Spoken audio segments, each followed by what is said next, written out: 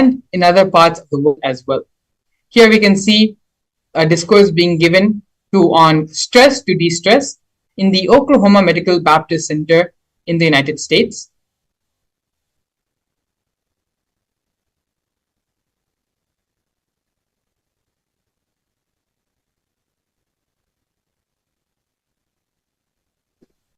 Further, in the history of the Kailasa and the Nithyananda Sangha, the Supreme Pontiff of Hinduism, in the 2015 Nasik Kumbh Mela and the 2016 Ujjain Kumbh Mela. In both Kumbh Melas, the Supreme Pontiff of Hinduism initiated thousands into the science and gave thousands the mass living enlightenment initiation.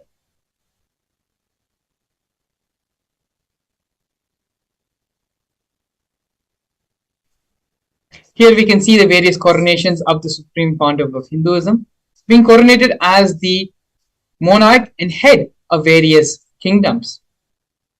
The first coronation which happened to the Supreme Pontiff of Hinduism was the coronation of the Kanchi Kailasa Saramya Peetham as the 233rd Guru Mahasannidhanam.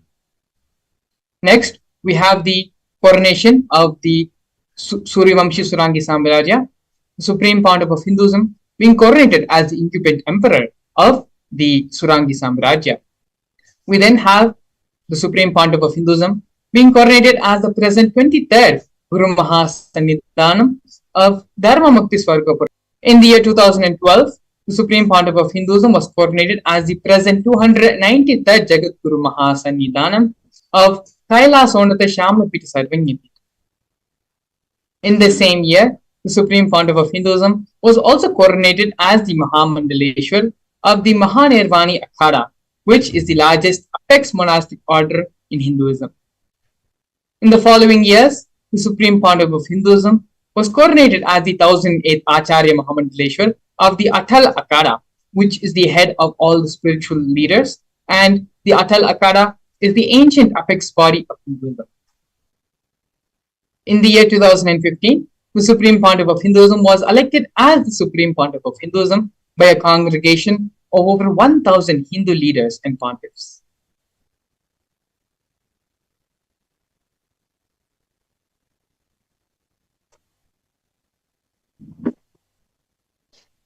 The sovereign state of Sri Kailasa is a macrocosmic, ancient, Hindu enlightened civilizational nation whose vision is living enlightenment for all of humanity.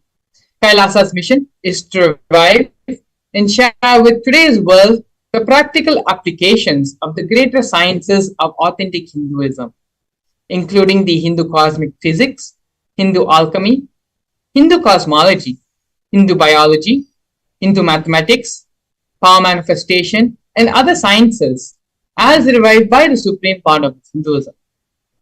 These sciences were once practiced freely in over 56 different nations across the continent, but are now facing extinction due to persecution happening over a millennium.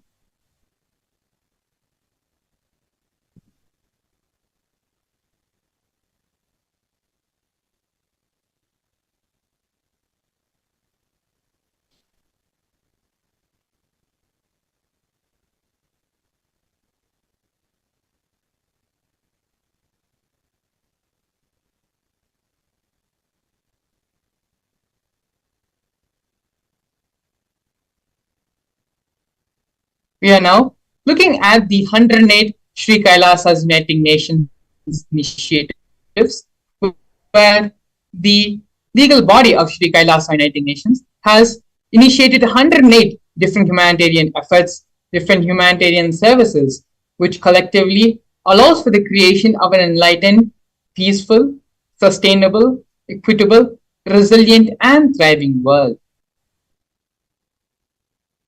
One of these projects of Sri Kailasa Uniting Nations is the No Hungry Home project offered by Sri Kailasa Uniting Nations for nutritious food and a hunger-free world. Over 1 billion meals have been served over the past 27 years.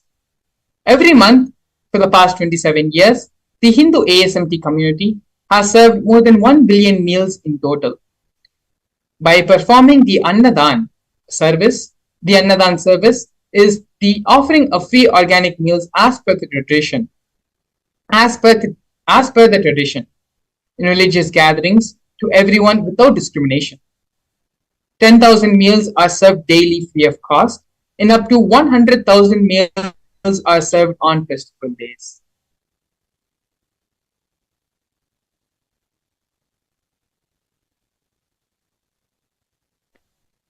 Next, we are looking at Kailasa's protective and preventive COVID care centers offered by Sri Kailasa Uniting Nations for affordable and holistic health care. During the pandemic, which was a global event which affected all of us in various levels, in various different ways, the Supreme Pontiff of Hinduism was the only one to convert his monastery campuses into a multi-layer quarantine facility free for all people, regardless of any differences in age, in gender, in caste, creed, ethnicity, color, social economic status, and without any discrimination, the service was provided free to all by the Supreme Pontiff of Hinduism. All the basic facilities, including food, shelter, internet, as well as medical services, were provided by the Supreme Pontiff of Hinduism for an indefinite amount of time. More than 30 million citizens followed Kailasa's 28-day spiritual regimen in the year 2020.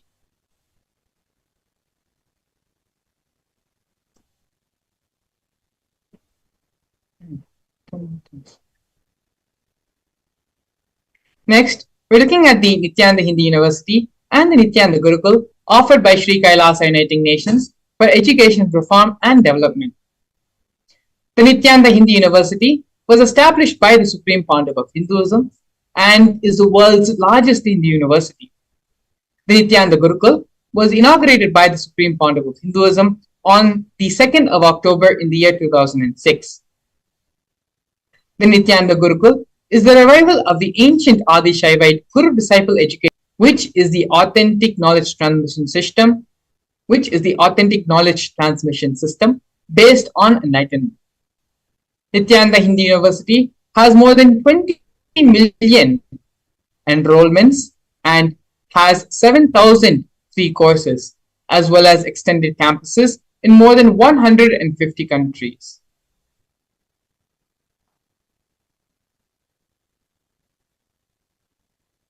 Next, we're looking at the Nithyananda Jnanalaya project and Hinduismpedia offered by Sri Kailasa Uniting Nations for the protection of Hindu scriptures. The Nithyananda Hindu Jnanalaya project was established by the Supreme Pontiff of Hinduism to collect and to preserve the 1 million Hindu scriptures while ensuring that knowledge is made accessible and shared free of cost to all. The Supreme Pontiff of Hinduism himself has authored more than 10,000 books in 3 different languages and has been translated in over 50 other different languages, has published more than 10,000 articles, and has delivered more than 10,000 hours of free discourses with a combined view of more than 1 billion. Kailasa's Hinduismpedia is a project established by the Supreme Pontiff of Hinduism, where the Supreme Pontiff of Hinduism has collected more than 15 terabyte digital books, rare manuscripts, from all the 19 Saravanya Pitas, which are the ancient mutts and ashrams. Over 1 million pages on Hinduism, a collection of 22,000 digital books, 1,000 e-textbooks, and 100,000 articles on various topics in Hinduism has been collected in the Hinduismpedia project.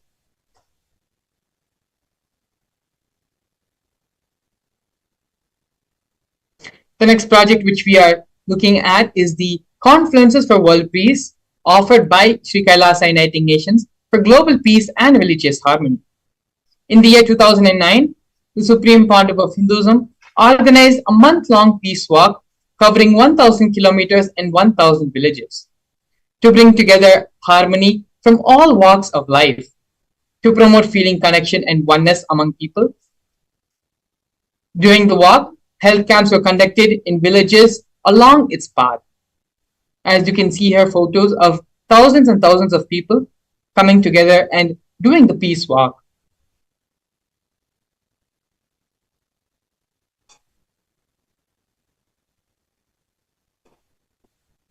The next project which we are looking at right now is Sri Kailasa Uniting Nations for Feminine Empowerment and Gender Equality.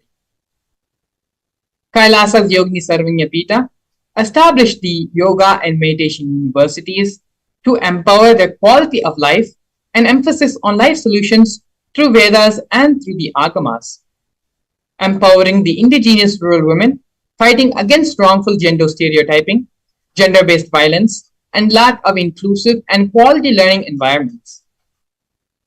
Some of these initiatives include the Kailasa's Nithyananda Lakshmi, which is a microfinancing service, Kailasa's Women Foundation and Women Empowerment Self-Help Centers, which have been launched in 108 places around the world since its initiation in 2009. Kailasa's Ankita program, which is providing foundational literacy about working on basic community services and infrastructure environments, establishments. Kailasa's Ashreya program, providing vocational training programs to rural and indigenous women to provide equal opportunities and access to independent, self-sufficient financial environments. The Supreme Pontiff of Hinduism has revived the Vedic feminism in Kailasa, where 80% of leadership positions are occupied by women.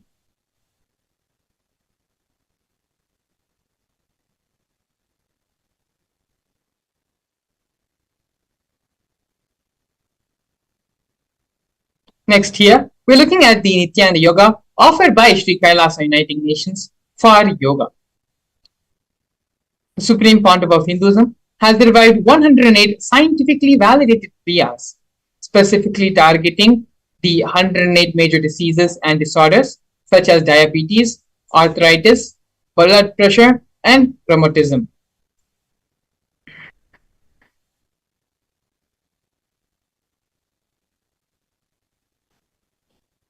Nityananda Yoga also is the revival of the ancient traditional forms of yoga. The Supreme Pontiff of Hinduism has revived the ancient pole yoga, which is the Shiva Stambha yoga, and ancient rope yoga, which is the Kundalini Raja yoga, in which yogic asanas, postures, and weight balancing techniques are performed to create the yogic physiology, aligning it to the cosmic geometry that manifests superconscious powers. Not only that, but the Supreme Pontiff of Hinduism has also been awarded 2 Guinness World Records for the largest rope yoga and largest pole yoga classes, bringing worldwide attention to these extraordinary forms of yoga. These Guinness World Records were established on the 30th of September and 3rd of October, respectively.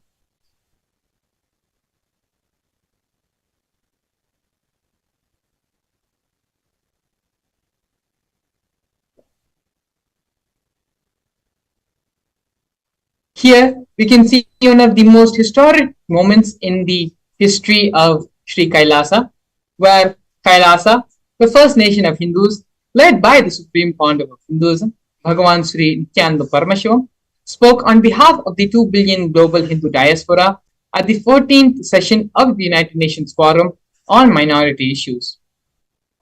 A significant milestone in the history of Hindus and the sovereign state of Sri Kailasa happened on the December 2nd, 2021. His Excellency Sri Nitya Moksha Priyananda, Ambassador Extraordinary and Plenipotentiary of Kailasa, represented the persecution of Hindus at the 14th session of the United Nations Forum on Minority Issues. The theme of the forum was conflict prevention and protection of human rights of minorities. This was the first time the plight of persecuted Hindu minorities was represented in the United Nations. The systematic generational attacks on Hindu indigenous traditions were highlighted in this.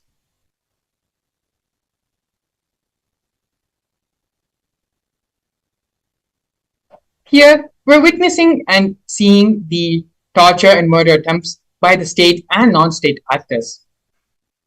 Over 70 assassination attempts and physical attacks on the Supreme Pontiff of Hinduism have happened in India and abroad. More than 40 attacks on community members, destruction of monasteries and temples. Over 60 incidences of attacks and molestations of rape of women and women monks. Intense lawfare through the 100 false legal cases being falsely accused on the Supreme Court of Hinduism. Intersectional persecution using the entire government mechanism, politically owned media, police, and judiciary controlled by politicians, inciting mob violence through social media. These are just few of the many, many ways the Supreme Pontiff of Hinduism is being illegally persecuted and attacked for reviving Hinduism and for giving humanity the superconscious break. Despite all this illegal lawfare happening on the Supreme Pontiff of Hinduism, the Supreme Pontiff of Hinduism, against all odds, has built Sri Kailasa, has built the only Hindu nation for Hindus, and to revive, protect Hinduism, and to give the superconscious breakthrough to humanity. One of the important and most powerful ways the Supreme Pontiff of Hinduism is giving the superconscious breakthrough to humanity is through the power manifestation science. In this next segment, we're going to be looking over the power manifestation science, exactly what is power manifestation and how the science works, as well as a live demonstration of the power manifestation we are going to be seeing in the next segment. So please stay tuned. We'll be back after a short break.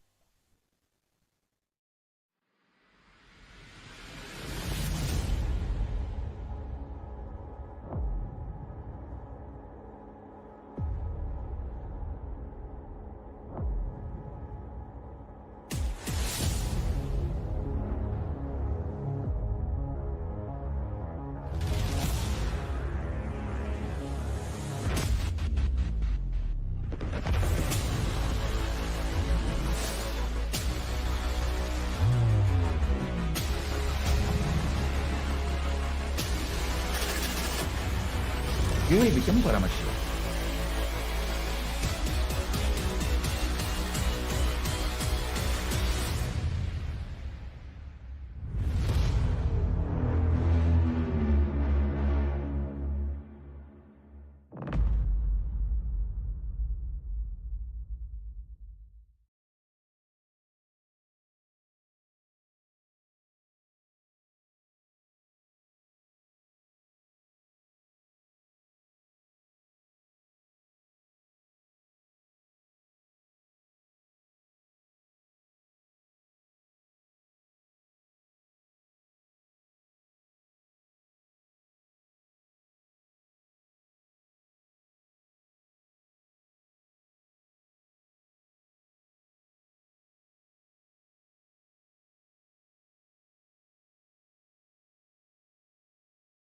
A more intelligently connected world leads to a brighter future.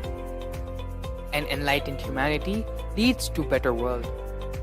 During the Paramashivam program, we help people to discover their superhuman possibilities and help them to find and achieve the true purpose of their birth by giving them the techniques, practices, and methodologies from the Vedagamas, the original source scriptures of Hinduism. The Supreme Pontiff of Hinduism is reviving the ancient original Vedas and Agamas in all its glory, in a user-friendly way for the modern mind.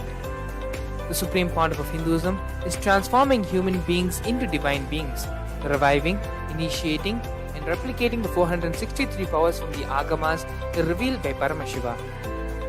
The Supreme Pontiff of Hinduism is not just giving solutions for every problem man faces, but is making them irrelevant to their lives by transforming human beings into divine beings. Listen.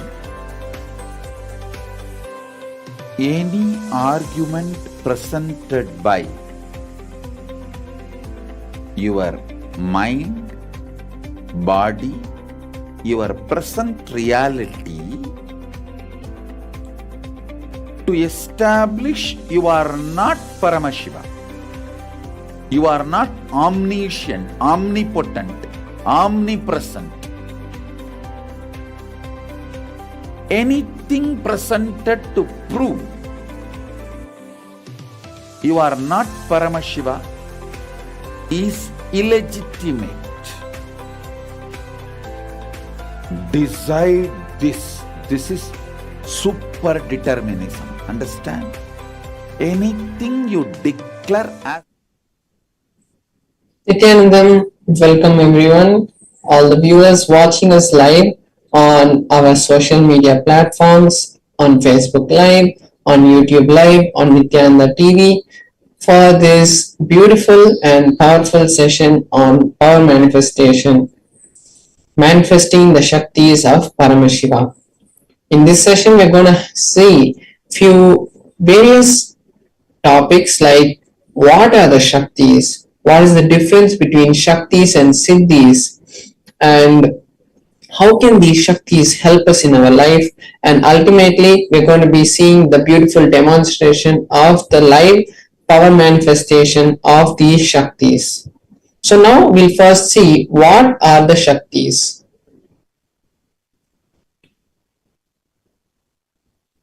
So, in the Vedagamas, the source scriptures of Hinduism, Paramashiva reveals in elaborate detail that every human is hardwired to be able to manifest the Shaktis, extraordinary Shaktis of Paramashiva.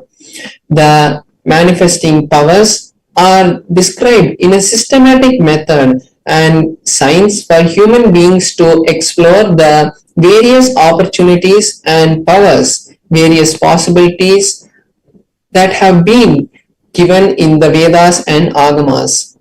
Shaktis manifest from the fundamental space that I am divine, I am Paramashiva, and not that I am a human being going to manifest Paramashiva.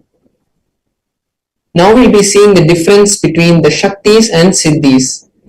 So we have on one hand the Shaktis which express from the space of Paramashiva. They express from the space of enlightenment. Whereas the Siddhis manifest from the space of when we do tapas, when we do the hard work on our own, and the manifestations that happen are the Siddhis. These Shaktis manifest when we are in ultimate Guru, ultimate Bhakti and integrity with our Guru. And the Shaktis is the manifest from the source of enlightenment. So when we get to the space of enlightenment, these Shaktis manifest. Whereas the Siddhis manifest only on the path of enlightenment and they are not the ultimate goal. The Shaktis are manifested from Paramashiva, and after the initiation of the Guru, any human being can manifest these Shaktis, but Siddhis are not for everyone because it takes that hard effort of that physical penance that you have to do to manifest them. And the Shaktis are permanent, whereas the Siddhis are not permanent and distract us from the path of enlightenment. Now we're going to be seeing the Pramanas. So Pramanas are the evidences for the power manifestation. So there are 4 different evidences that prove and time test and foolproof these Shaktis of Paramashiva. The 4 Pramanas or the 4 evidences are the Shastra Pramana, the scriptural references which are directly from the Vedas and Agamas, as these 2 scriptures are directly revealed by Paramashiva to humanity. These are the ultimate source scriptures. And then we have the Apta Pramanas, who are the ancient rishis, the experience of the ancient rishis and enlightened masters who were the scientists of Sanatana Dharma. Their experiences, their experiments, and their sharings to the world come to us as the Apta Pramana. The Atma Pramana is the time-tested and foolproof and verified manifestations and experience from the life of the Supreme Founder of Hinduism, who after manifesting these Shaktis verifies it with the Shastra Pramana and the Apta Pramana and then shares it to us as his personal experiences, the Atma Pramana. Then we have the Pratyaksha Pramana, which is the scientific evidences and the empirical evidences for these powers. what science has been able to derive from these manifestations. So first we'll be seeing the Shastra Pramana for the power of third eye. So before that we'll be seeing one more important point, which is who is the source of these Shaktis. As we saw earlier, Paramashiva is the source of these powers. He is the source of these Shaktis. Paramashiva is the supreme divinity, and he is omnipresent, self-effulgent, and omnipresent all around us, because from him this whole creation is created, whether it is me who is talking or it is the whole universe that is being created and being rejuvenated through the 5 actions of Paramashiva. This whole cosmos is manifested from Paramashiva.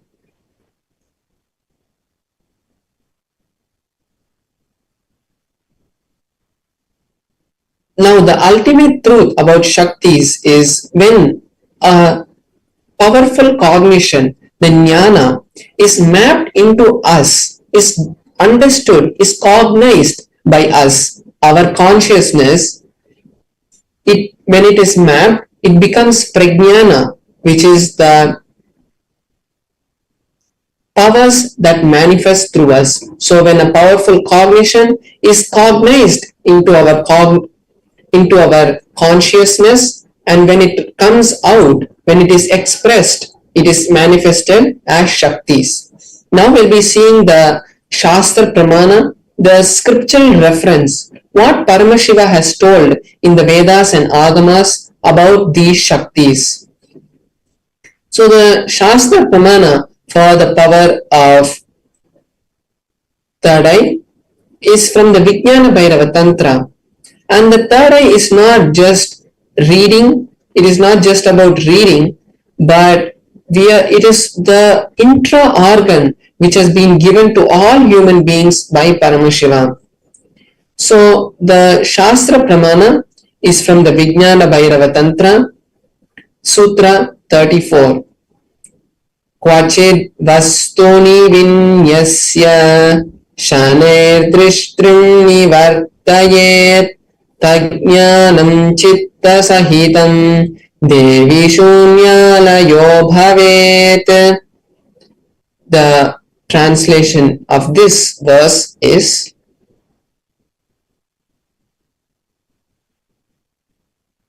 by fixing the mind on the inner space within the crown center and sitting stably without any movement and having the eyes closed in succession to the third eye, by that stability of the mind and inner space through the power of the third eye, one directly sees the ultimate goal, Lakshyam, by having the vision beyond the sight that reveals any object or place, attaining the space of oneness with the source Paramashiva. So as we can see here, the beautiful explanation of the methodology of how to use the third eye to have the extraordinary powers manifest has been revealed by Paramashiva in this verse. Next, we'll be seeing the Apta Pramana, which is the experience and the happenings that have happened in our history, in the lives of various enlightened masters and incarnations.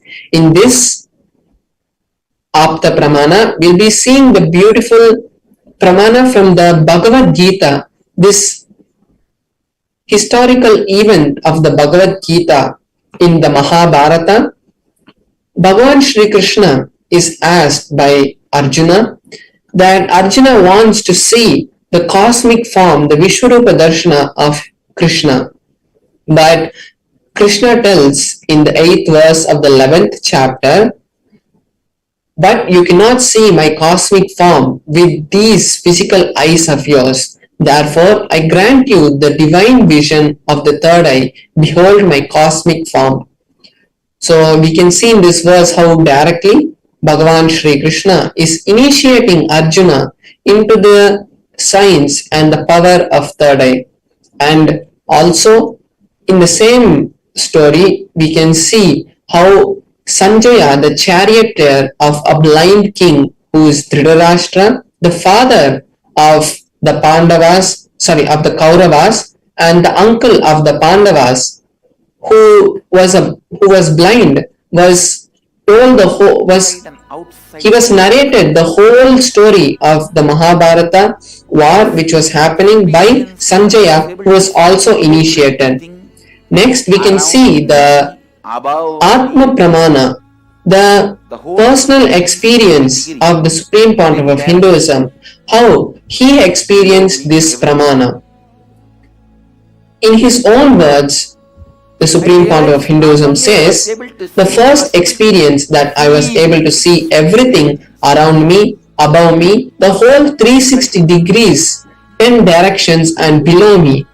The skin of Also, I realized not only I was able God to see, I was able to manifested in the skin feel of this and body. experience all that Both around me. carry me So, this is the equally. beautiful experience from the life of the Both Supreme Pontiff of exist Hinduism. equally. Now we are going to be seeing the Pratyaksha Pramana, which is the scientific evidence of this power. So we can see how here in this picture, the Supreme Pontiff of Hinduism itself is going under the PET scan, which is the positron emission tomography, which is a method that the scientists used on the Supreme Pontiff of Hinduism to measure the activity in the brain. And when they did that, they were able to see high activity measured in the frontal lobe where the third eye is located. Correctly, in this area, in the images that they had got from the machines, they were able to see high amount of activity being radiated from the third eye region. So this is a beautiful Pratyaksha Pramana, how the test was conducted on the Supreme Pontiff of Hinduism itself, and they were able to see the experience that the Supreme Pontiff of Hinduism had. Now we're going to be seeing the power of consciousness over matter, which is one of the powers from the third eye, which manifests from the space of the third eye. So first we'll be seeing the Shastra Pramana. The Shastra Pramana is also from the Vijnana Bhairava Tantra, Sutra 120, Dharana 95. क्वचिद् वस्तुनि विन्यस्य शनैर् दृष्टिं निवर्तयेत् तज्ज्ञानं चित्तसहितं देवि शून्यालयो भवेत्. Beautifully, Paramashiva says, having fixed one's eyes on a particular object, Vastu, one should slowly withdraw the sight from that object as well as slowly eliminate the knowledge of that object along with the thoughts and impressions. Then, O Devi, one abides in Shunya, the state where there is, which is the space of all inclusiveness and infinite oneness. So we can see how in this verse also Bhagavan Paramashiva is beautifully giving us a step-by-step process of how to manifest the powers. Now we will be having a live demonstration of this power and I will be manifesting this power. So what I'll be doing is I have my Atmalinga.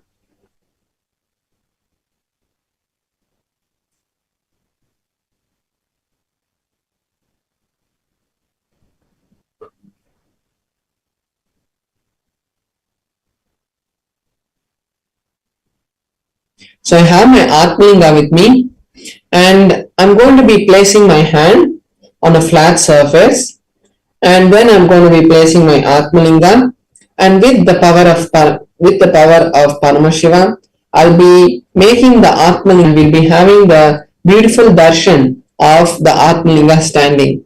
So now I'll be showing you in close up my hand so that we can make sure that the auth is maintained. So I'll be showing you the Atmalinga in a close up and I will also be showing my hand in a close up to show that there is no strings tied and there is no any other external things that are affecting the Atmalinga.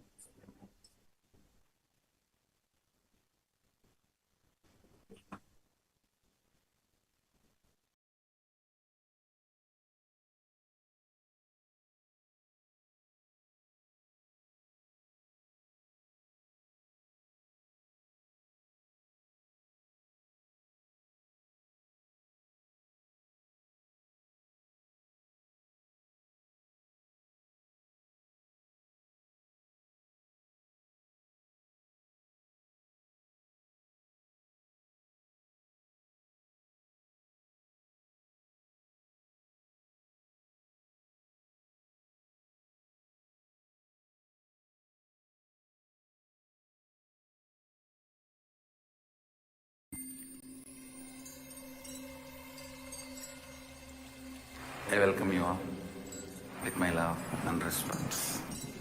Let you all open all your three eyes. Om Nithyananda Paramashivam.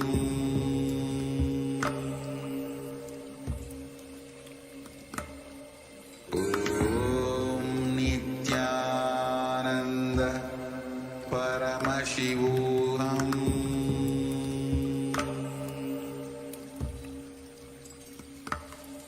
Om Nithyananda Paramashivam.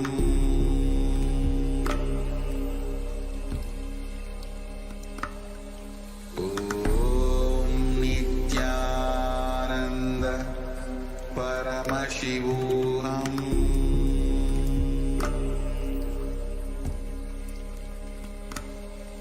Om Nithyananda Paramashivam.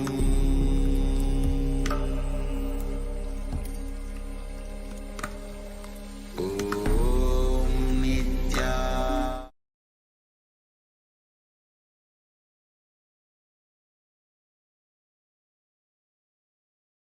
So here we can see my hand and the Atmalinga. So you can see the Atmalinga is here, and as it is a crystalline material, no magnets or those kind of things cannot be used.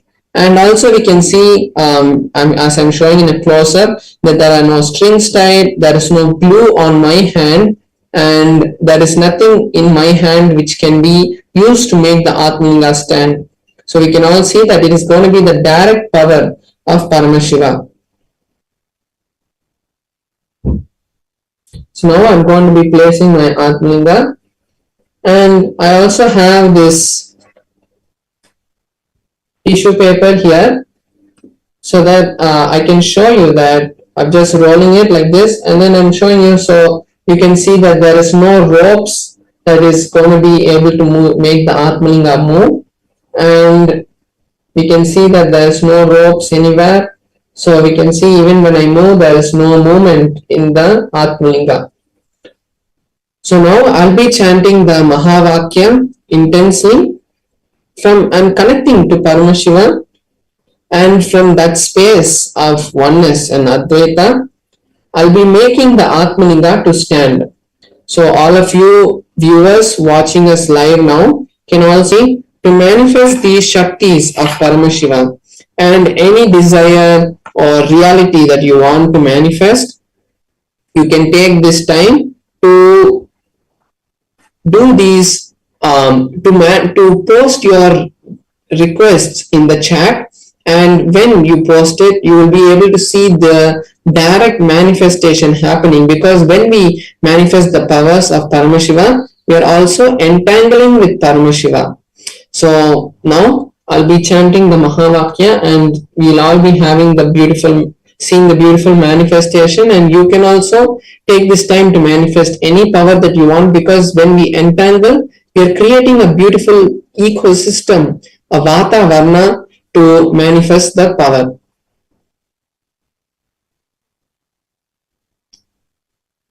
So now I'm going to be chanting the Mahavakya, and all of you can also join me. Om Nithyananda Paramashivoham. Om Nithyananda Paramashivoham. Om Nithyananda Paramashivoham. Om Nithyananda Paramashivoham. Om Nithyananda Paramashivoham. Om Nithyananda Paramashivoham. Paramashivoham. Om Nithyananda Paramashivoham. Om Nithyananda Paramashivoham. Om Nithyananda Paramashivoham. Om Nithyananda Paramashivoham.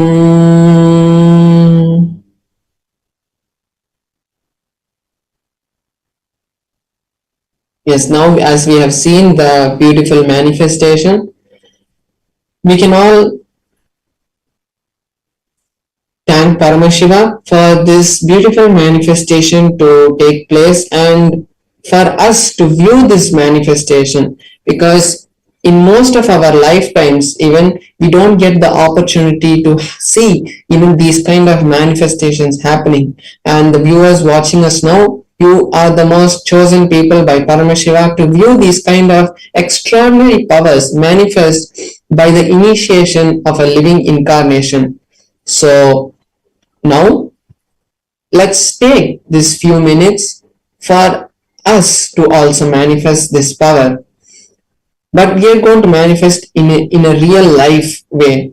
So you are going to scan the QR code and create the intention for manifesting the reality of Paramashivoham, because that is the best place where you can really manifest these powers, create the ultimate realities of your life, fulfill all your desires, and have the beautiful, intimate sessions with the Supreme Founder of Hinduism, where he is going to guide you to success in all the aspects of your life. And when you are going to create the intention for these manifestations, that is the only time you are going to really create that is the time you are really going to create the happenings into reality, the desires into reality.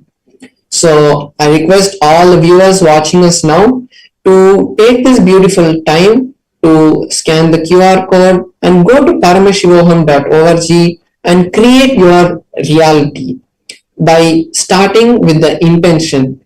You may think, oh, I don't have money and I have no way it's going to happen. But all of us know that when the Supreme Founder of Hinduism can make a crystal linga to stand up, it is the same as bringing money to you. So let's now take this beautiful time to register ourselves and manifest that reality. So now we'll be going to the next session, and in the next sessions we'll be having a direct session from the Supreme Founder of Hinduism, where he will be guiding us in various satsangs. He will be guiding us on the aspects of karma. So that is going to be what we're going to mainly learn from today's session. So we'll be right back with you after a short break. Thank you, Nithyanandam. A more intelligently connected world leads to a brighter future. An enlightened humanity leads to a better world. During the Paramashivam program, we help people to discover their superhuman possibilities and help them to find and achieve the true purpose of their birth by giving them the techniques, practices, and methodologies from the Vedagamas, the original source scriptures of Hinduism. The Supreme Pontiff of Hinduism is reviving the ancient original Vedas and Agamas in all its glory, in a user-friendly way for the modern mind. The Supreme Pontiff of Hinduism is transforming human beings into divine beings, reviving, initiating, and replicating the 463 powers from the Agamas revealed by Paramashiva. The Supreme Pontiff of Hinduism is not just giving solutions for every problem man faces, but is making them irrelevant to their lives by transforming human beings into divine beings. Listen. Any argument presented by your mind, body, your present reality to establish you are not Paramashiva.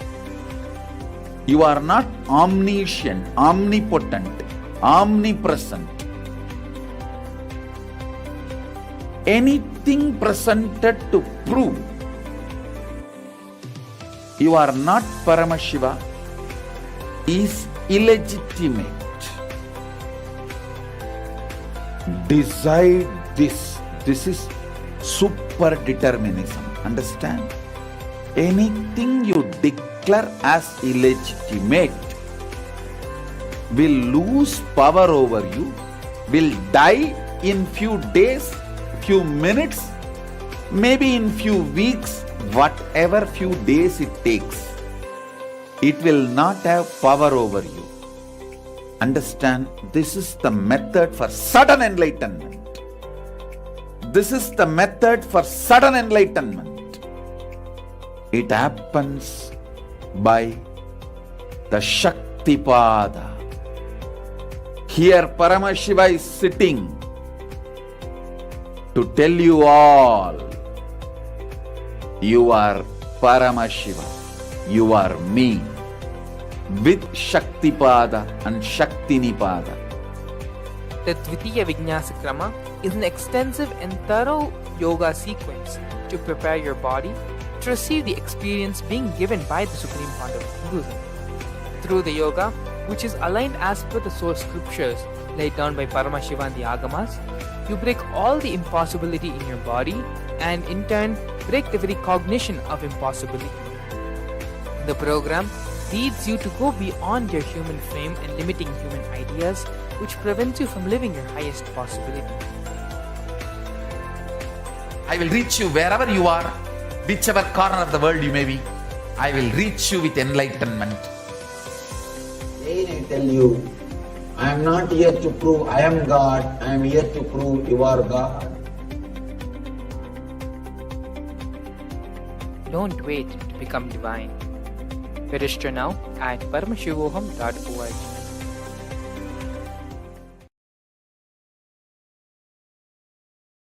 Yes, we're back. Beautifully, we saw Paramashivam Maharaj doing the Bhava manifestation with the grace and blessings of the Supreme Pontiff of Hinduism. He was able to manifest the power of consciousness over matter, which are one of the many powers of third eye, in which Paramashivam Maharaj was able to lift the Atmalinga from a horizontal position to a vertical position.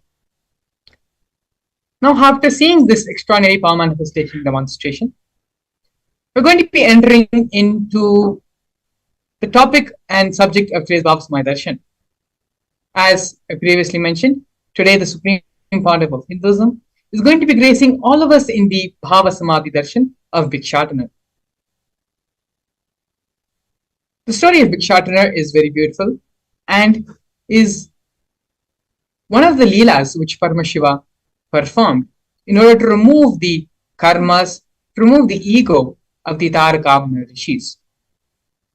Throughout the process of today, leading to the Bhava Samadhi Darshan, we're going to be looking and finding out our various incompletions, root patterns, as well as understanding the concept of what is karma. How can we come out of karma? How can we bring completion to karma?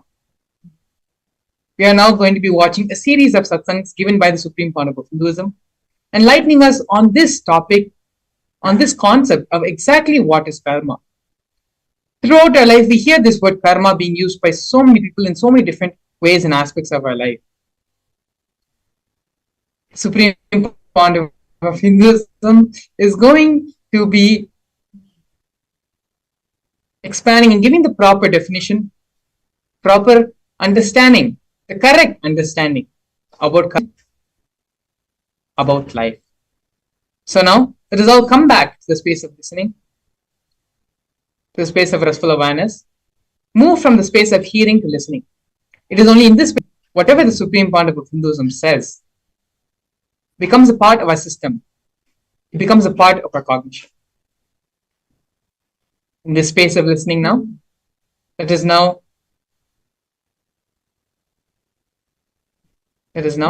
watch these satsangs.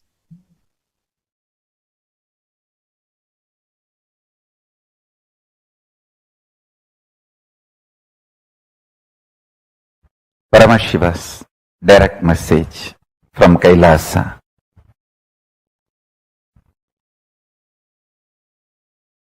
The dimension of Chidabhasa of the universe, where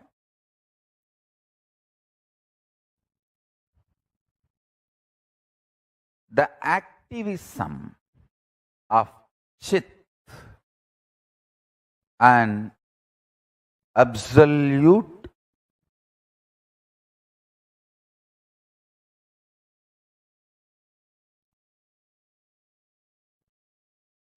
pure existential reality of Chit. Listen, the activism of Chit, we call it as Shakti. Its pure existence of Chit is called Paramapurusha.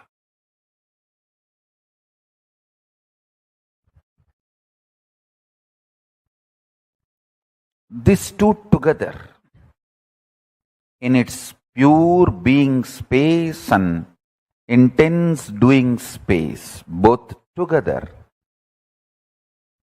is the dimension of Chidabhasa.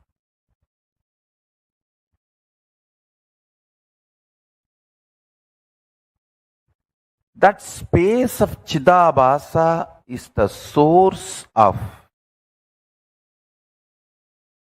all these 5 dimensions of the universe: length, breadth, depth, time, space.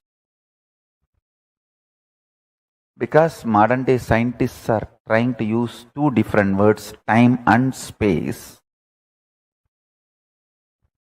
I am also using the same way, but in reality, time and space is a single sheet. One edge is called time, another edge is called space. There is no watertight compartment or clear fourth wall built between these two. As I said, for some people, that same 100-meter cloth, 70-meter will be time, 30 will be space. For some, the 30-meter will be time and 70-meter will be space. That the time, space, both are same sheet. Imagine. I can even use the word sheath.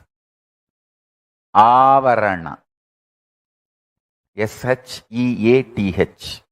Sheath is also apt word. Understand?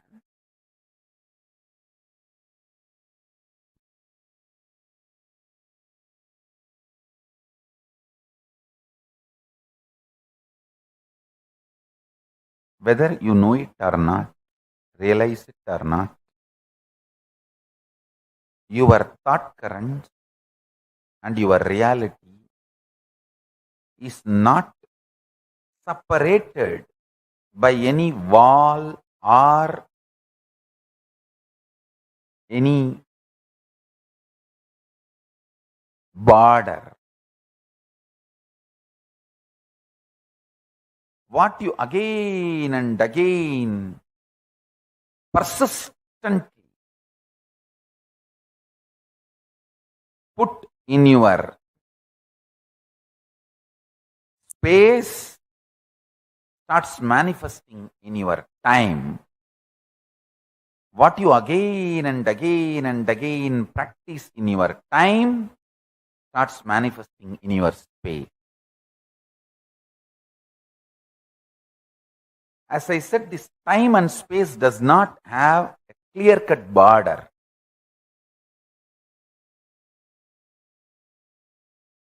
For some people, in this time-space continuum, in the time-space dimension, if it's 100-meter, consider it as 100-meter long cloth. For some people, 70-meter is time and 30-meter is space. For some people, 30-meter is time, 70-meter is space. For some people, even only 2-meter is time and 98-meter is space. For some people, 98-meter is time and 2-meter is space.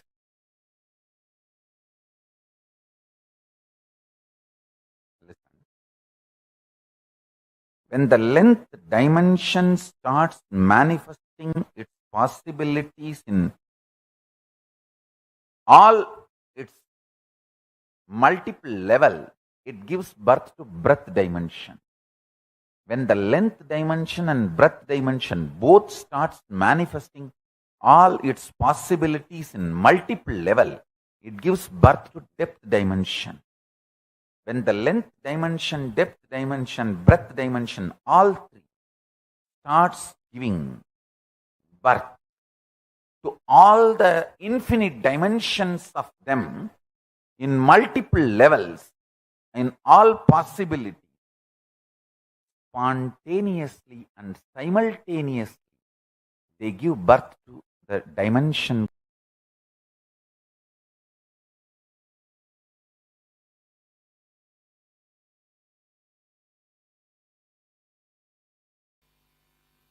Any thought current or thought pattern in which you are stuck is karma. Listen.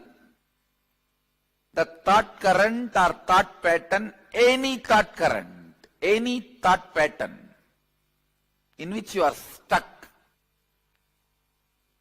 is karma.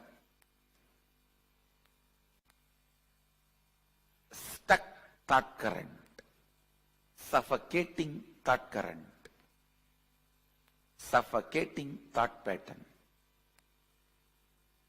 suffocating thought trend is karma. Apply this one line definition in any zone of your life or any dimension of your life. Health. Any idea you have, thought current you have, thought pattern you have, which is not bringing health in you, is karma. Wealth.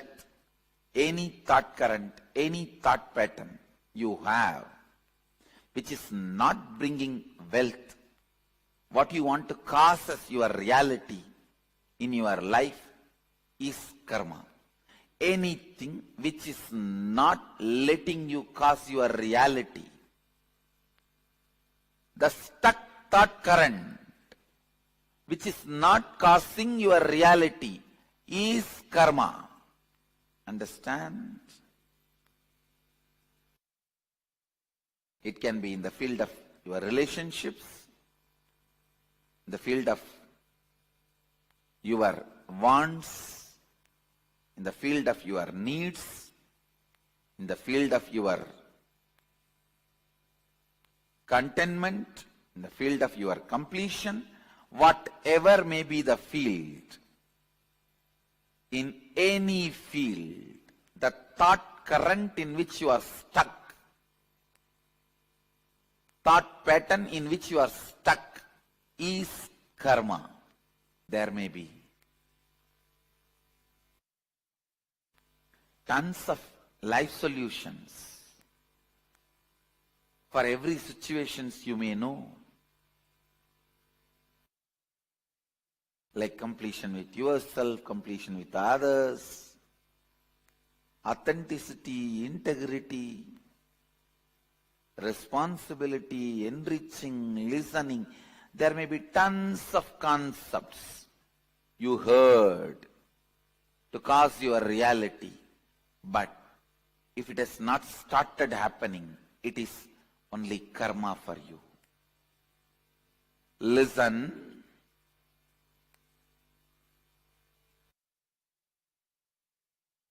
It means still somewhere your logic is not opened up. any thought current which makes you feel stuck, suffocating, caught, is karma. Any thought current or pattern, thought pattern or lifestyle in which you are stuck, your reality is not caused, is karma. Any thought current, thought pattern which gives you a breakthrough, push to the next level of your reality, which is making you cause your reality, is liberation, is completion. Please listen. If that thought current is not giving you breakthrough, if it is not giving you constant breakthrough, it's only karma. Please understand, including my teachings. Only if it gives you breakthrough, it is completion. A thought current which can solve your problems partly, thought current which can cause your reality partly, is also karma. Good karma. That's all.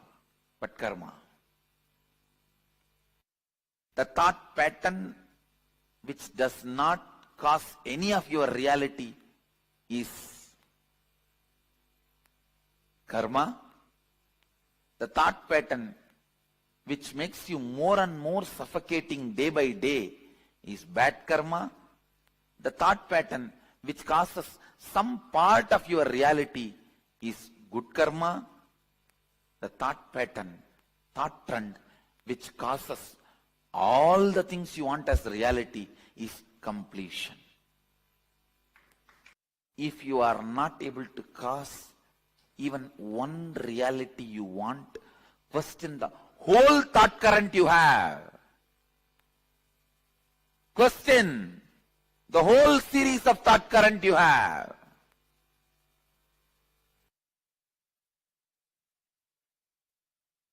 Not one or two.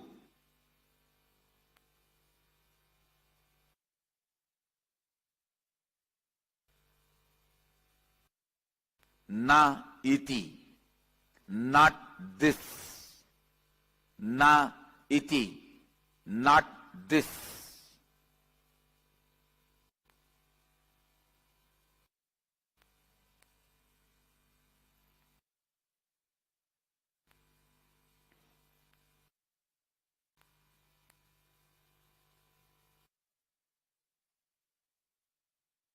Even if one thought current is discarded completely, you master the method of discarding thought currents. Discarding thought currents is completion.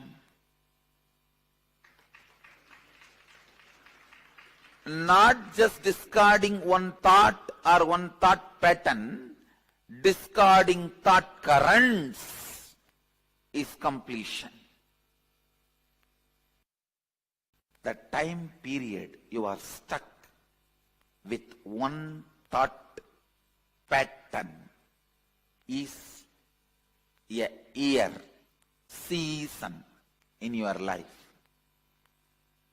The time you are stuck in what thought current is life in your life. A thought current, the time you spend with one thought current in your long life is one life. Means the time between one life and death. Understand? Your life or death, your lifespan is not defined based on the number of years you are in a body. It is based on the time you spend with one thought current. That is why whenever you complete certain thought current and enter into a new thought current, whenever you are initiated into a new thought current, Vedic tradition calls you newborn.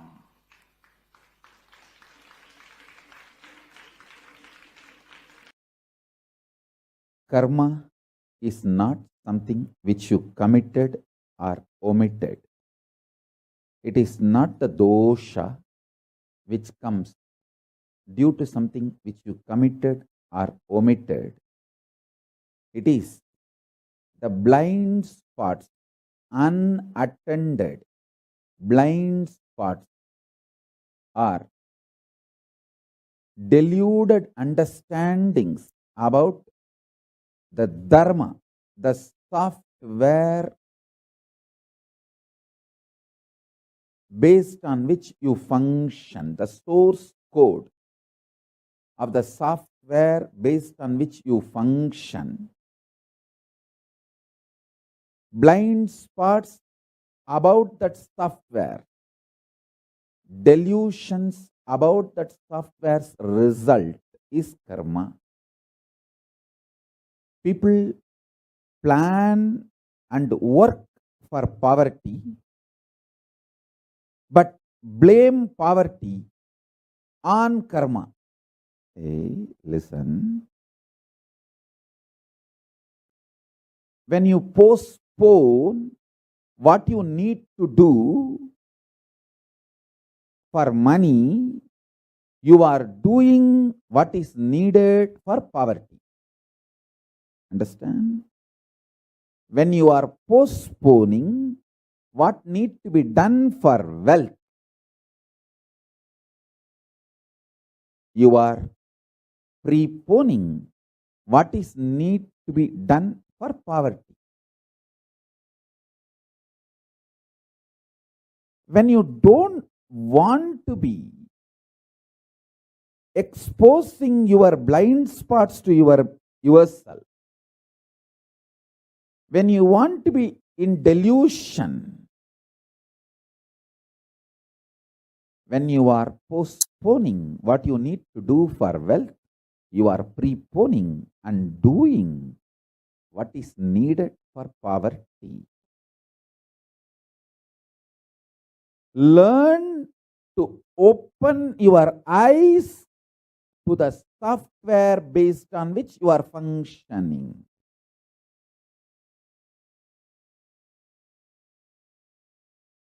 Whether in the individual level towards enlightenment or social level,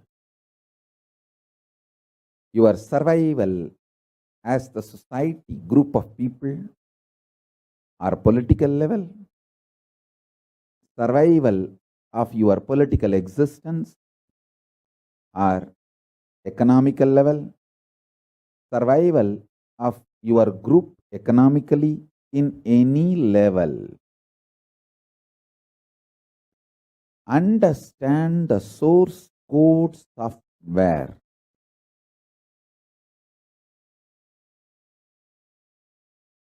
I understood the source code software of myself,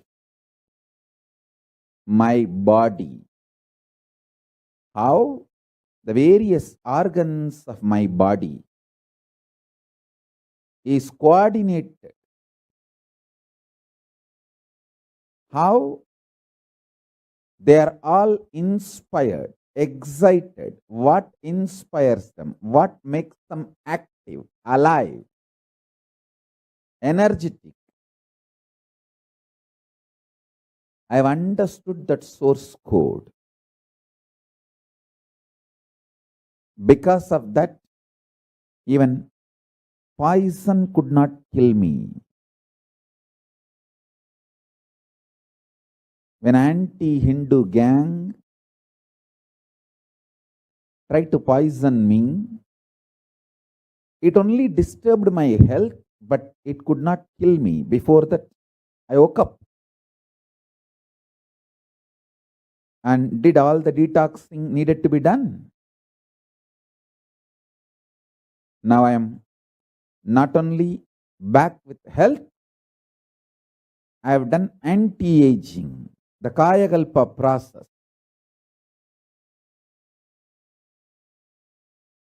All my knowledge, research, everything I received from my gurus and with my own experience, and when I taught my disciples and from their experience, everything put together. Now the whole Kayakalpa science is ready, tested on my body.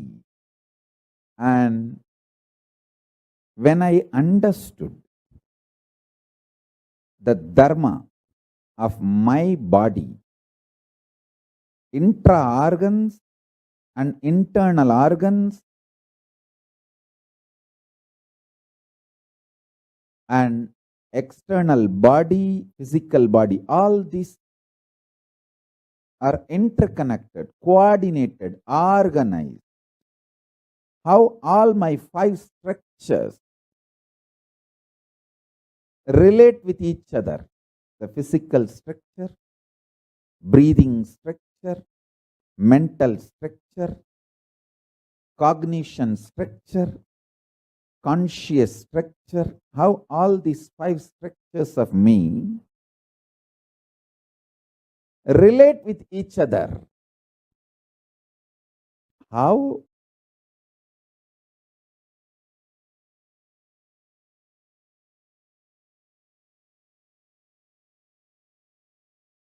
They either inspire each other or perspire each other. This whole coordination. What is the source code of the software of this happening? This whole thing I understood. Because I understood what is happening inside me, I can understand very clearly what is happening outside me.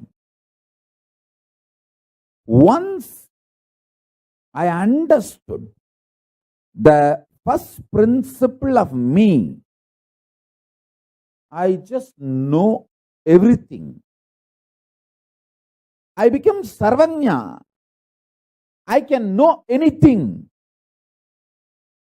Understand? I am not talking out of arrogance. I am telling you the truth as it is. I can know anything. If there is a crisis in social level or national level or international level, I can look into it and understand the whole plan, how it is going to. Little secret. It's a real secret. However, you understand. The cosmos does not record anything other than violence. Means only if you cause pain, karma gets recorded. Other than violence, nothing is recorded as karma. For example, somebody goes and steals $2 billion from a multi-billionaire, and that fellow is loaded with trillions of dollars. He doesn't care. No time to punish him. Come on, let's earn more. He goes out. He doesn't bother. You don't get karma. And you go to a homeless guy and steal few pennies. That fellow rolls on the ground and cries. You get karma. Karma is not the quantity or quality of the action you performed. It only the amount of interference or violence you caused. That's all. Listen. I'll go to the origin of the universe. Please understand. Now, I am giving you cosmic legal opinion. I commit with you, I will be completely integrated to the original truth. Because many of you make many decisions in your life based on my legal opinion. With that responsibility, I am talking to you. When this whole universe manifested, Mahadeva, Sadashiva, made only one sankalpa. Let me become many to celebrate me. Listen, it means the first principle is let us all coexist. That's all. The primary principle, let us all coexist. Other than the violence of breaking this, let us all coexist, nothing is considered as karma.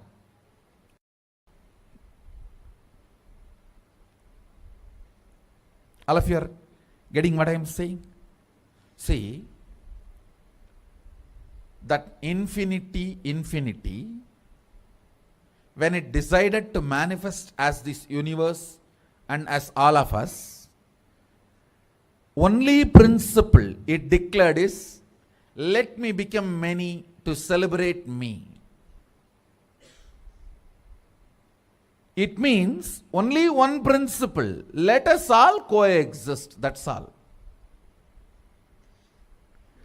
Only if you break that let us all coexist, karma comes. Other than that, nothing is a karma. Only thing recorded as a karma is violence, nothing else. All of you are getting what I am saying? For example, as I gave the example, that you take $1 billion and that fellow does not bother from whom you take, you don't get karma. You take 1 penny and that fellow rolls on the ground and cries, you get karma. Karma is only the suffering cost, nothing else.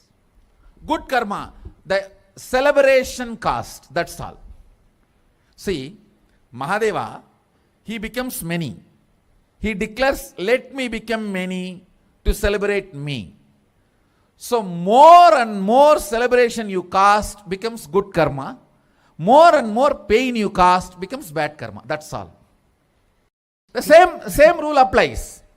You may give $1 billion to somebody and he is not happy about it. You don't get good karma. You may be giving a penny to somebody and he is just praising you and glorifying. He is just ecstatic. You get good karma. It is the experience cost matters, not the other money or quantity or quality or the work of or any of that done. All of you are getting? Because the principle in which the universe, Brahmanda, is expanded. See, the universe manifests. It becomes that multiverse. That universe becoming multiverse, the principle or the first declaration with which it explodes is, let me become many to celebrate me. So anything you add as a celebration of ourself is a good karma. Anything you add to break that fundamental principle of coexistence is bad karma. That's all. Wow. Nothing else matters. What is karma? Disturbing the natural expansion process of the universe. Supporting the natural process of expansion is good karma. Trying to disturb is bad karma, that's all.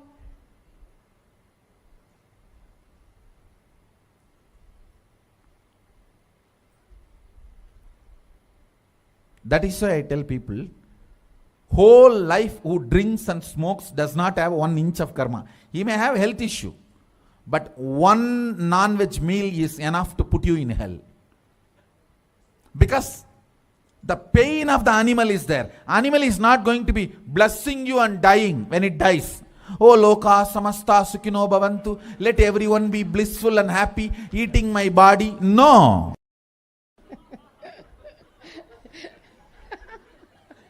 No, tell me.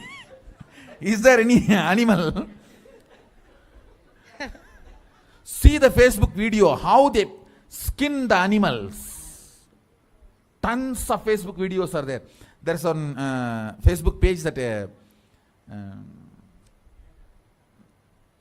slaughterhouse without glass doors. Sorry, glass doors slaughterhouse, something. There's on Facebook page. I get regularly. No. Maybe next session when I come, I'll try to get that. They say that if we put glass windows for the slaughterhouses, whole world will become vegetarian. Because you don't know what goes on for that meat to be in your plate. Karma is cosmic logic. In simple words,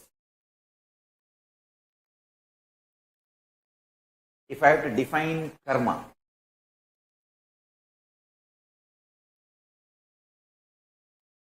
cosmic logic and the way life of the cosmos, which is independent intelligence, acts, reacts and responds, is karma. Beautifully, Brihadaranyaka Upanishad defines karma. See, the karma has multiple definitions and understanding. I will give you one definition of karma, which is apt for us to listen and internalize during this situation, for this crisis.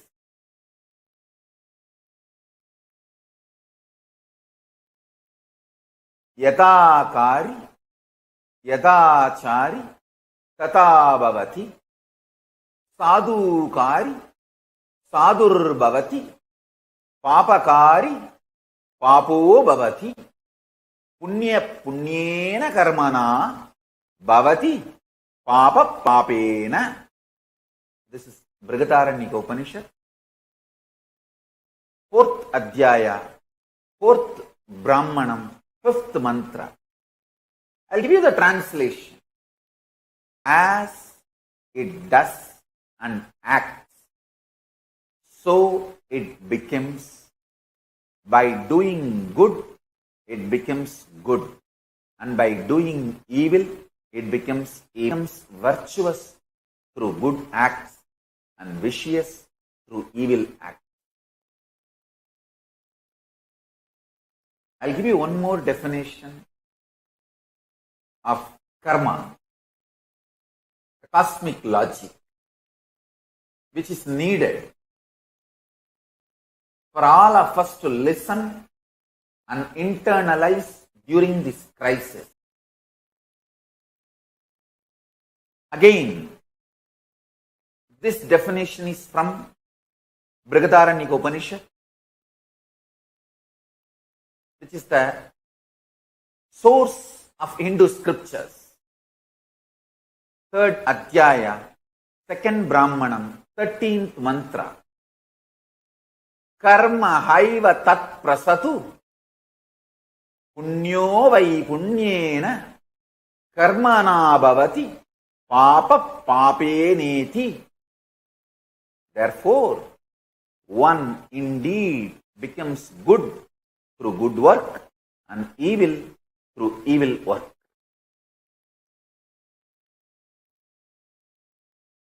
We need to internalize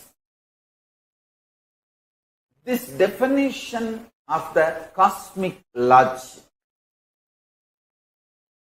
What is the papa we did? Understand? Hinduism asks us to internalize only to build powerful future, not to collapse into guilt or powerlessness about the past. Please understand. The concept of sin is used in modern day to put you in guilt, collapse you, make you powerless mentally, psychologically, emotionally weak, to be exploited. But Hindu concept of papa is never used to put you in guilt, fear, and make you powerless and break you mentally or psychologically, emotionally. No. Be very clear. Be informed. The Hindu concept of papa, the cosmic logic, the karma, is taught to you.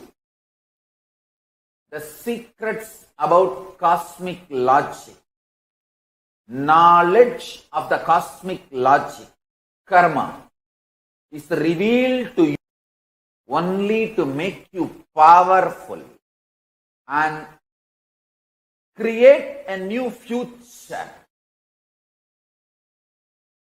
to live powerfully and undo all the mistakes committed in the past due to delusion, ignorance. Understand? The concept of papa is completely different from the concept of, as I said, the three levels of karma. The level where you have to experience and enjoy good and the bad you did. That's the animal level. The human level, you can cancel your good by bad, or you can cancel your bad by good action. Through prayaschitta, you can free yourself from the bad happened through you. Third, neither good nor bad touches you, because you don't make any selfish decision. You make decisions only for the world, larger good of the world. Now listen, in this three level, the more you raise yourself to the higher, more important you are going to be in the life in post-corona world. Listen. Raise yourself higher and higher through your tyaga, through involving yourself with the larger good of the world.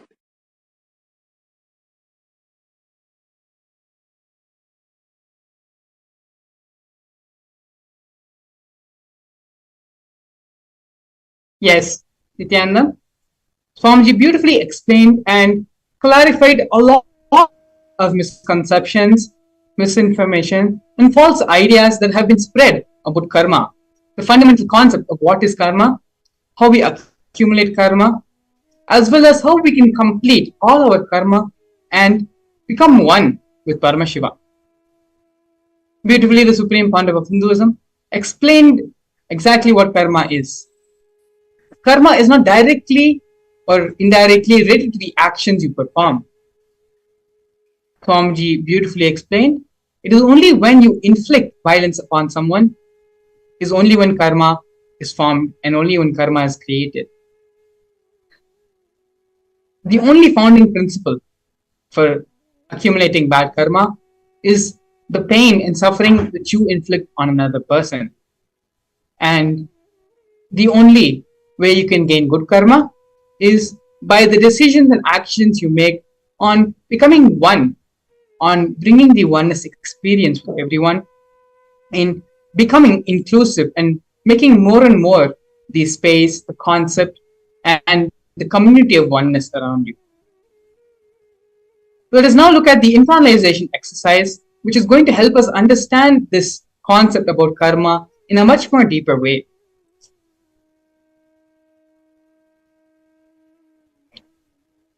Any thought current which makes you feel stuck, suffocating, or caught is karma.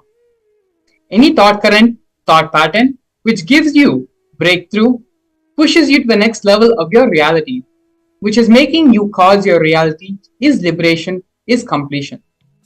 Actually, earlier in the satsang, Swamiji also mentioned that even if it is his own teachings, his own powerful cognitions, which the Supreme Founder of Hinduism has given for all of us, even if that is keeping us in even if those cognitions, those thought currents are restricting us, constricting us, not allowing us to expand or bring health or manifest our realities, even those are karmas.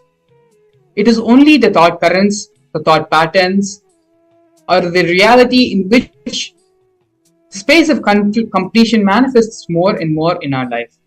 It is only those which brings us good karma and which liberates us from this continuous cycle of karma.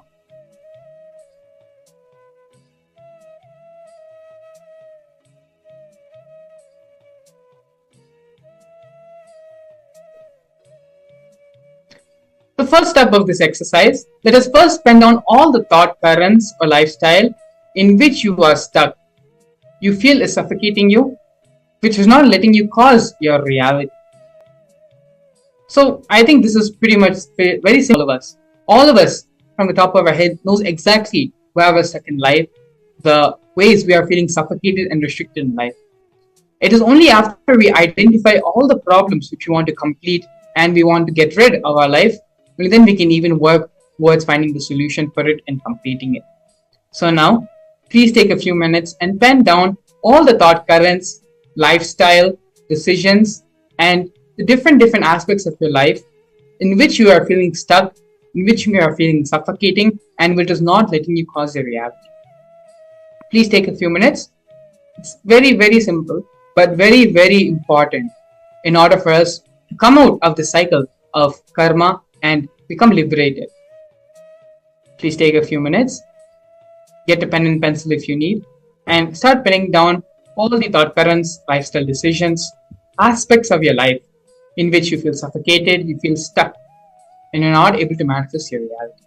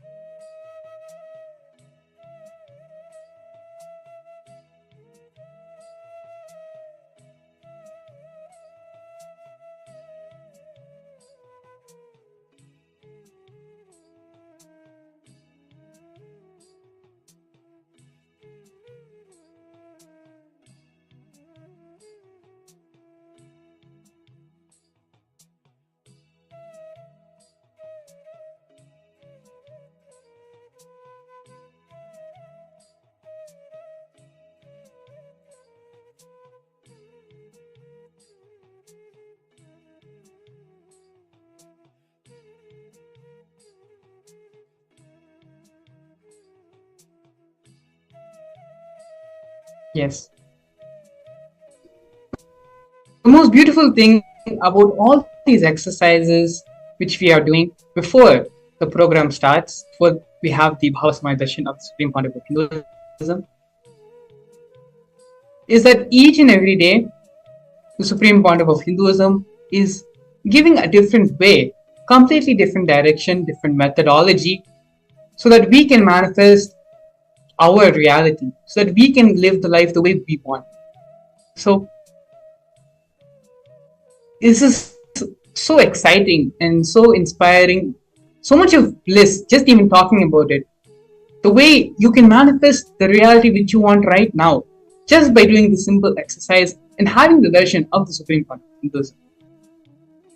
Throughout our life, from the time we were small, from the time maybe we even start cognizing and remembering ourselves, whether we realize it or not, there have been many places where we know, we feel we are stuck, we are suffocating, there's something. Swamiji is giving the answers why we feel that way in those moments.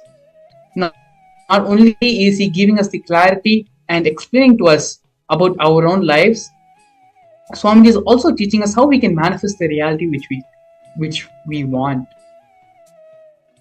And that starts by first penning down all the things which you want to change in your life, which you want to transform in your life. Manifest the reality, the life which you want to live.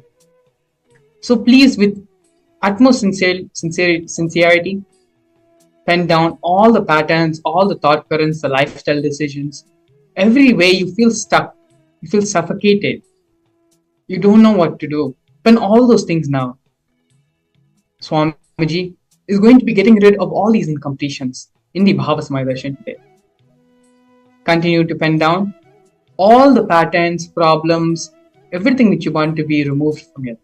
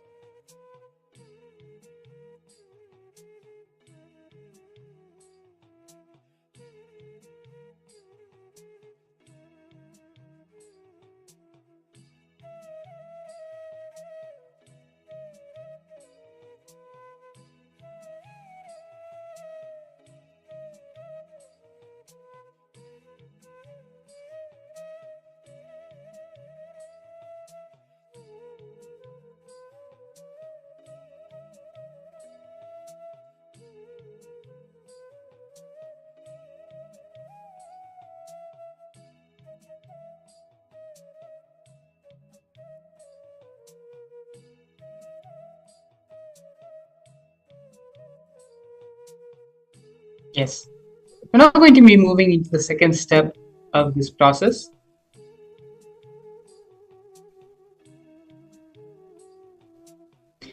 If you're not able to cause even one reality you want, whole thought current you are having, questions of thought currents you are having, not just one or two. Na iti, not this. Na iti, not this. Even if one thought current is discarded completely, you have mastered the method of discarding thought currents. Discarding thought currents is completion. Not just discarding one thought or one thought pattern, discarding thought currents is completion. There's a very beautiful analogy we can give to understand this truth completely, which Swamiji is expanding upon. We want to reach a certain beach or a certain park, but we continue to drive in the opposite direction of the destination which we want to travel to. How will you ever reach the destination? How will you ever reach the park or the beach or the place which you want to go to without traveling in the direction of the beach or the park? Our life can be boiled down to the simple fundamental truth, the single fundamental analogy, which is the reason behind why we are not able to manifest any reality that we want. To manifest the space of completion, to manifest the reality which we want, we need to travel in that direction. As Swamiji beautifully says here, the discarding of one thought current is not completion, but the continuous process of discarding thought currents is completion. Continuously, as you are identifying and finding out all the thought currents which are not allowing you to manifest the reality which you want. Now, all of us have already penned down the things which are limiting us in our life, the ways we are feeling suffocated in our life, be it the decisions we have made for our life or certain external factors, whatever the reason may be. We have listed down all the things which we feel are suffocating our life and are not allowing us, preventing us from manifesting the reality which we want. Now, in the second step, Swamiji is giving the technique to complete and bring completion among all those thought currents. The deciding to discard these thought currents, for each of your suffocating thought currents, sit and do completion. Again, let me remind you, it is not just the discarding of one certain thought current or a couple of certain thought currents which is going to bring completion into you. The continuous process of discarding your thought currents which are life negative, which are preventing you from manifesting and experiencing the reality which you want to. The continuous process of discarding thought currents is what is completion. Let us all now take a few minutes and sit with ourselves. Keep all the phones, the gadgets, everything aside. Close the door of your room if you need to. For just a few minutes, let us now sit without any distractions and do this completion process sincerely. It's a simple but powerful process. Just sit and have the list in front of you in which you have written down all the suffocating thought currents, suffocating decisions which you have made, which are preventing you from experiencing the reality which you. Now, for each suffocating thought current, identify what are the thought currents, the trends, the thought patterns which are generating those thought currents. Sit and identify for each and every thought current the limiting factor which is preventing you from manifesting your reality.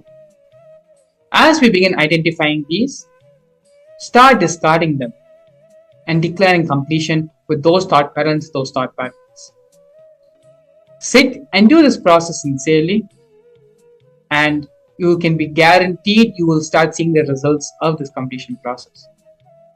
Not only that, once we have done this initial completion of identifying all the thought currents, the thought patterns, which are limiting us from experiencing our reality, the supreme part of Hinduism, in a few hours, is going to be giving the Bhava Samadhi Darshan of Bhikshatana, through which the remaining thought currents, thought patterns, which are beyond us, which we are not able to see, which we are not able to rectify. Swamiji will do them for us. When we take the first initial 10 steps, 20 steps for the completion to start happening in us, Swamiji will go the full run, the full mile, the full 1,000 steps to ensure that only completion is there in us. So without further ado, let us now sit and start manifesting this completion in our being.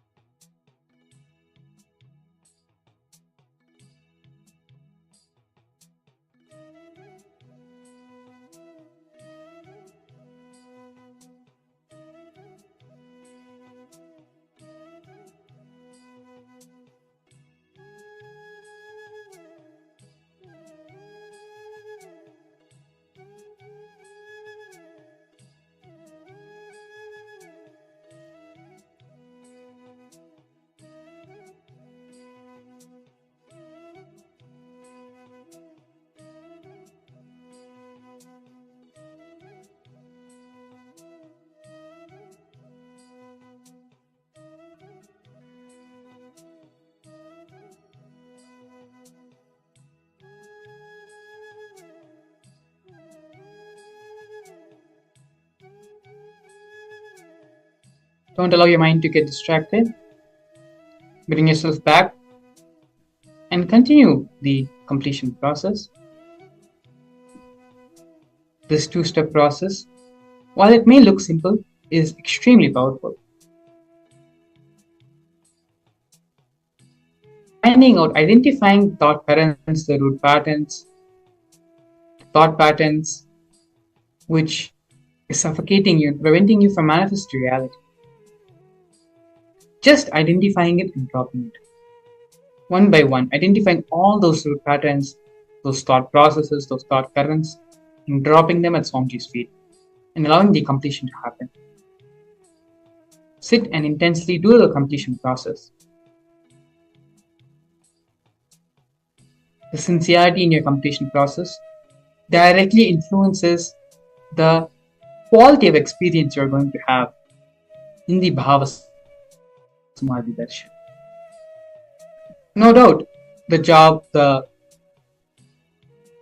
what Swamiji needs to do, Swamiji will do through the Bhava Samadhi Darshan.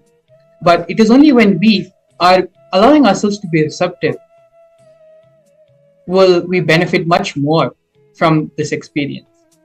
So continue and take a few more minutes, sincerely sit and do the completion process of identifying and discarding all the thought currents, thought patterns, and root cognitions which are suffocating you and not allowing you to manifest your reality.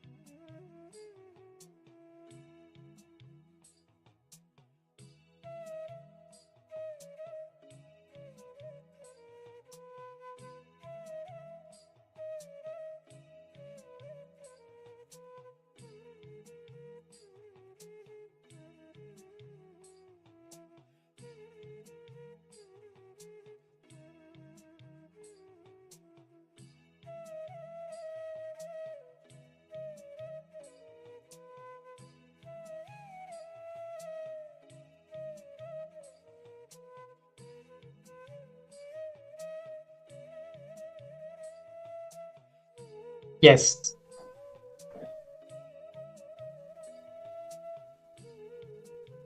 Now that we have going through the completion process and identifying and discarding all our old thought currents, all our suffocating thought currents, it is now time to move into the next step, next process of relieving and coming out of these karmic cycles. And that is having the darshan of the Supreme Point of Hinduism in the Bhava Samadhi darshan. We have step by step understood what is karma, the correct cognition, the correct understanding about karma, and as well as how to complete and come out of this karma cycle. Now that we have done to relieve ourselves from the karma, the next step is to having the darshan of the Supreme Point of Hinduism. Like how we have gone through and understood about karma and are completing for that, there are so many different aspects of our life, of the cosmos, which still needs to be understood by us, still needs to be imbibed and experienced by us. And all of this happens in the 20.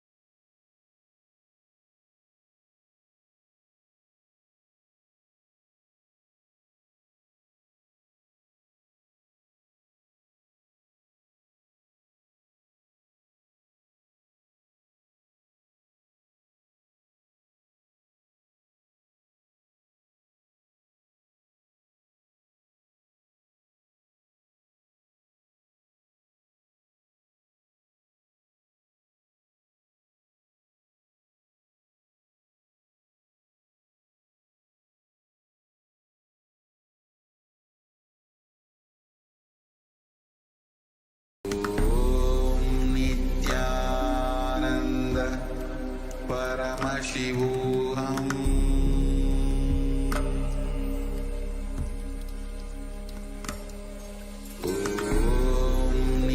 Nithyananda Paramashivam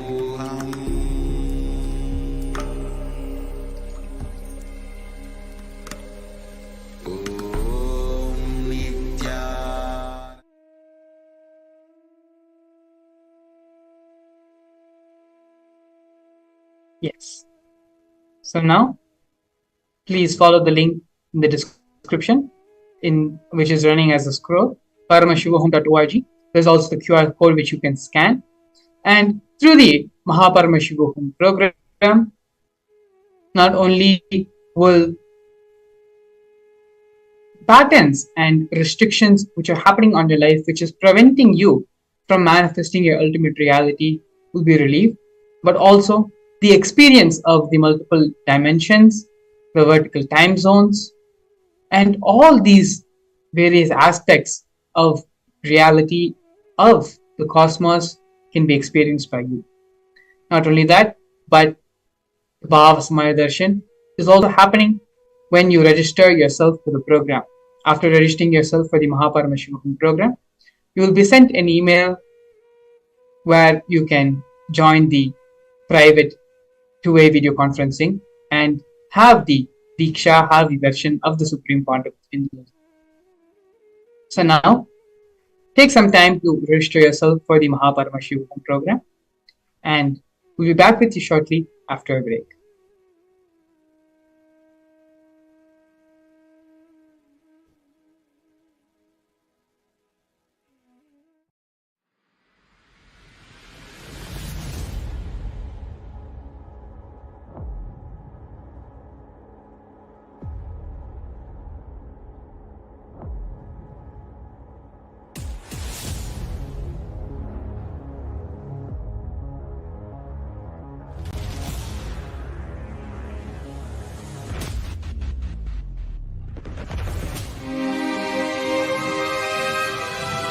When people talk about the universe, they usually mean the vast expanse of space, billions of light years across.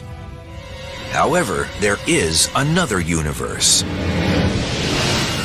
an unseen world that governs everything we see. When we go down in size, trillions of times smaller, to the microscopic world, the rules are much less intuitive than the ones we're used to from the large-scale world. The magic of the microscopic universe begins at about a 10/1000th of a meter, or the size of an atom. Matter behaves so differently at this level that scientists have developed an entirely new set of rules to describe what's going on. They call it quantum theory, and what it says is extraordinary.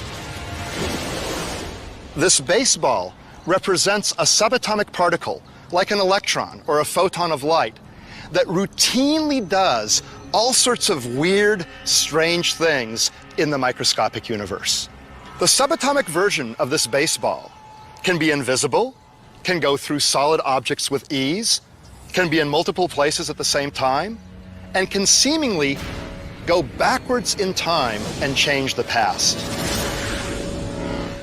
This means I could throw this microscopic baseball to first base and to home plate at the same time, or change the seemingly predetermined outcome of a play while it's still going on. Now, this is the stuff of science fiction, but really, we know it to be true, or at least it appears to be true in our quantum world. We get all sorts of weird things happening. If scientists can understand how these weird things work, they'll be able to put them to use in our everyday world, revolutionizing modern computing and perhaps even allowing us to communicate across the cosmos instantly.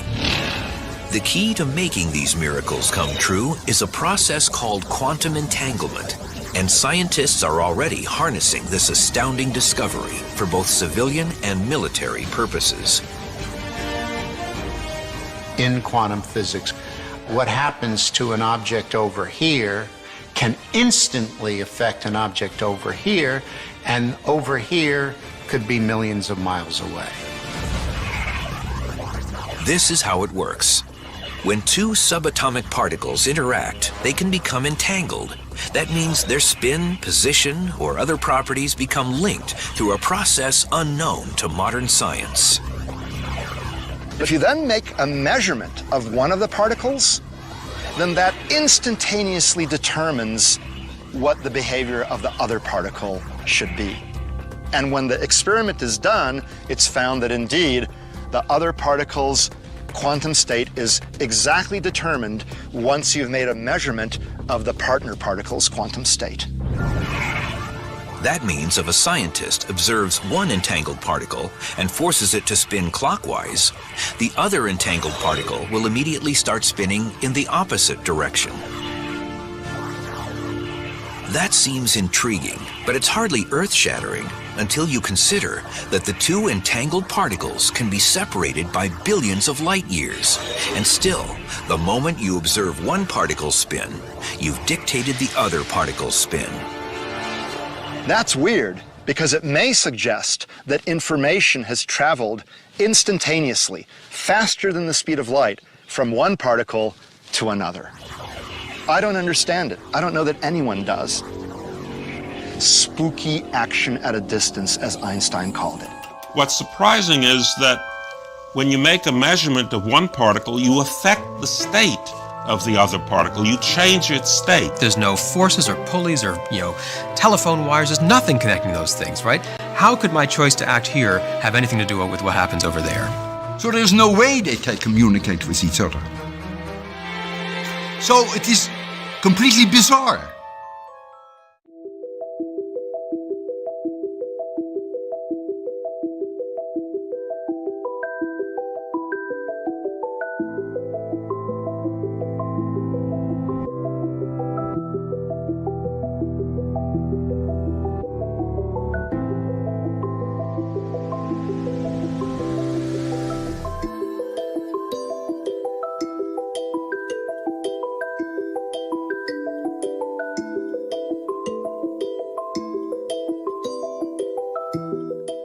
In quantum physics, there is a term entanglement.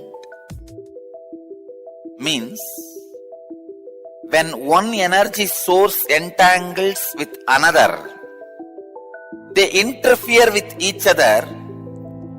This interference can be highly positive and transformative and harmonious. Entanglement directly affects human beings. When you come in my breathing space, this is what happens.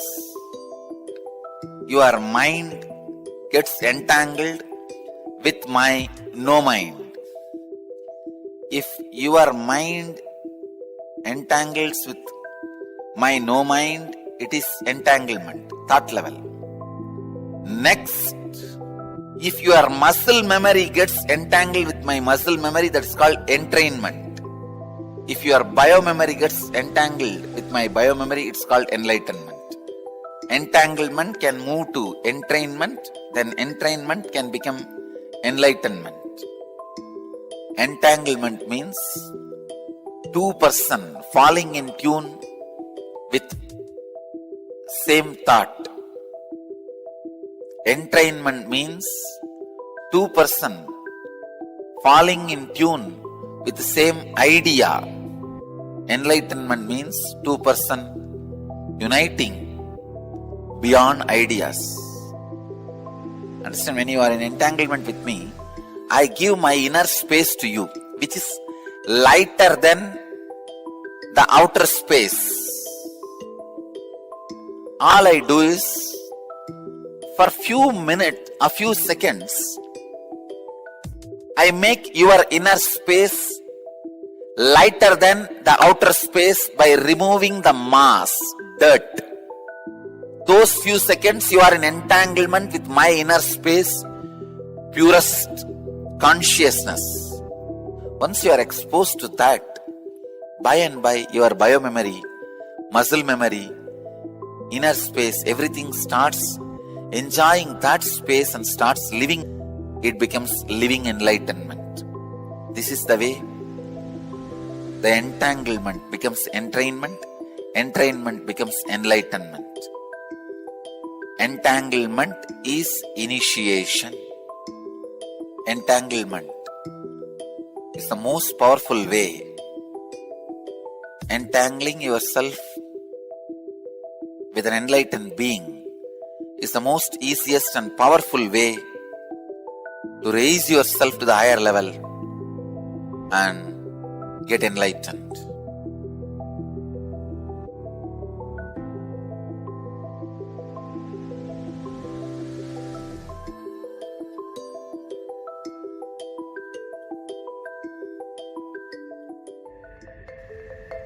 If somebody is swimming in the ocean, you stand and watch. Whatever brain activity is happening in that person's brain, even if you are watching, the same activities are mirrored in your brain. Meaning the same kind of electric and neurotic impulses are activated in your brain. Now you know why just by gazing into my eyes, you are in the space of completion. I am swimming in the ocean of consciousness in the space of completion. So naturally, you are absorbed in total absorption. Actually, total absorption, totally being absorbed happens during energization. Whether you are there or not, it's my job. I just pull you to that space during the energization, so you cannot escape. It's replicating the highest neural activities inside me, experiencing and living life with the cognition, energy, and the inner space of an incarnation. You just sit and absorb. That's all.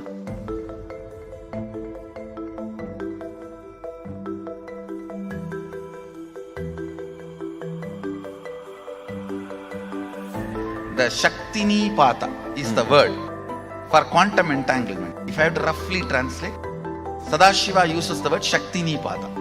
He goes even one step further, even taking bath in the same water in which master took bath or the deity has been given bath, and sprinkling that same water on your head. So, to the extreme level, Sadashiva describes this quantum entanglement not only in the physical level, even thought currents. If I express certain thought current and you are wow, you feel wow about it, then the entanglement has started.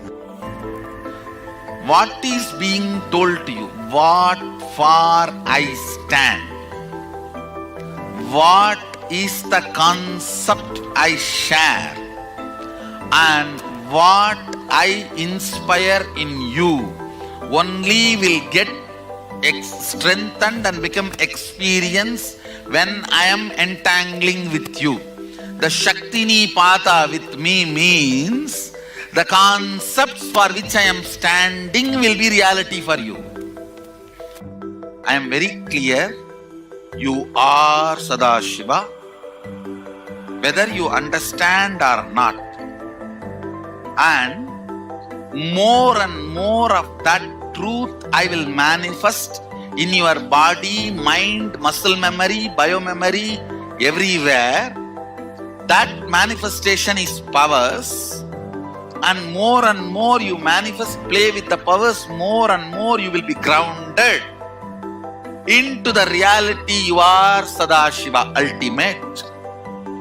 I am entangling you for this experience.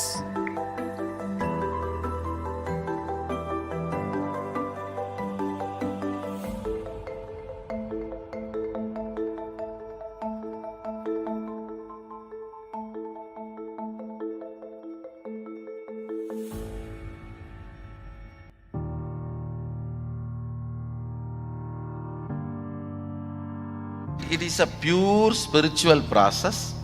The basis of the Shakti Nipada itself is oneness, Sadashivatva, Shivoham. That is the basic understanding from where the Shakti Nipada, the entanglement starts. So, in few days, more and more they start getting entangled with this truth. The more and more powers manifest. When they manifest the powers, they get more and more entangled with the original truth. Actually, powers are side effects of the entanglement with the original truth. When we express, manifest, we inspire the people who are seeing to come back to this original Shivoham space which they are also carrying. When you see somebody swimming, your biomemory gets the confidence you can also swim. That neuron, mirroring neuron effect starts happening. When you see power manifestation going on, even you get entangled with the Sadashiva space of the person who is manifesting the power. It's not bound by time and space. You are teleported to that space. You are transported to that mystery. You are transported to that level, to that initiation, to that experience. The entanglement happens more between the person's core consciousness and me. The moment he decides he is seeing me, that is enough. Even if he does not see me, his decision is powerful enough for me to entangle with that person. Shakti Nipada is not limited to the physics of time-space. Even the two-way video conferencing screen is just to trigger that first few minutes. They need to be triggered. That software need to open up. Just for that only, the two-way video conferencing screen.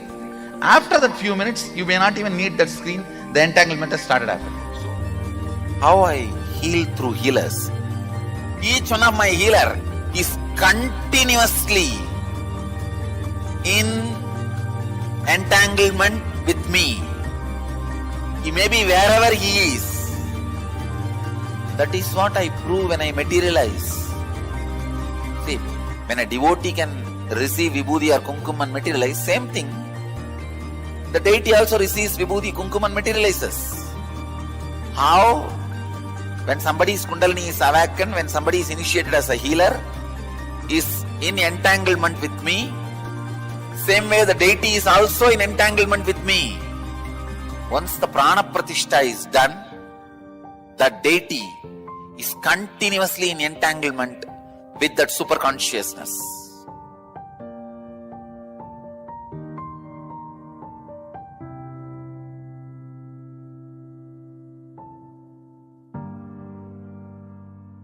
I can give you a simple technique to have entanglement with me. Just morning, sit in the satsang, that's all. Every day morning satsang itself is entanglement with me.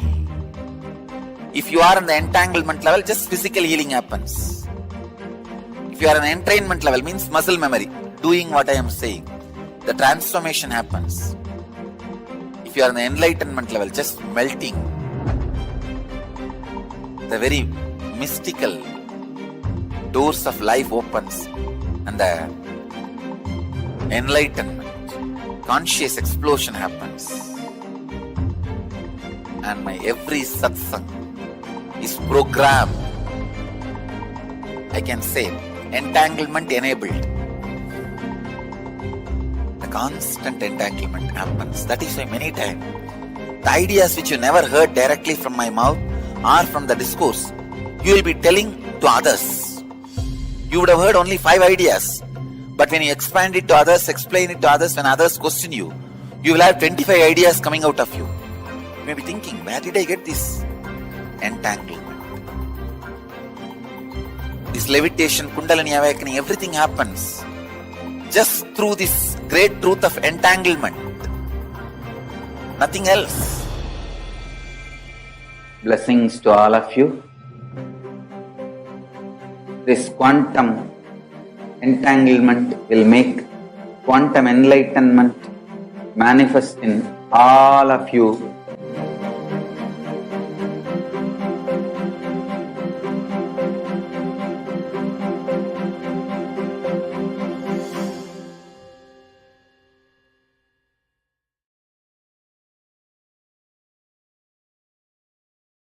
Whatever you think as your strength, like how much cash you have, how much money you have in the bank, what all properties you have, your secret passwords, passcodes, your strength secrets, you will tell only to your son or your daughter to whom you are going to give your inheritance.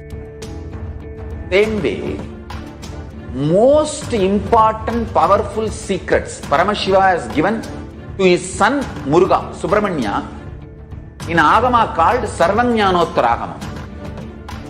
All the powerful secrets, father will tell only to his son. It's too secret.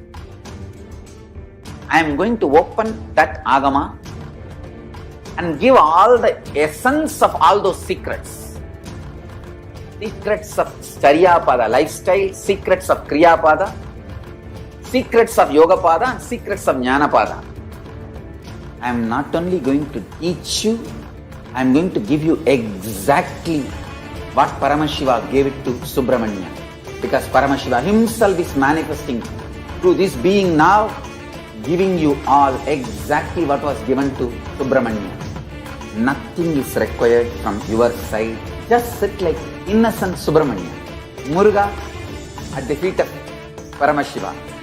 I assure you, whatever was given to Subramanya, the whole life will be given to you now.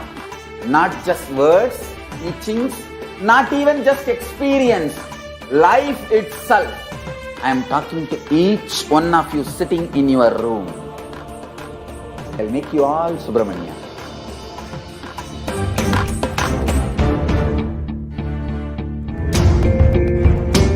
Since the beginning of time and space, Bhagwan Paramashiva, the all-powerful, all-pervasive, and all-knowing ultimate superconscious existence, revealed in the Vedas and Agamas, the source scriptures of Hinduism, the truths about himself and the manifested universe and its multidimensional and simultaneously existing dimensions and worlds, also known as parallel universes or vertical time zones. त्रुट्यादि प्रत्ययस्यार्थ कालो माया samudbhavah. The Kala Tattva, which gives rise to the knowledge of various time zones and parallel universes such as Truti and others, is originated by Ananteshwara from the impure Maya. Bhagwan Paramashiva mentions that as we experience the various higher states of consciousness, we simultaneously experience the various time zones associated with them. We get transported to the parallel universes and experience the other dimensions of our own existence, of our own personality. Listen. Suvarloka is all about stable bliss, absolute health and stable bliss. Maharloka is all about the highest peak possibilities. Jana Loka is the place where you can exist in multiple bodies at a time. You experience oneness as the super reality. Tapaloka is that last struggle you go through. Sometimes you know you are Paramashiva, sometimes you just slip off, but again you say, I am Paramashiva. That space is the Tapoloka, an absolute surrender. Whether I am remembering, I am manifesting Paramashivatva, or I am deluded, I surrender both to Paramashiva. When you take that decision, you are lifted to Brahmaloka. You move to the Brahmaloka. The deep surrender lifts you to Brahmaloka. Then from there you move to Parandama, Vaikunta, and Kailasa, then Mahakailasa itself. The key to unlock these parallel universes is hidden in the spine of the human body. Human beings, only human beings on this planet Earth are empowered, hardwired, capable of migrating to parallel universe. Understand? Your spine is not only hardwired, capable of fuel, charged to lift you off to different parallel universes. Sukritan manavo bhutva jnani chen mokshamapnuyat chaturashita-laksheshu sharireshu sharirinam namanusyam vina yatra tattvahanantu labhyate. Of the 8.4 million bodily forms, the human body is the most important, for it is this form in which one gets knowledge of the essence. This knowledge of essence cannot be attained in any other form other than human. The possibility you have need to be told to you. Understand? Even though animals have spine, because the majority of the time they spend horizontally, the spine is not capable of getting fuel with a subtle fuel called ojas. The ojas need to be filled in your spine, and the kundalini need to be ignited for you to reach parallel universe and different vertical time zone spaces. When our state of consciousness is raised, we start experiencing these higher lokas, allowing the various possibilities and powers available in these universes to start expressing in our own human body. Recently, scientists have discovered that the human body, particularly in the brain, naturally produces light in the form of biophotons, and that when our consciousness is lifted, the brain moves from producing a normal 20 photons of light per second to more than 100,000 photons of light per second. That shows us that as we start to experience higher and higher states of consciousness, we start to produce huge amount of light, which is directly proportional and translatable to the amount of possibilities and powers that start to manifest on this plane, as well as the freedom from pains and sufferings experienced by beings in lower states of consciousness. These higher lokas gives you various possibilities, powers. For example, visualize you going to a different country where the electronic gadgets are easily, freely available. So naturally, everything you can gain through the electronic gadgets will be available to you freely. Same way, Kamadhenu, Karpaga Vriksha, Parijata, all these are like different gadgets, possibilities available in different lokas. Please understand, a permanent, irreversible power manifestation from the upper lokas is possible. Once these possibilities and powers start to express in the human body on the Bhuloka, our present plane, we reach a point of no return, where the cognitive shift which happens in us about who we are and what is the reality hidden behind this perceivable world frees us from the deluded ideas we have about ourselves and the life in the cosmos. The moment your consciousness is empowered to access and to exist in the parallel universe, no force in this Bhuloka, planet Earth, can torture you, abuse you, suffocate you. It is irreversible, permanent enlightenment, irreversible, permanent empowerment. In the source scriptures of Hinduism, the Vedas and Agamas, Bhagwan Paramashiva reveals about the importance of being initiated by a guru who is fit of giving initiation for us to raise into the various states of consciousness and experience the higher time zones.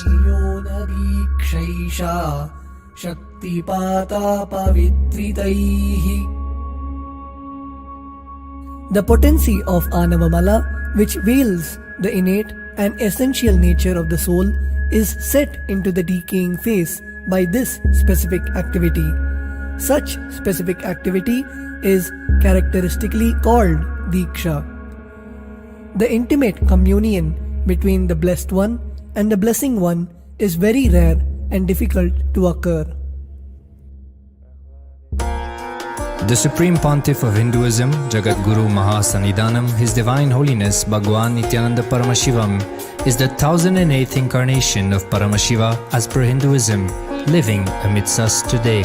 Starting out at a young age and enduring years of intense penance, he persevered with the single-pointed vision of experiencing the ultimate oneness with Paramashiva, known as Paramadvaita. He traversed the length and breadth of India, initiated by his gurus into yoga, tantra, and other Eastern metaphysical sciences. After having many profound spiritual experiences, he finally received the ultimate experience of Paramashivoham, I am Paramashiva, from his guru Arunagiri Yogeshwara, an incarnation of Paramashiva himself in the holy town of Tiruvannamalai in South India.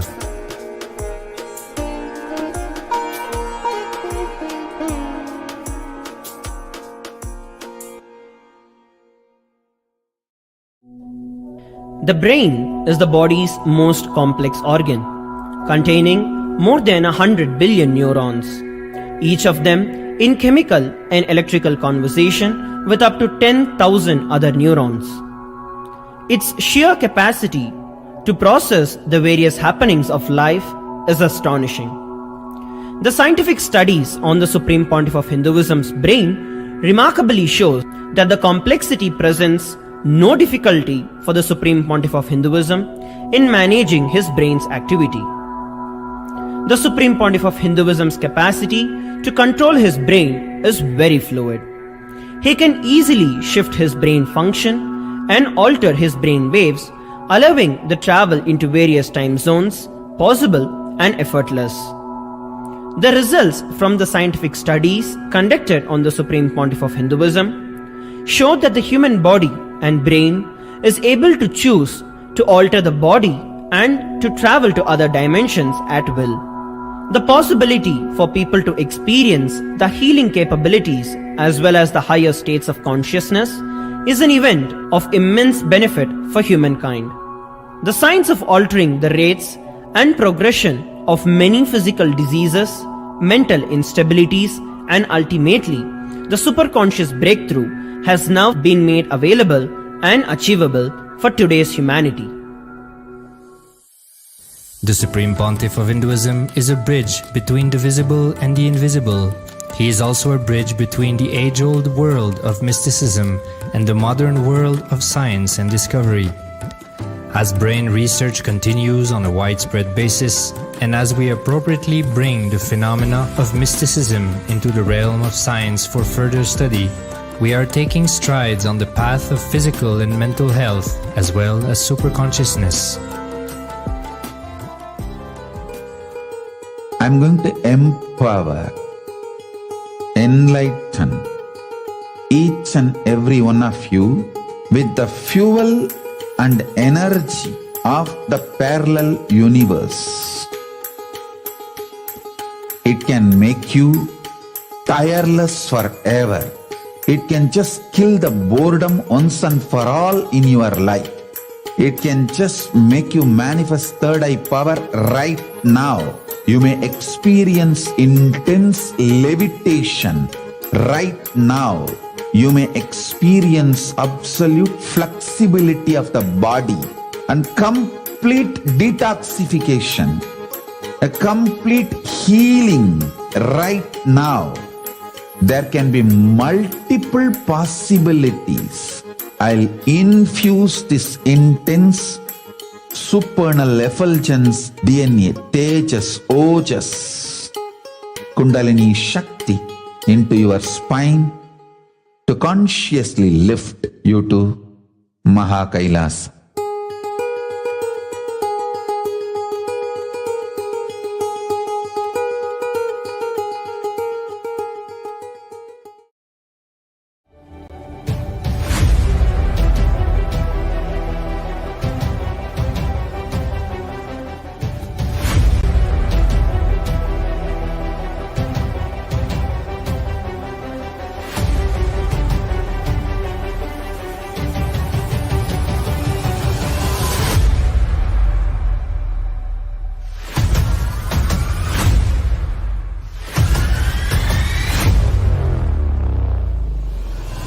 Whatever I shared till now, condensing the whole thing and reviving it as experience, starting from completion, unclutching, power manifestation, the states of consciousness and the planes, multiple planes, everything.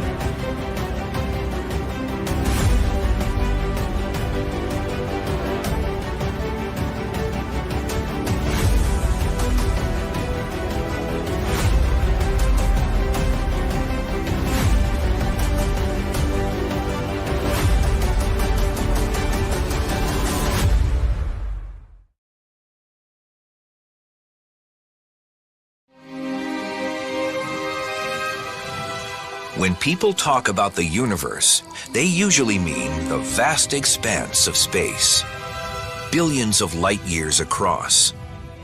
However,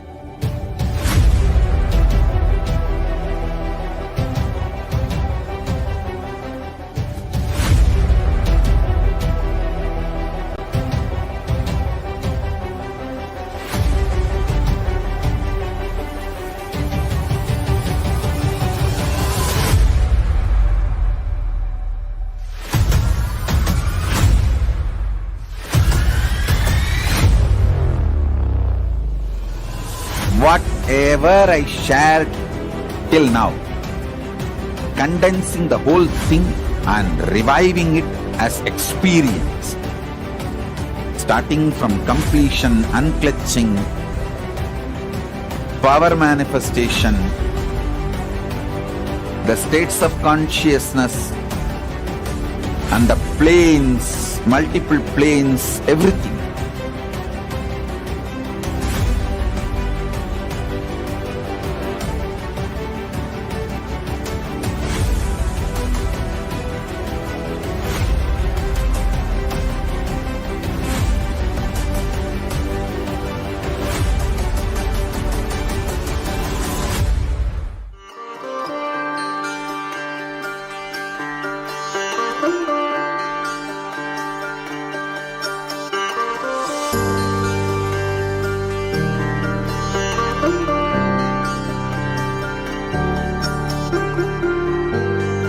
Kailasa, the good God country.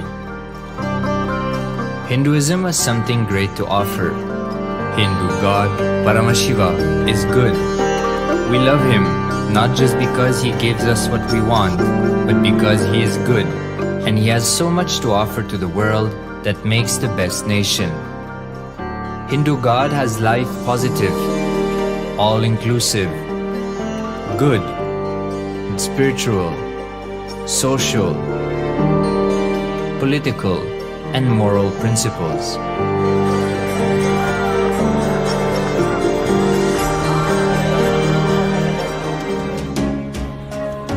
Hindu principles are guaranteed solutions for all the major problems of humanity: resettlement, violence and lawfare, impoverishment, inequality, environmental footprint, pandemic and biowar, disputes, feminist movement, women's rights, child rights, minority rights, linguistic rights, human rights. Because Hinduism has the best to offer to the world, Kailasa, standing tall since 1994 for the grand narrative of Hinduism, is the good God's country. Founder of Kailasa, Paramashiva, and his 1008th incarnation, the Supreme Pontiff of Hinduism, Jagadguru Mahasannidhanam, His Divine Holiness, Bhagwan Nithyananda Paramashivam, is the reviver of Kailasa, the enlightened civilization, the greatest Hindu nation.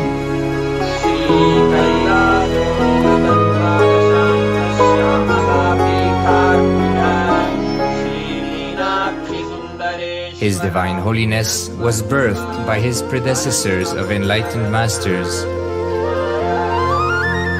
great rishis, munis, siddhas,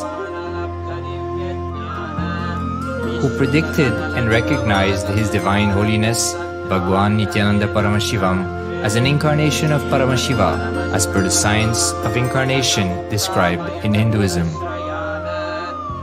From his first Chaturmasya at the age of 3 in the year 1980 until the age of 16 in the year 1994, the Supreme Pontiff was trained for the revival of Kailasa.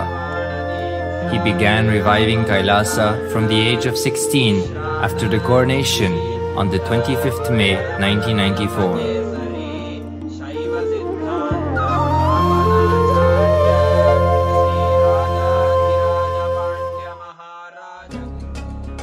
Kailasa that we see today is 26 years of sincere hard work of the reviver and Hindu diaspora all over the world.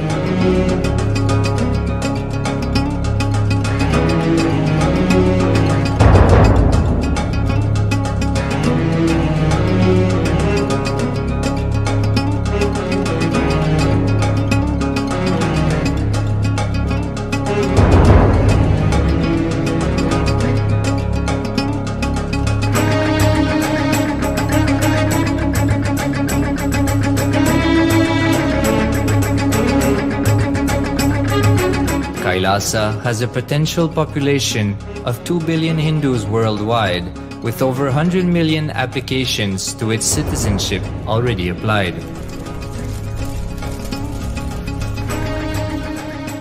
Hinduism has stood over 10,000 years as an enlightened civilization, has been a global beacon of spiritual and timeless wisdom,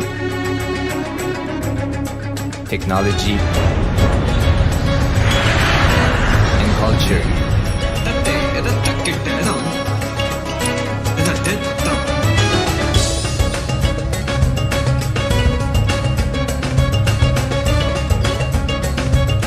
He's wearing a grey jacket. His name is Boris.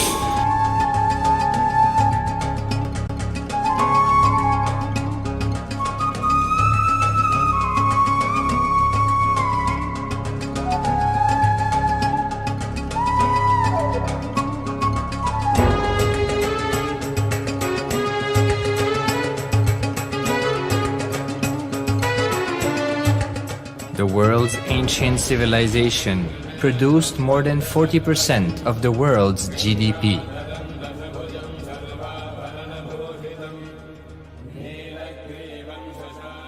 Purpose of life is to experience oneness with the ultimate reality, Paramashiva.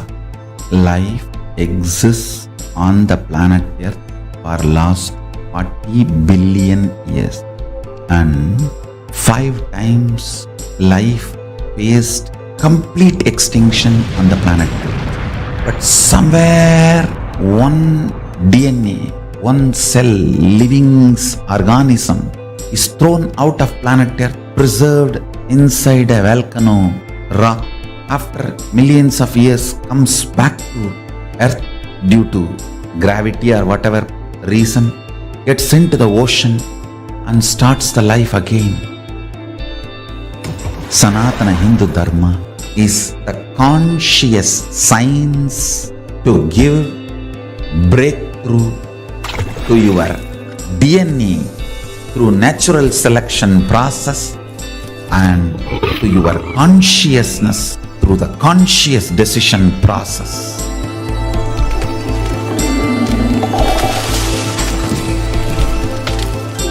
Sanatana Hindu Dharma is a sacred spiritual science. It is not bunch of do's and don'ts. No. Please understand, it is the revelations of sacred truths, cosmic truths, powerful cognition. It is still alive, that science is available, time-tested, foolproof.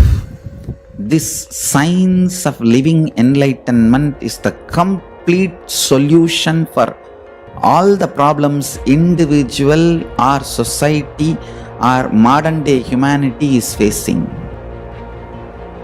Then you will understand all the problems of the modern day humanity. Sanatana Hindu Dharma is solution. Whether the terrorism or climate change, natural calamities or man-made calamities, for all the problems humanity is facing, the only solution is science of living enlightenment, revealed by Paramashiva from the Vedagamas in the modern day through this body. I am a Hindu revivalist, not by any revolution, but by evolution and setting model communities. Understand? Kailasa is reviving the ancient Hindu enlightened civilization. Paramashiva manifested this Kailasa Mandala, the enlightenment ecosystem and the lifestyle. I am going to revive this whole enlightenment ecosystem, Kailasa, by creating a model Kailasas all over the world. I will work sincerely and revive this spiritual science, which is the core for enlightenment ecosystem, making you all manifest the state, space, powers, being, superconsciousness and Kailasa of Paramashiva. And making all of us manifest Paramashiva. In a world ravaged by war, ecological destruction, hatred and division, Kailasa stands as a bold vision of human potential, coexistence, organic living, and alignment with nature.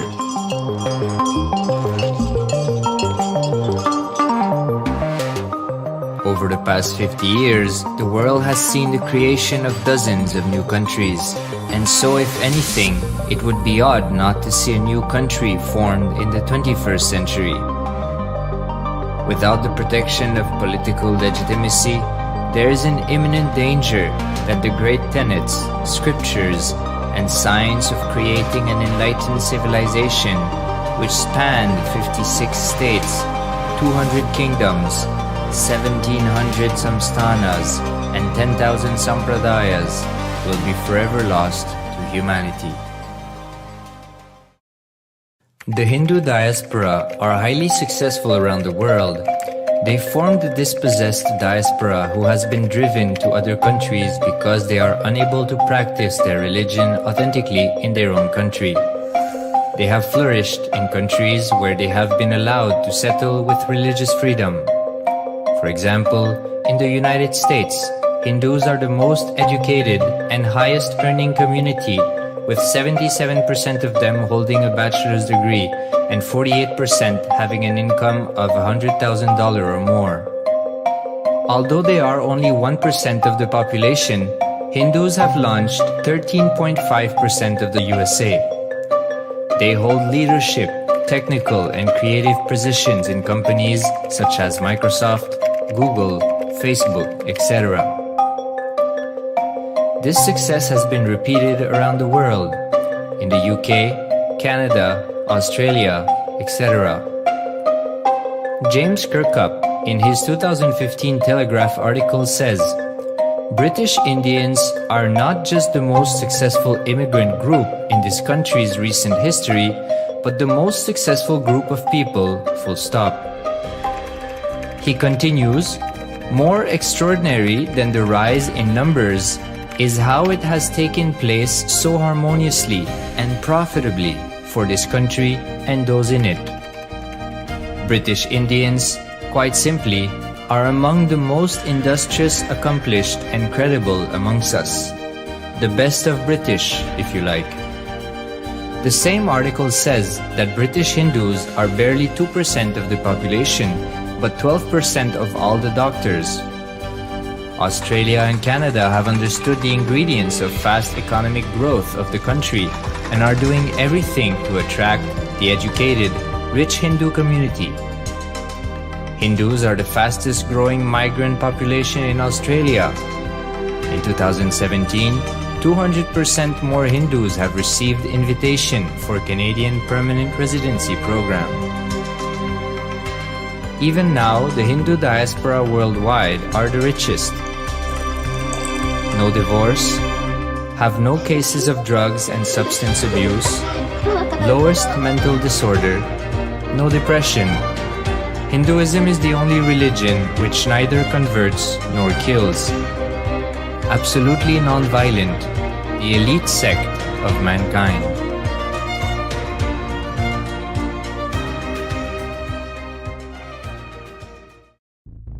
Because the Hindu diaspora worldwide and the Supreme Pontiff are successful in spreading their spiritual Hindu message of openness and inclusiveness against the forces of hatred and exclusivity, they have become the victims of relentless attacks by multi-armed apparatus of state power.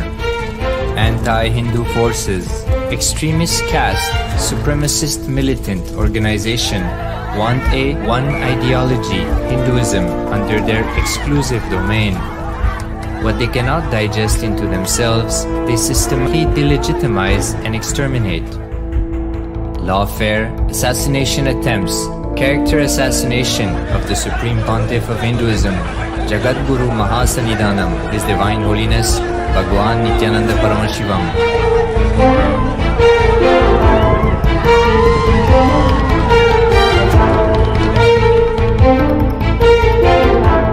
attempted assassination and assassinated Kailashans.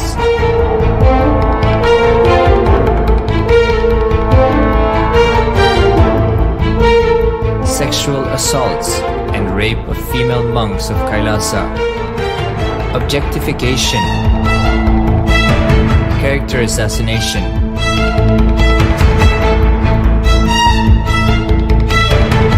State-funded child abuse and sexual abuse on the children of Kailasa. Then I told I don't want to see it. And I told I don't want to see a picture. Then they showed him a picture. State-operated embezzlement of funds, properties and assets donated by the Hindu diaspora worldwide for the purpose of the revival of Kailasa.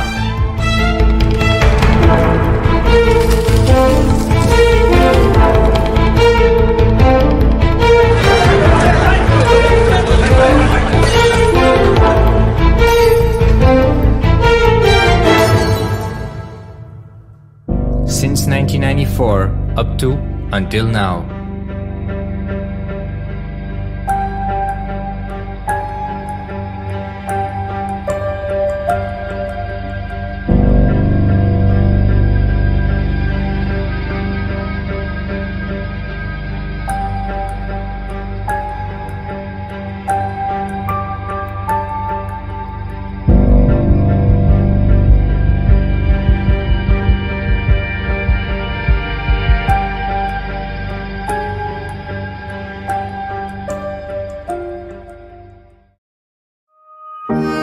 Building a nation is not a project accomplished overnight or by virtue of hope.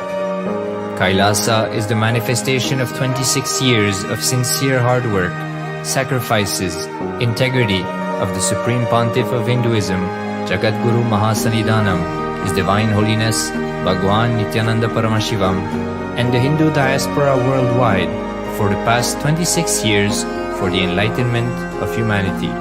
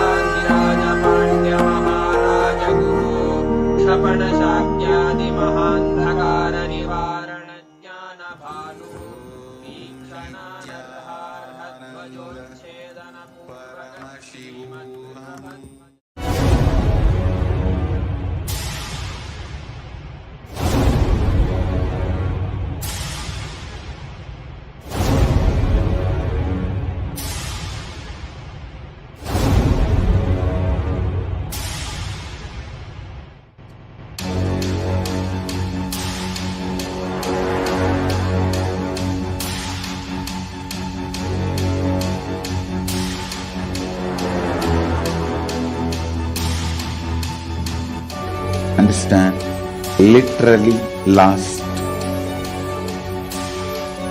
39 years from the age of 5, whatever Paramashiva manifested through teaching, speaking, writing, every way, condensing the whole thing and presenting it to you all as experientially in these 21 days through this Jnana Charya, Jnana Kriya, Jnana Yoga, Jnana Jnana is Mahaparamashivoham. lifestyle for just Paramashivam, rituals just Paramashivam, yoga for just being Paramashivam, jnana just Paramashivam. This Paramashivoham is like literally the ultimate journey in a most safest way.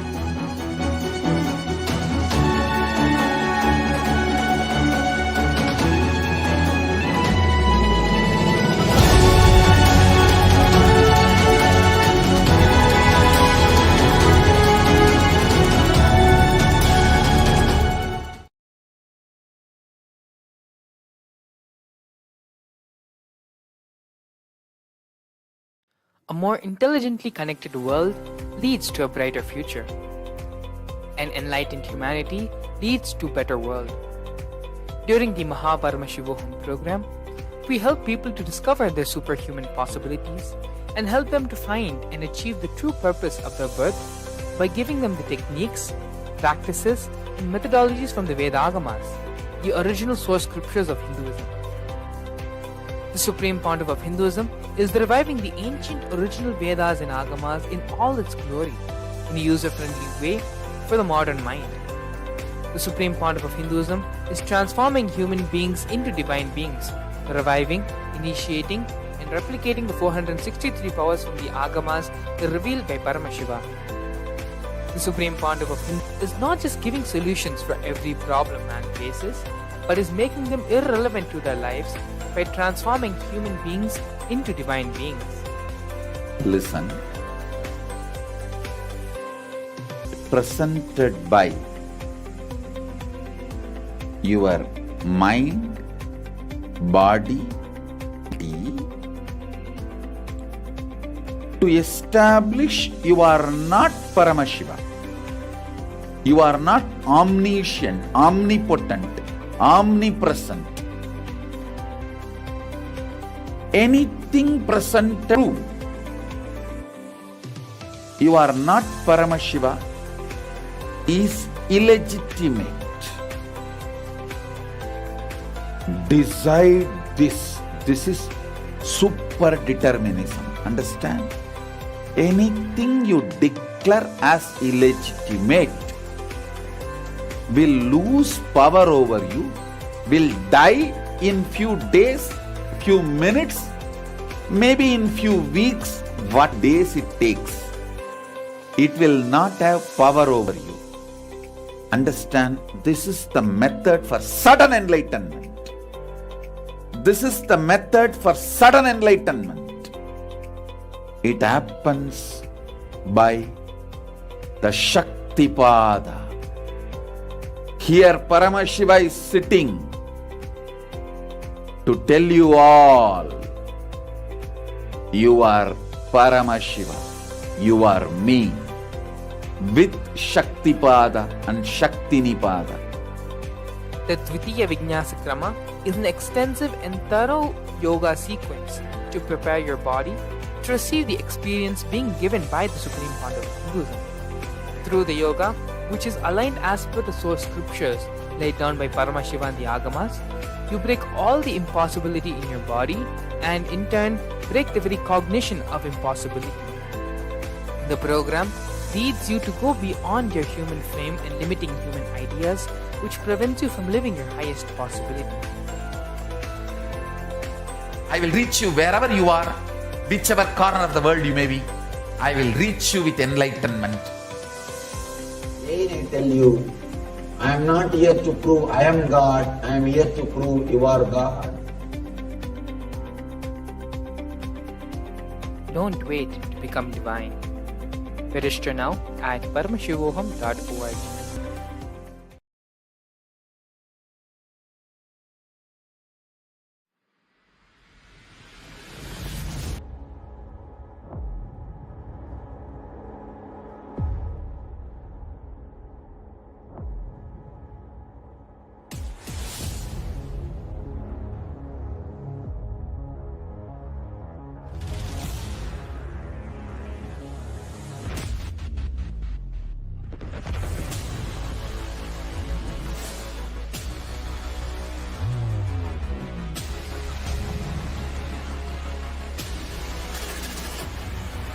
he will become Paramashivam.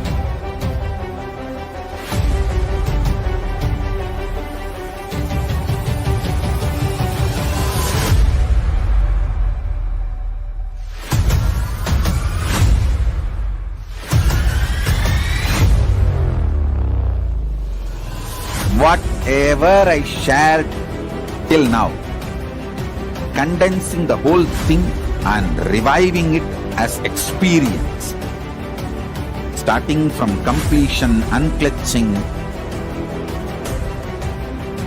power manifestation, the states of consciousness and the planes, multiple planes, everything.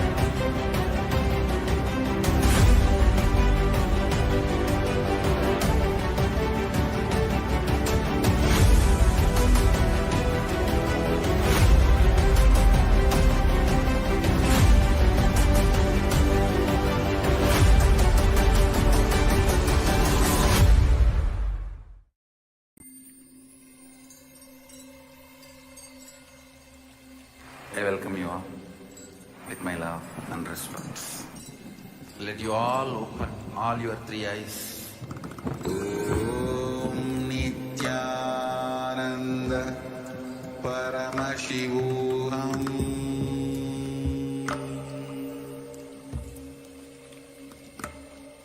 Om Nithyananda Paramashivam.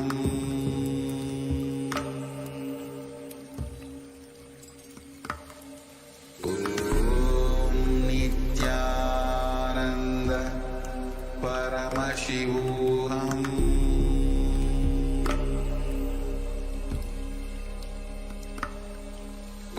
Om Nithyananda Paramashivam.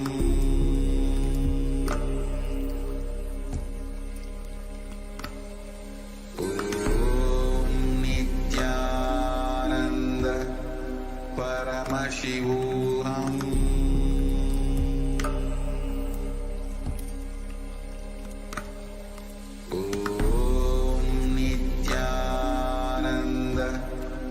Paramashivam.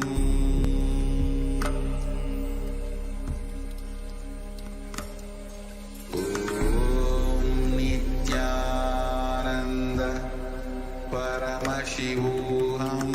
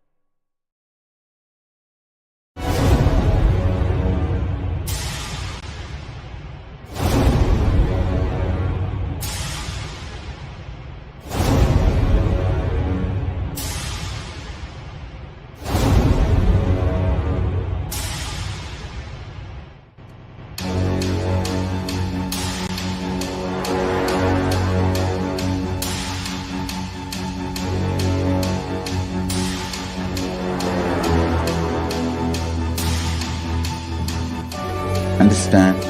Literally last 39 years from the age of 5, whatever Paramashiva manifested through teaching, speaking, writing, every way, condensing the whole thing and presenting it to you all as experientially in these 21 days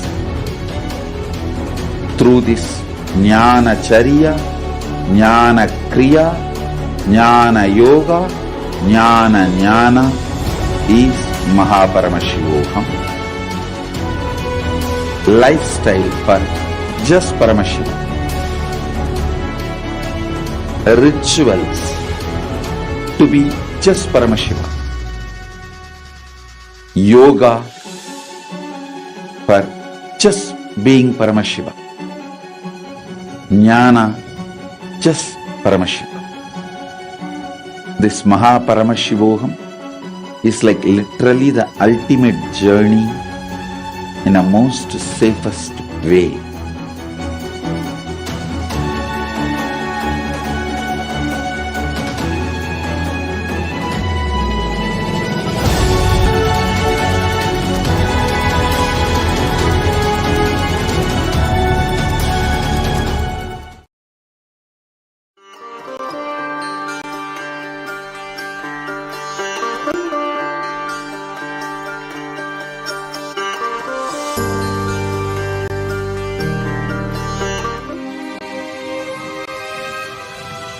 When people talk about the universe, they usually mean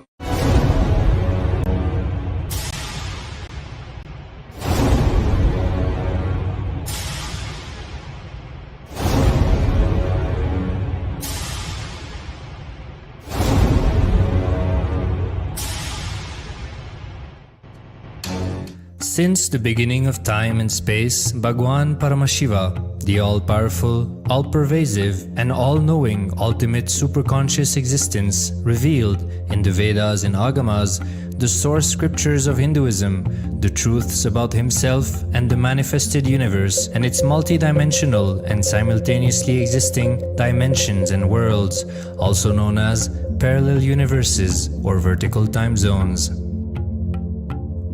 त्रुट्यादि प्रत्ययस्यार्थ कालो माया समुद्भवः. The Kala Tattva, which gives rise to the knowledge of various time zones and parallel universes such as Truti and others, is originated by Ananteshwara from the impure Maya. Bhagwan Paramashiva mentions that as we experience the various higher states of consciousness, we simultaneously experience the various time zones associated with them. We get transported to the parallel universes and experience the other dimensions of our own existence, of our own personality. Listen, Suvarloka is all about stable bliss, absolute health and stable bliss. Maharloka is all about the highest peak possibilities. Jana Loka is the place where you can exist in multiple bodies at a time. You experience oneness as the super reality. Tapaloka is that last struggle you go through. Sometimes you know you are Paramashiva, sometimes you just slip off, but again you say, I am Paramashiva. That space is the Tapoloka, an absolute surrender. Whether I am remembering, I am manifesting Paramashivatva, or I am deluded, I surrender both to Paramashiva. When you take that decision, you are lifted to Brahmaloka. You move to Brahmaloka. The deep surrender lifts you to Brahmaloka. Then from there, you move to Parandama, Vaikunta, and Kailasa than Mahakailasa itself. The key to unlock these parallel universes is hidden in the spine of the human body. Beings only amazingly enjoying the breathing space of the avatar. Nothing else on planet Earth like that. Power manifesting, oh my God, I was able to move the water bottle, the whole water bottle on my tablet right across. I shrunk the cart. It cannot even close the cart and the water bottle. And the increase of the height, oh my God, my partner, I increased in more than 1 inch so many times and decreased the height in so many times. The water got so hot you can literally see the steam coming out of the cup. It was so hot. There are so many power manifesting. Swamiji initiated us into 108 different power manifesting. Never I have ever experienced this kind of powerful initiation. Amazing. I took Vishesha Diksha level 2 and Swamiji gave me this Atmalinga, 24 karat. I have the yantra here. This is my own personal Atmalinga given to me from Swamiji that I do Shiva Puja on every day. And I have oneness with this Atmalinga. And I talk to my Atmalinga and my Atmalinga gives me all these answers and any question I have or anything I talk to my Atmalinga, I get my answers. And Swamiji is the only one gives these Atmalingas. So I think everyone should have their own Atmalinga because this is personalized for everyone. So you get your own Atma. This is your Atma and that's your Linga. So everyone deserves to have their own Atma Linga to do Shiva Puja daily. After MSS, my life has transformed so much. I am able to body scan, third eye reading, healing. I'm amazing to others are just by my third eye. I don't even have to use Atmalinga anymore. Like for example, today I had 2 people, they feel the energy and the healing instantly. And I always wanted to do remote body scanning and healing. Swamiji has blessed me with that. He told me in gold and silver. And that is exactly what I am experiencing. My healing is like in gold and silver.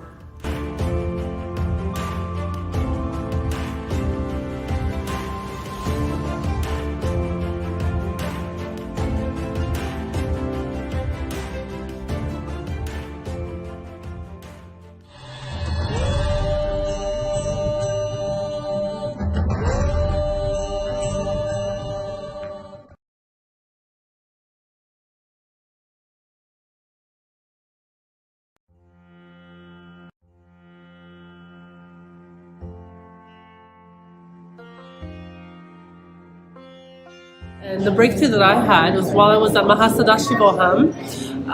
I was wanting to be able to sit and manifest, but I felt impatient and I felt like it wasn't happening. Although I was manifesting other powers, but some of them seemed more difficult than others.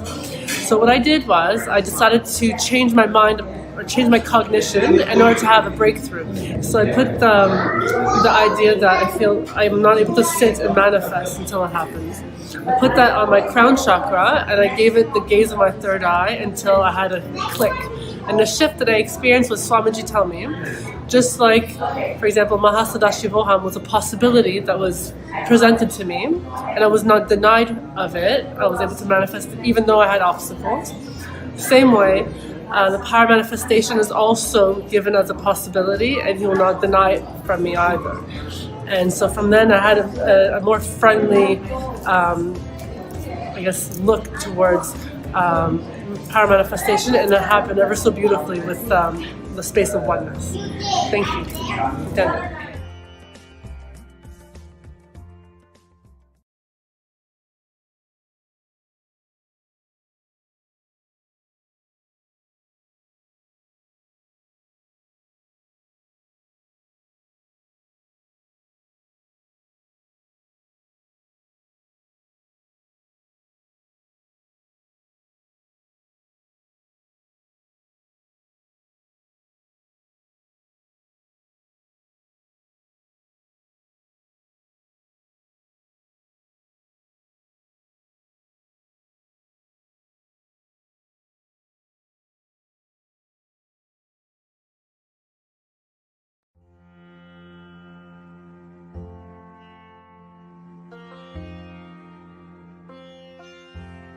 So I just finished the manifesting fortune into our lives.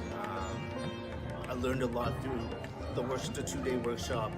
I learned that your body is actually a reflection of the cosmos, and if you neglect anything in your body in terms of health, that directly affects what you can attract in the physical world in terms of fortune, which is not just currency, wealth, or health.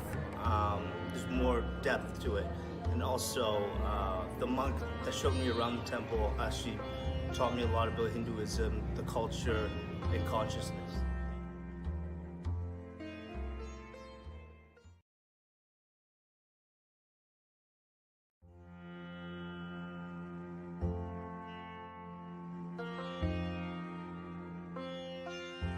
I came to the temple last week because I saw Swamiji on YouTube for over 1 year, or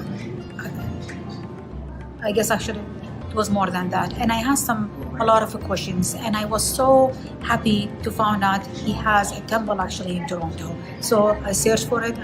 I asked to come, and they welcomed me. At the same day, I came actually to talk to one of the monks, and it was very, very, very nice experience. He opened the door for me. He explained for me who is Swamiji, what is the temple about, and how can I heal myself in order to heal others. And he recommends for me a few workshops.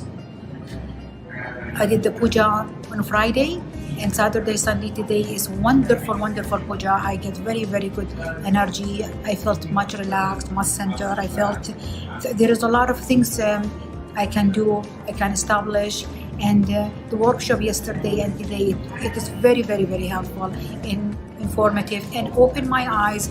Know who's Swamiji, I should say. And now I have a clear vision, a clear understanding. And my goal is, because I came actually here to the temple, is to do the inner awakening and Maha Sadashivam. If you have any questions, if you have any misunderstanding, if you have any problem in your lives, come to the temple. It's a very nice place. Only the energy from the deities, you have a lot of good experience. I feel much better. And I did yesterday a healing session with one of the volunteers here, and who did a lot of things actually, and I feel much better, and I'm keep continuing to come here because this is where I am and where I belong to.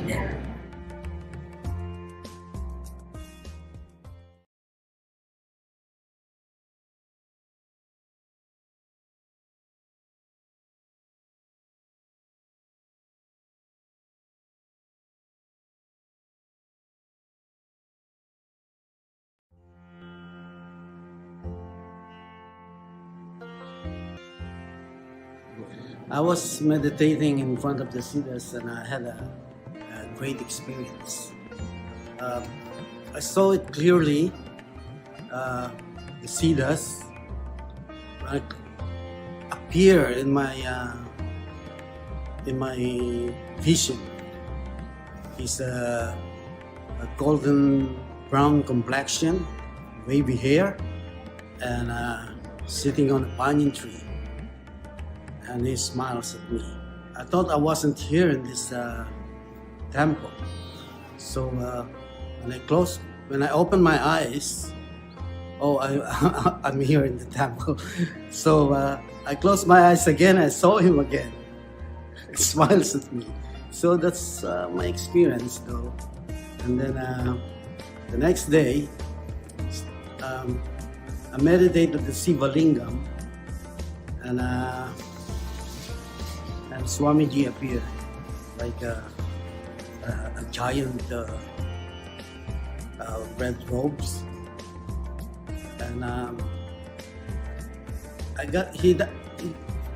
he never talked. He doesn't talk to me, but I got the frequency, the vibrations. Well, I'm more than the Siddhas.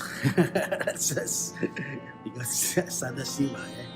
That's That's my experience here, and this is all the deities here are alive. I think it's the energy is live, and I can feel it every time I came here. I meditate, and sometimes I saw little molecules, prana molecules, scattered around the area, and that's all my experience. When I came out of this temple, I'm sitting on the table. I just feel blissful. So I'm just quiet. I'm very. My mind is quiet, and I feel the bliss, joy in my heart right here. And I'm.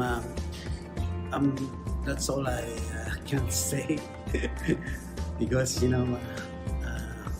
it's very clear that Nithyanandaswara temple is very powerful vibrations.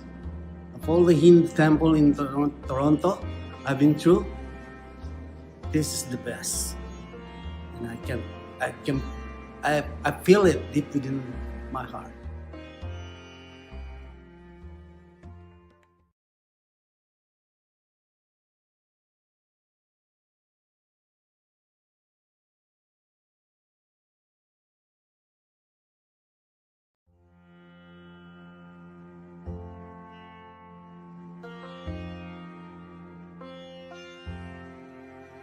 In Vidity, we were playing with the power manifestation of teleportation.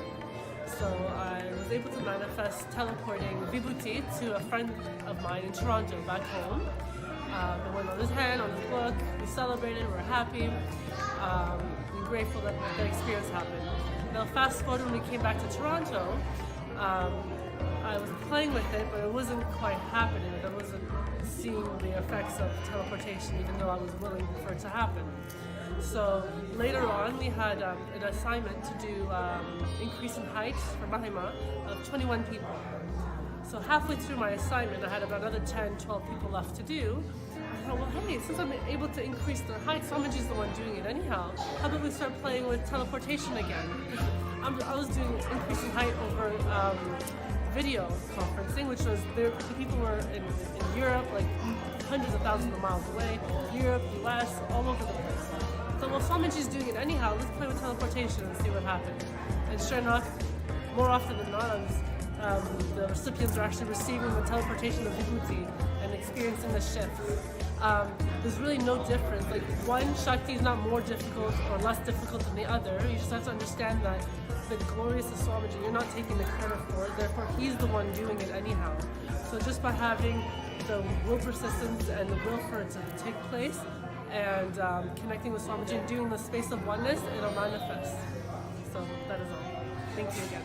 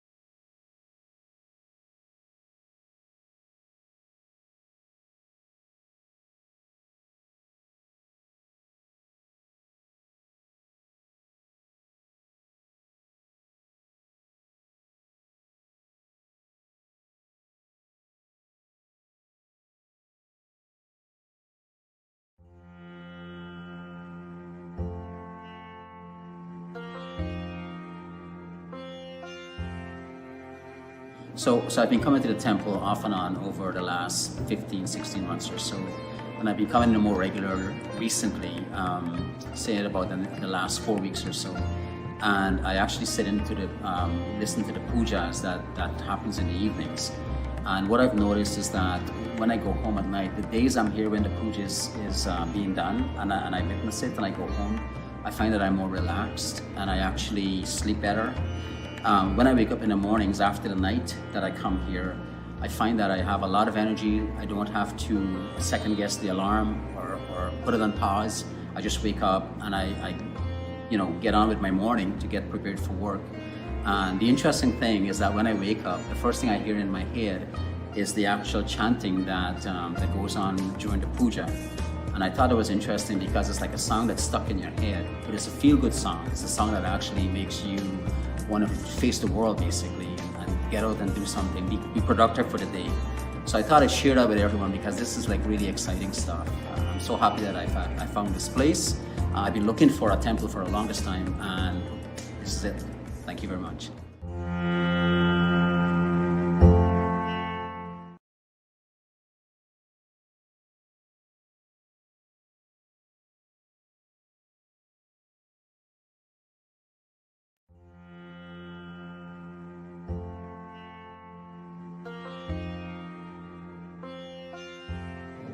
And my experience today was when Swami was doing his prayer, I was in a meditation mode. And during that meditation mode, my hands opened up and I could feel somebody putting pressure on my left hand, like somebody was there holding my hand and comforting me and showing me that this is the way I want to go, meditation and spiritually wise. And I found it very emotional and uplifting for me.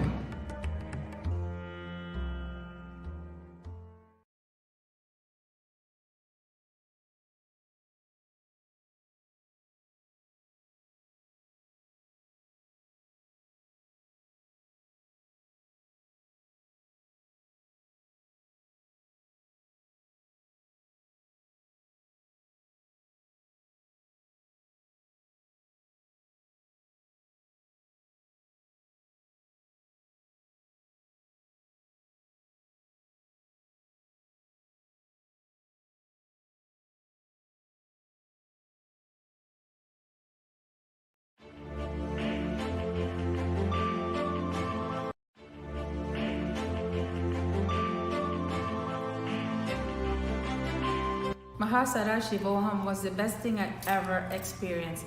The energy and the bliss that I experienced was nothing like ever before. Amazing. Swamiji, first day, we had 4 darshan. Can you imagine? 4 darshan. We were in such high energy space. Amazing. Swamiji is too amazing. Aushadha is the most amazing experience. Putting the Aushadha on our body and going under that 21-foot linga in the Vaira Sarova, oh my God. The experience is the ecstasy, the energy, huge. I've never experienced that kind of bliss and energy. Then the water is falling. It's like just nectar of energy in the entire body. The place that I am in after is amazing. When I go to sleep, I sleep like 2 hours. I feel like I sleep for 24 hours. We sleep like a few hours and Aushadha process. And when we go for that bath, oh my, too much energy, too much bliss. Like I am so alert and so energized. Like I can't wait for the day to get back to Swamiji program. Like I don't want to stay away. Like I don't even want to go back to the hotel. I don't feel like just sleeping. Like sleep doesn't come to me. I am so, more the day go, more I am more energized being around Swamiji. Being around Swamiji, breathing space, like it's there's no day or night. It's always bliss, just bliss. No, you don't feel day or night, you know, no time or day. It's just amazingly enjoying the breathing space of the avatar. Nothing else on planet Earth like that. Power manifesting, oh my God, El. I was able to move the water bottle, the whole water bottle on my tablet right across. I shrunk the cart. It cannot even close the cart and the water bottle. And the increase of the height, oh my God, my partner, I increased in more than 1 inch so many times and decreased the height in so many times. The water got so hot you can literally see the steam coming out of the cup. It was so hot. There are so many power manifesting. Swamiji initiated us into 108 different power manifesting. Never I have ever experienced this kind of powerful initiation. Amazing. I took Vishesha Diksha level 2 and Swamiji gave me this Atmalinga, 24 karat. I have the yantra here. This is my own personal Atmalinga given to me from Swamiji that I do Shiva Puja on every day. And I have oneness with this Atmalinga. And I talk to my Atmalinga, and my Atmalinga gives me all these answers and any question I have or anything I talk to my Atmalinga, I get my answers. And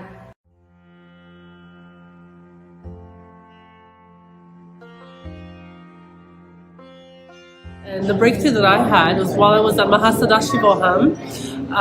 I was wanting to be able to sit and manifest, but I felt impatient and I felt like it wasn't happening. Although I was manifesting other powers, but some of them seemed more difficult than others. So what I did was I decided to change my mind or change my cognition in order to have a breakthrough. So I put the idea that I feel I'm not able to sit and manifest until it happens. I put that on my crown chakra and I gave it the gaze of my third eye until I had a click. And the shift that I experienced was Swamiji tell me, just like, for example, Mahasadashivoham was a possibility that was presented to me and I was not denied of it. I was able to manifest it even though I had obstacles. Same way, also given as a possibility and he will not deny it from me either. And so from then I had a more friendly look towards power manifestation, and it happened ever so beautifully with the space of oneness. Thank you. Nithyananda.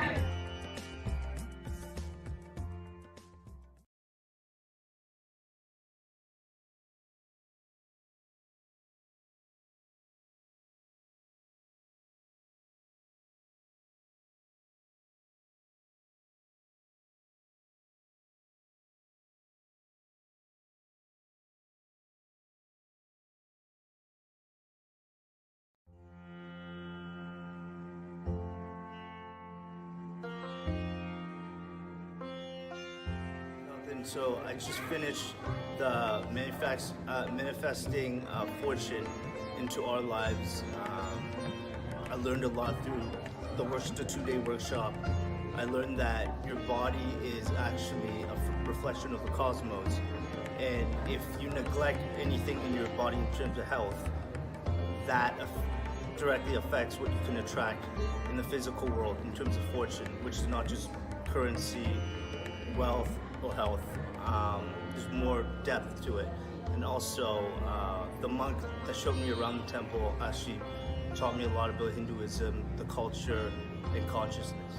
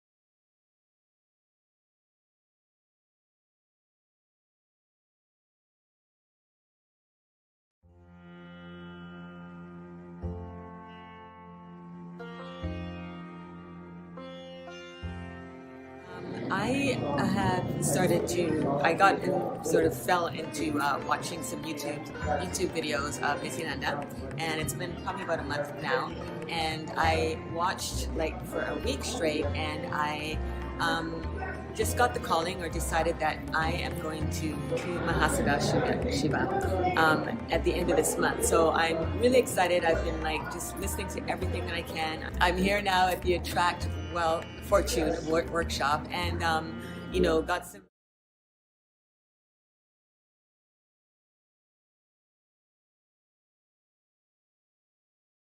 Nithyanandam.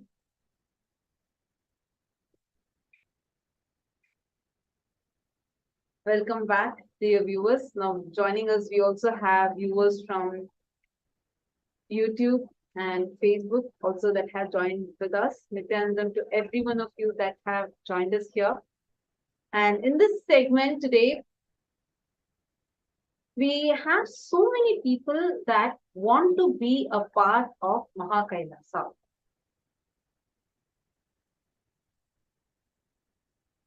Now, for some reason, you are feeling that you're stuck, you're not able to manifest it, and you're trying some kind of an obstacle. So in this segment, anybody that wants to have a scanning done for yourself, you can reach out to us.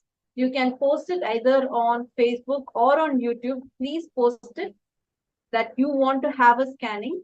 Immediately, the Kailashins will connect with you and get you onto the Zoom with us, where we can do the scanning for you to the third eye. Every one of you who have a strong intention to manifest Mahakailasa, at some point or the other, we all feel like, I have to become part of this happening called Mahakailasa, and I cannot afford to miss it. And you might feel like many times you're just stuck at some point without knowing how to have a breakthrough there. And you want to have a breakthrough in that place so that you can actually take the jump, take the step to become part of Mahakailasa, right? So I would like to request every one of you that are looking for having a breakthrough, that want to become part of Mahakailasa, to please let us know if you are ready and you want to be a part, but you're just stuck and have the scan and the help with which you let us know in the chat.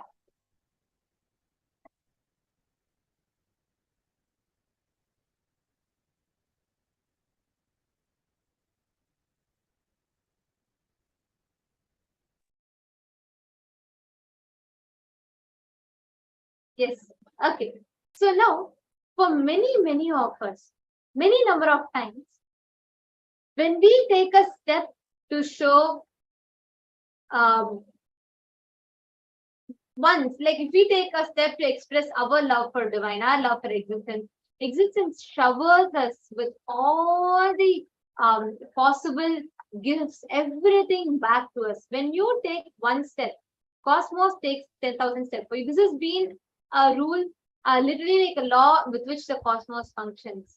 Because something that is the most powerful is the prayer, which can even move Paramashivam.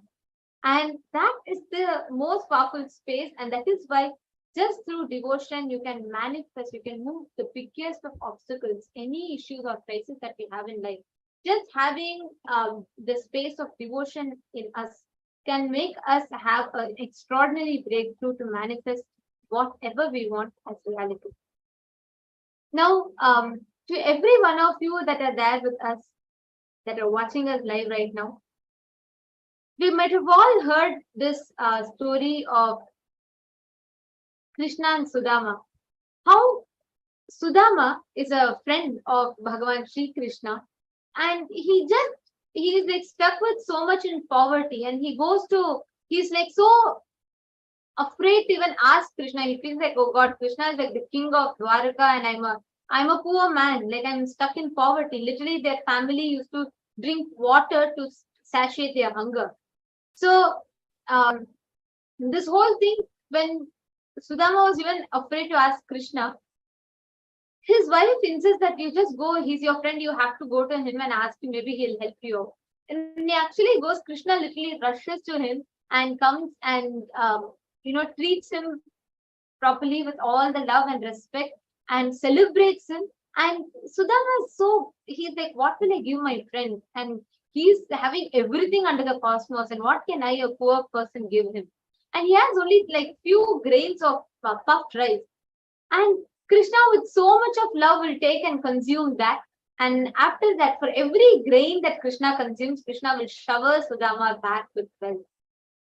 And such is the love of the master. When you just give, when you just open up yourself to the master without being resistant or hesitant to who you are, the master will shower you back. Cosmos will shower you back with the ultimate blessings and boons.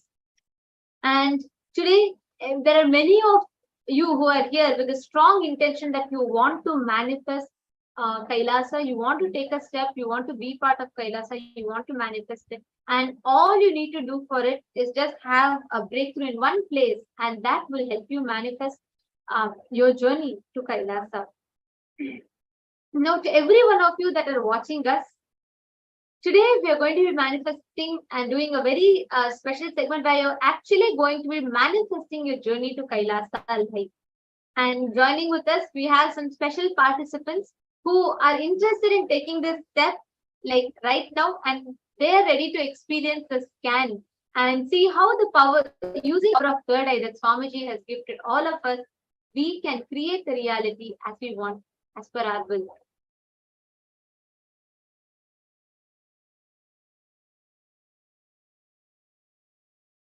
Yes, Nithyananda, Devika Rani. We have Devika Rani. We also have more other participants that are joining with us. Nithyananda, Nithyananda, Devika Rani, you're able to hear us, ma?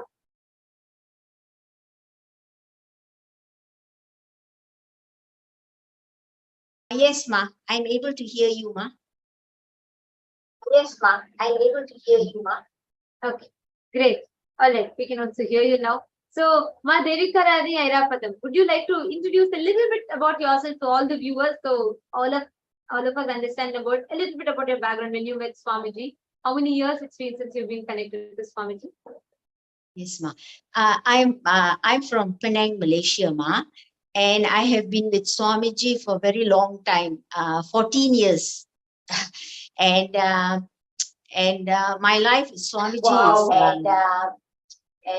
my life with Swamiji is a very beautiful journey, ma, because you see, all the while, nobody told us that there is such a thing as consciousness. I mean, we never really go deep into it. We are always in our body and mind, right? So Swamiji is the only one who said that you are consciousness. Your first person is consciousness. Your body mind is the second person, you see. And that really gives us so much of confidence, right? And so I'm so impressed, and he's the most beautiful thing that ever happened in my life. Yes, ma.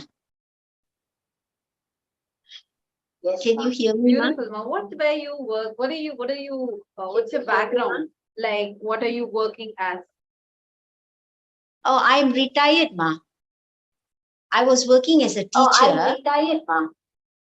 For now, I'm working as a teacher. For now, and okay. Now I'm yes, now ma. I'm at home. I'm at home. Yes, I'm ma. retired. So you want to be And a part of Mahakailasa and yes, ma. I'm already a SJP manifester, and because you see, Swamiji is doing so much for Hinduism. It is he is in all aspects. You see, like women empowerment, Gurukul, Annadan. So I feel that that is my contribution for Kailasa. By being an SJP manifester, I am giving back for all the gratitude that I have for Swamiji, you see. So he knows best, okay? He is an avatar, he knows best. And I have transformed a lot. I've benefited a lot from all the programs. For instance, if you look at, let's say, you see, we are raising ourselves, and I have, my transformation is so beautiful, Ma, in the sense, like, for instance, completion. See, earlier on, I was living with a lot of guilt and fear in my life, and I did not know that guilt and fear is actually not needed, right? And with this completion process, we learn that by doing the completion, we look in, we internalize, right? And when we look in, when the completion is done, we actually have powerful cognitions about ourselves, about the world, about the life, right? So it is indeed so beautiful. You are told that you are Paramashiva. You are told that you are higher being. You can achieve your higher self. So that's why, Ma, Absolutely, Ma, very really, true, Ma. Actually, there are so many. That's why, Ma, I really. Sorry, I think Yes, there's a Ma? small delay, Ma. Go ahead, go ahead. Because I hear echoes, Ma. That's why I'm wondering whether you can hear me. Can you hear me, Ma?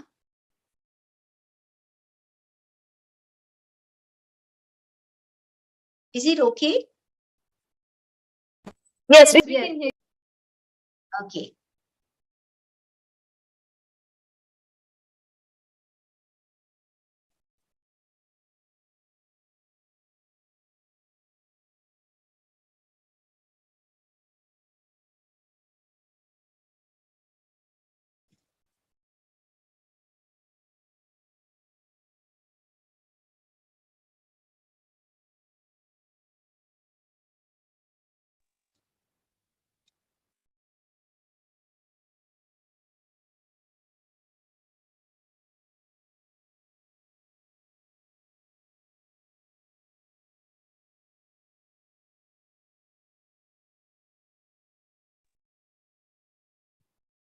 Sorry, Nithyanandam. I apologize for that technical glitch. I hope it's better for you also now, Ma. Hope you're able to hear us better. Yeah, I can hear you now. Actually, that's a beautiful thing you said, that Swamiji makes us actually realize that we are divine, that potential, that we are Paramashiva, giving us that Paramashiva. And here you are today because you want to be part of this happening of Mahakailasa, the great mission of Swamiji on planet Earth in his advent as the avatar. So, actually, Devika Rani, just to add to what you were sharing, right? Now, what do you think as an individual? What difference is it going to make in your life to become a part of this grand mission that Swamiji is doing? We have been seeing it's been almost over 2 decades that Swamiji has been working tirelessly from the ground level. Swamiji has been working and making the better life as a possibility for every single being that comes into his breathing space, and giving us all life transformational experiences, giving us, if for example, let's take an instance, whether it is the revival of temples that Swamiji is doing, where you actually see Swamiji going and physically, he himself is being a part of the Karaseva, renovating the temple, whether it is the ancient, thousands of years old Madurai Meenakshi temple that Swamiji had worked on renovating it and reviving the ecosystem back, or be it the temples that Swamiji is building across the globe, be it in the US, Singapore, in India, and many places like this. Now, as an individual, when you see that you are becoming a part of this mission, what is it that is making a difference in your life or in your personal life?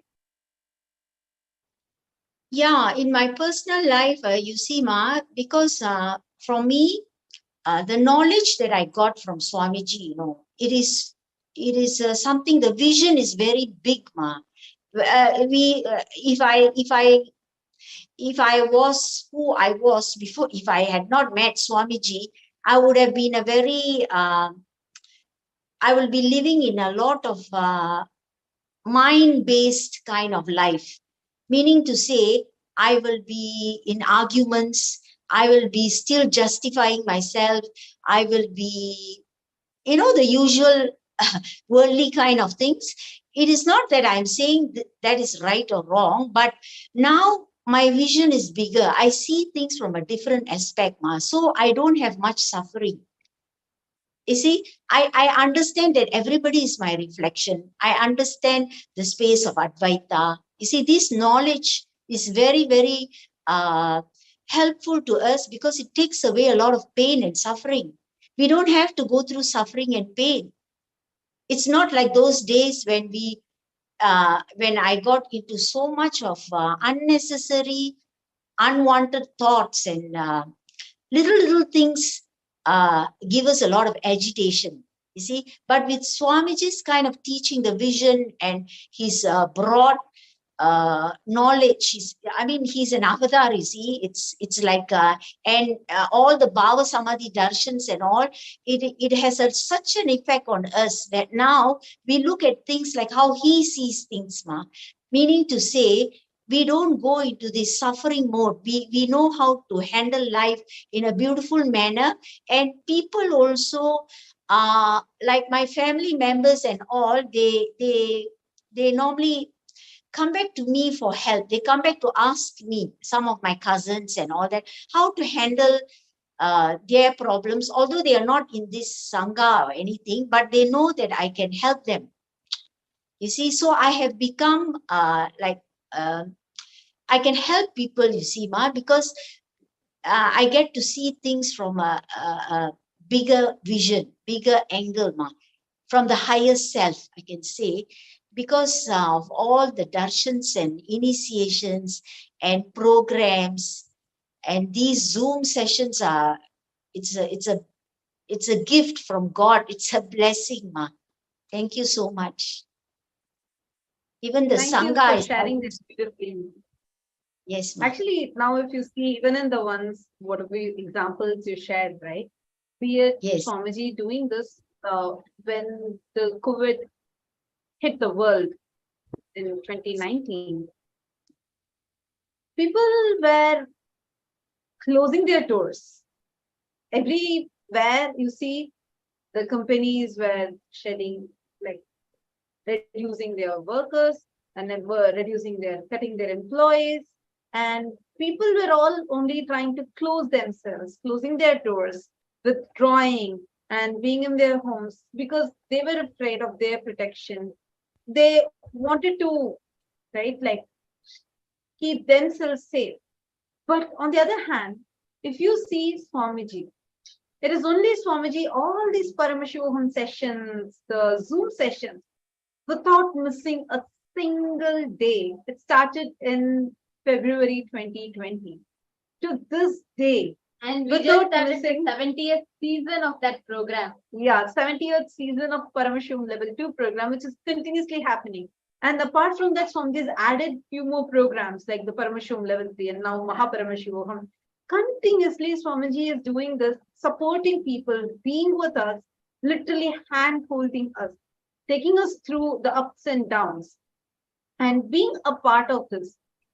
I was reading news and I actually saw how people were being pushed, like especially during the tough times, when the pandemic had hit the world, people were going through a lot of mental trauma where they were becoming indecisive.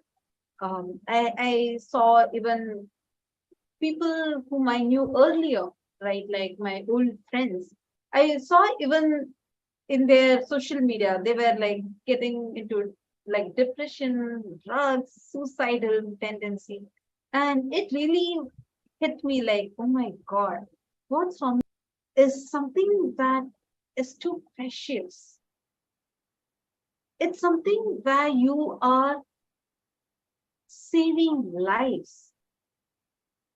Here you are sitting in the Zoom session, and by becoming part of Mahakailasa, you're here helping a person, maybe you're saving a family, to not go hungry for their next meal. And not just that, you're saving lives so that their near and dear ones do not get succumbed to their patterns and lose their life. Because here we are, Swamiji is continuously working into such a personal level for people where Swamiji is saving their lives. One, as you were sharing, Madhevika, I was just remembering, I had like a person message me during satsang actually. I had shared a satsang clip on Facebook, and one person messaged me. He said that I just got saved, and I asked him why is he saying that. He said that he was standing, like I had joined like these Facebook groups which says about depression, suicide, all these things, just to post Swamiji's satsangs over there. And this person said he was standing near his window to jump off the window to commit suicide. And he said, randomly this video just popped in. Swamiji was giving a live discourse, live satsang. And he happened to click that satsang. And in that, Swamiji explained how suicide is a crime to your consciousness and how you have the right to live and you should always take decision for life. And that one satsang saved his life from jumping off, and he instead stepped back and took time to himself, and his life got transformed. He got more deeply connected to Swamiji. So every time, even this one decision that you're taking, saying that you want to be a part of this mission, like this, there are millions of lives. You become a cause for saving those lives. Yes. Yes, Ma, I truly agree with you because see, during when we were those 2 years when the COVID was there, we were all in the house, you see, and that was the time well spent, the Zoom sessions and all the Bhava Samadhi Darshans. That gave us so much of inner being changed a lot, Ma. And I think that there's nowhere anybody had given more. I mean, really, Ma, it was really the best times because Swamiji was coming almost every day, giving us the darshans, giving us so much of confidence, and that's when I felt that, oh my God, I should also do something. I mean, I cannot, I will try my best. I will start off with something, right? And I think that is the best decision that I made. If you ask me now, I think that is the best decision because I feel now that by contributing, this will go on for life. This will go on, and especially the younger generation will benefit a lot. It's too good, Ma. The sessions are very good, Ma.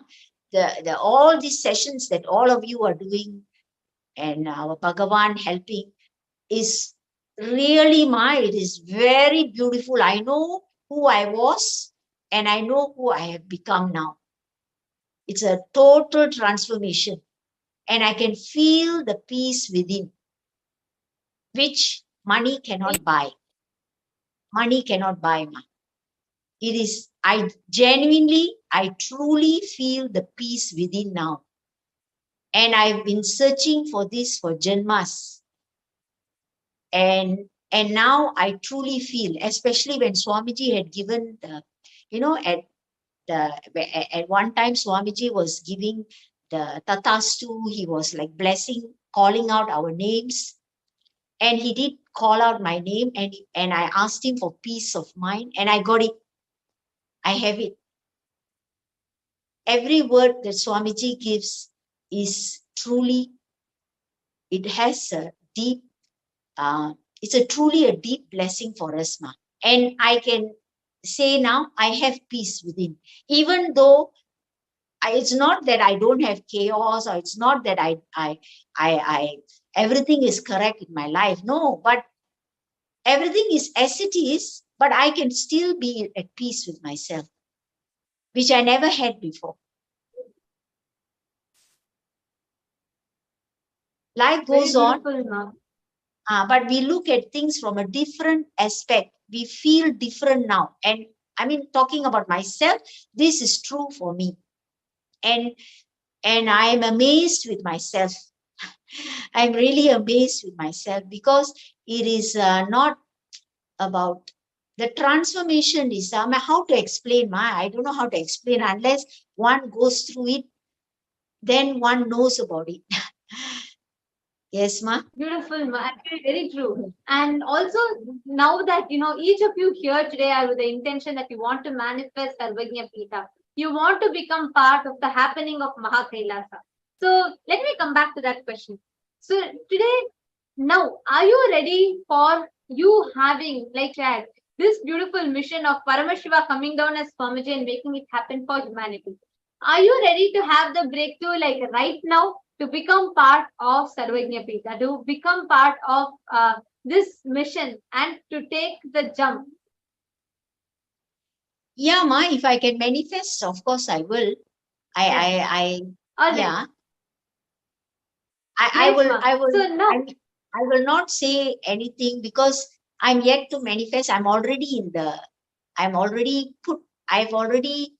come in, right? So I will manifest because once you come in, Swamiji is your, like it is like this. Once you come in, Swamiji is the one who is taking over me, right? So he will do it for me. Yes. So but the thing is to come in is first we must come in. First we must put in our will has to be there. We must make an effort, right? Very true.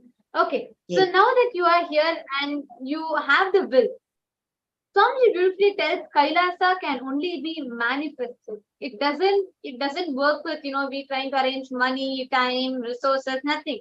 It only can be manifested. It cannot happen with our logical analysis of something or us logically trying to get to it. Correct? Yes. So now, having said that, we are going to be entering into a scan, and we are going to be manifesting. So all the viewers that are here, like we all shared with you, we are here to do today's segment. All the devotees that are joining us with a request to have a special scan so they can have the breakthrough in manifesting Sarvagnya Pita today. So Ma Devi Karani, are you ready for it? Yeah, I'm already here. Yes, ma. Okay, ma. So myself, Ma Nithyananda, I'll now be scanning you and I'll share with you whatever I'm seeing through the third eye, and you can let me know if you're able to relate with it, if you're able to understand it. And if you operate in that, if you work on that area, you will see you will have a beautiful breakthrough in terms of manifesting wealth itself. So I'll now be scanning you, ma. Yes, ma.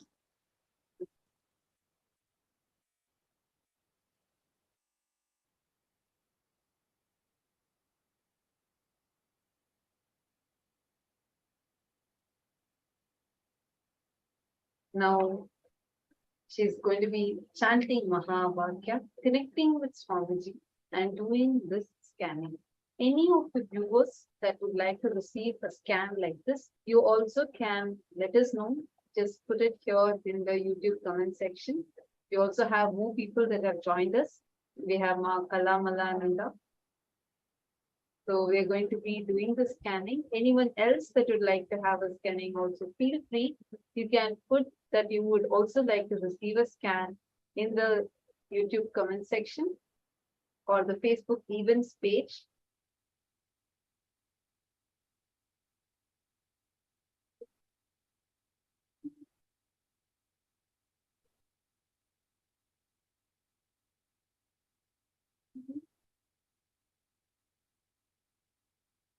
Doing humanitarian work or being part of this humanitarian work, people so many people would like to be a part of it. There are reasons why any individual or an organization would like to be a part of it. But what Swamiji is doing is way more than just being a humanitarian work. Swamiji is reviving the ancient, great, scientific, most advanced lifestyle of Sanatana Hindu Dharma.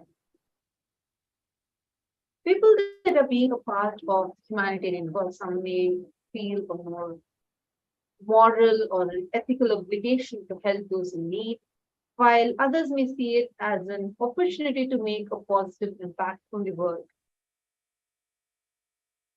Being a part of this mission, the mission of Kailasa, is you deciding to give a positive breakthrough and experience the superconscious breakthrough even within yourself.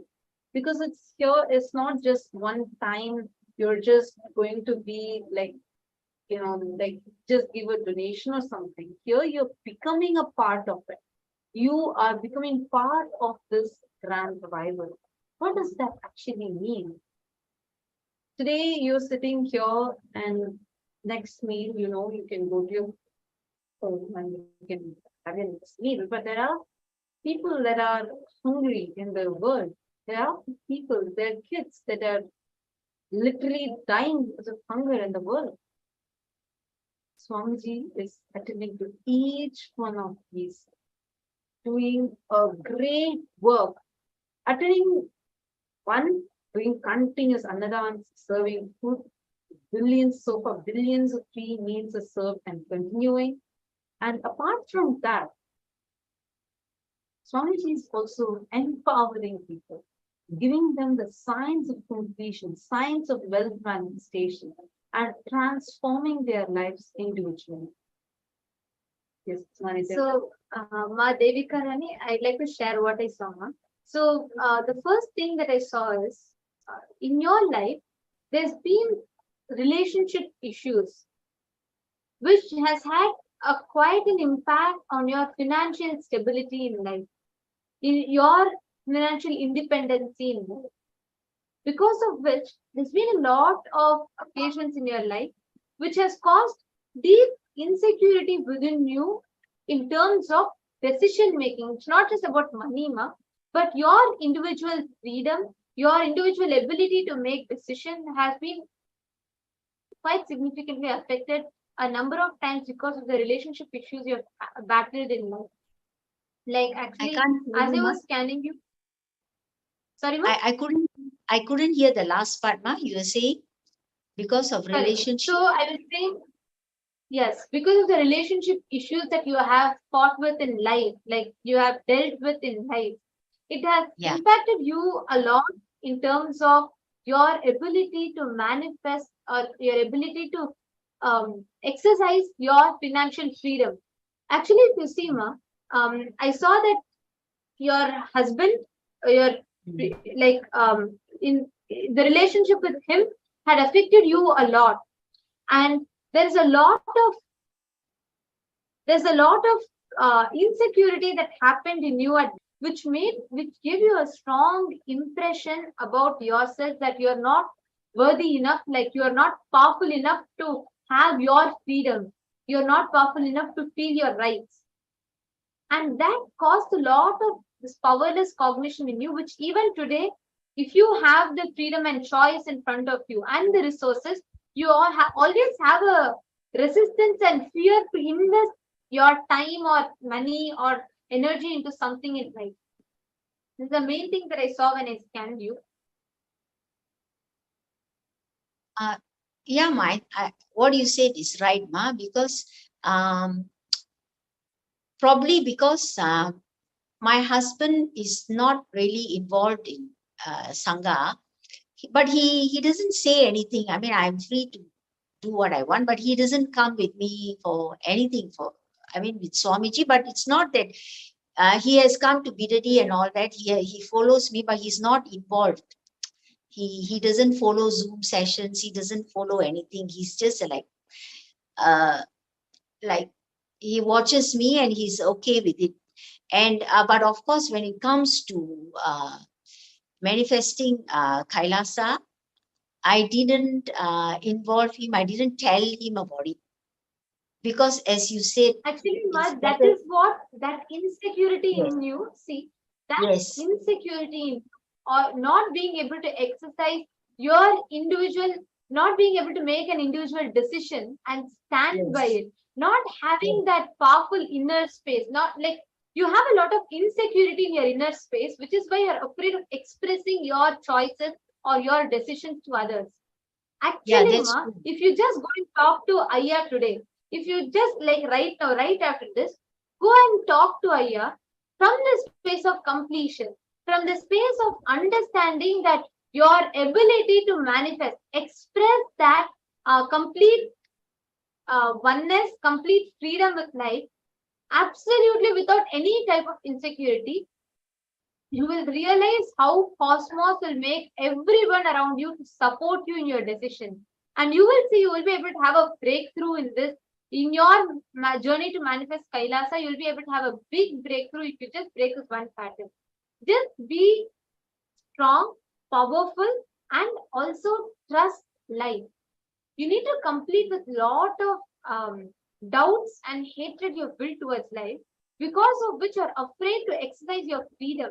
Like you are afraid to express yourself as you are because of deep insecurity, whether it is decisions in terms of finance, decision in terms of relationships, health, wealth, anything. It is this fundamental thought current in you. If you actually complete it, Ma, you will see. Even right now, there is a gap you have in your relationship with your husband. That's what I saw in the scan. That where you have not expressed yourself fully, and you're always having that room for self doubt and that room for that gap where you always are not sure or you're having that insecurity. If you just break that one place, like right now, if you just sit with Atma Murthy right after the scan, I just request you to sit with Atma Murthy for some time, chant the Mahavakya 21 minutes. Visualize you're manifesting your Sarvajna Pita today. You are taking that step today. Just visualize that. Go and talk to Aya with complete completion. There should be absolutely no force or pressure.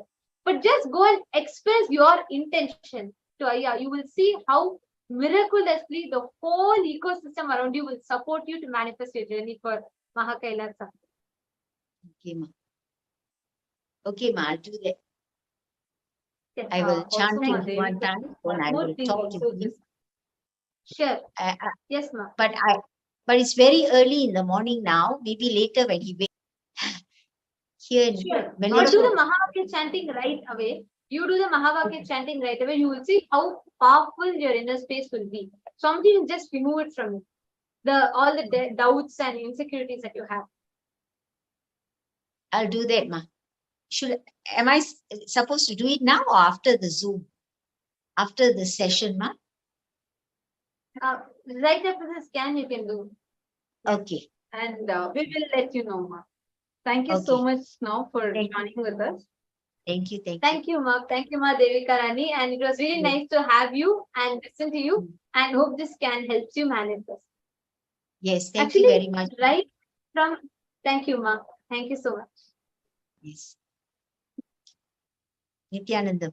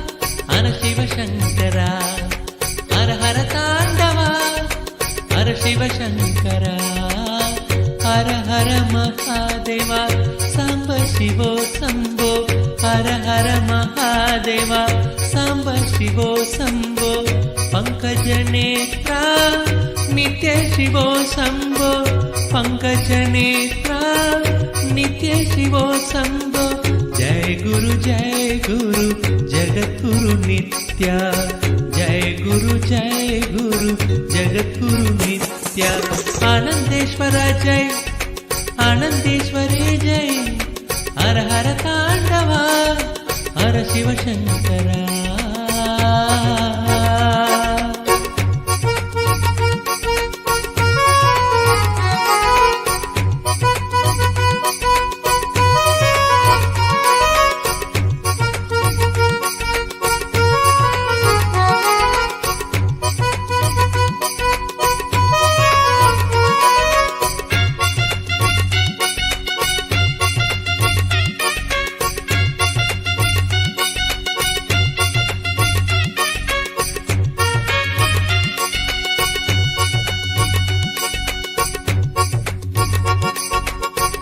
Gokul बाला है नंदलाला नित्य कुमारा नवनीत चोरा गोकुल बाला है नंदलाला नित्य कुमारा नवनीत चोरा नित्य कुमारा नवनीत चोरा जय गुरुनादा नित्य गुरुनादा जय गुरुनादा नित्य गुरुनादा मुकुंद मुरारे नित्य गोविंद मुकुंद मुरारे नित्य गोविंद डम डम डम डम डमर बोले शंकर द्रिमि द्रिमि नित्यानंद बोले डम डम डम डम डमर बोले शंकर द्रिमि द्रिमि नित्यानंद बोले आनंदेश्वरा जय आनंदेश्वरी जय हर हर तांडवा हर शिव शंकरा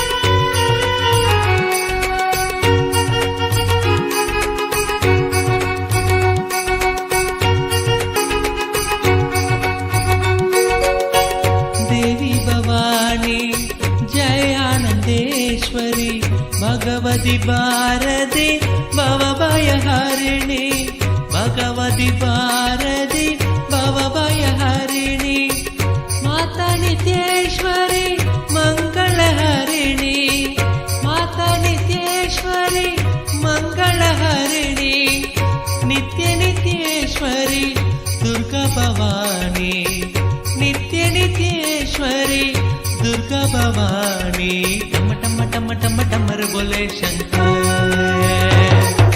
द्रिमि द्रिमि द्रिमि नित्यानंद बोले डम टम टम टम टमर बोले शंकर द्रिमि द्रिमि द्रिमि नित्यानंद बोले आनंदेश्वरा जय आनंदेश्वरी जय हर हर तांडवा हर शिव शंकरा हर हर तांडवा हर शिव शंकरा हर हर महादेवा सांब शिवो शंभो हर हर महादेवा सांब शिवो शंभो पंकज नेत्रा नित्य शिवो शंभो पंकज नेत्रा नित्य शिवो शंभो जय गुरु जगद्गुरु नित्य जय गुरु जगद्गुरु नित्य आनंदेश्वरा जय आनंदेश्वरी जय हर हर तांडवा हर Shiv Shankara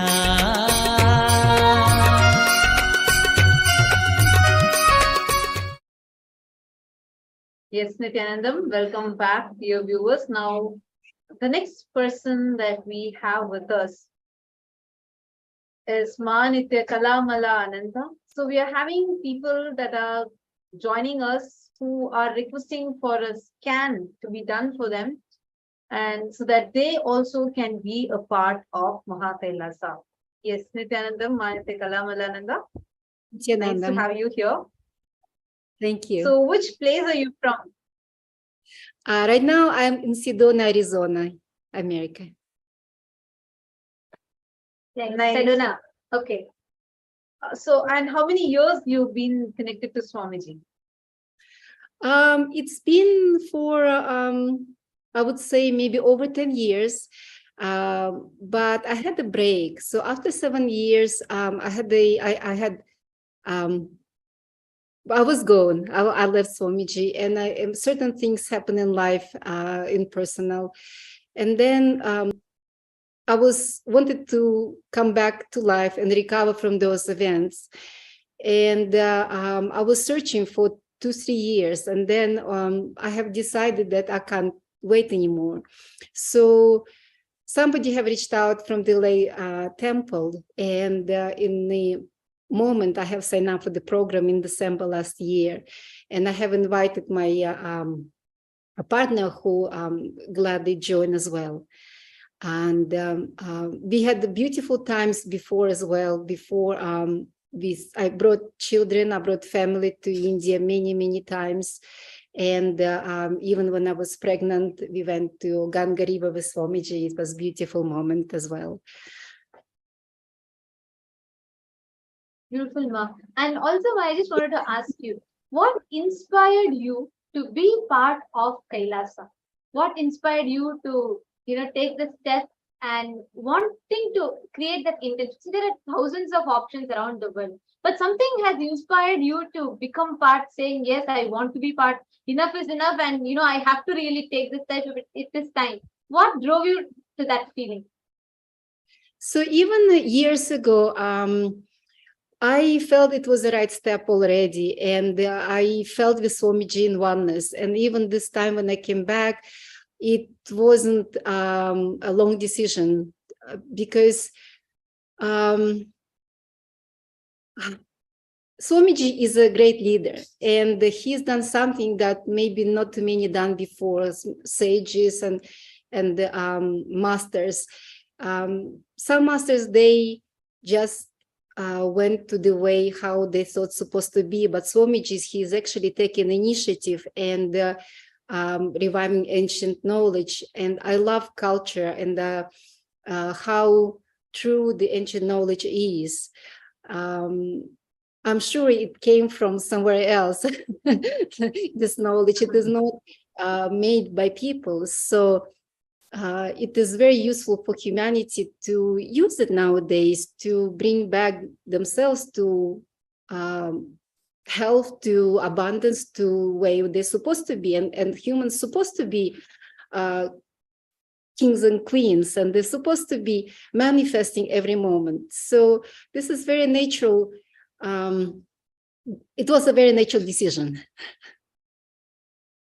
Beautiful, Ma. Actually, I should say even natural decisions are not actually natural, because Cosmos already plans for you to be here, for you to have that breakthrough, and only then even that intention happens in your inner space. And so actually the fact that you took the decision, I would like to congratulate you for that, because that one decision is powerful enough to make you manifest your desire, your intention as reality.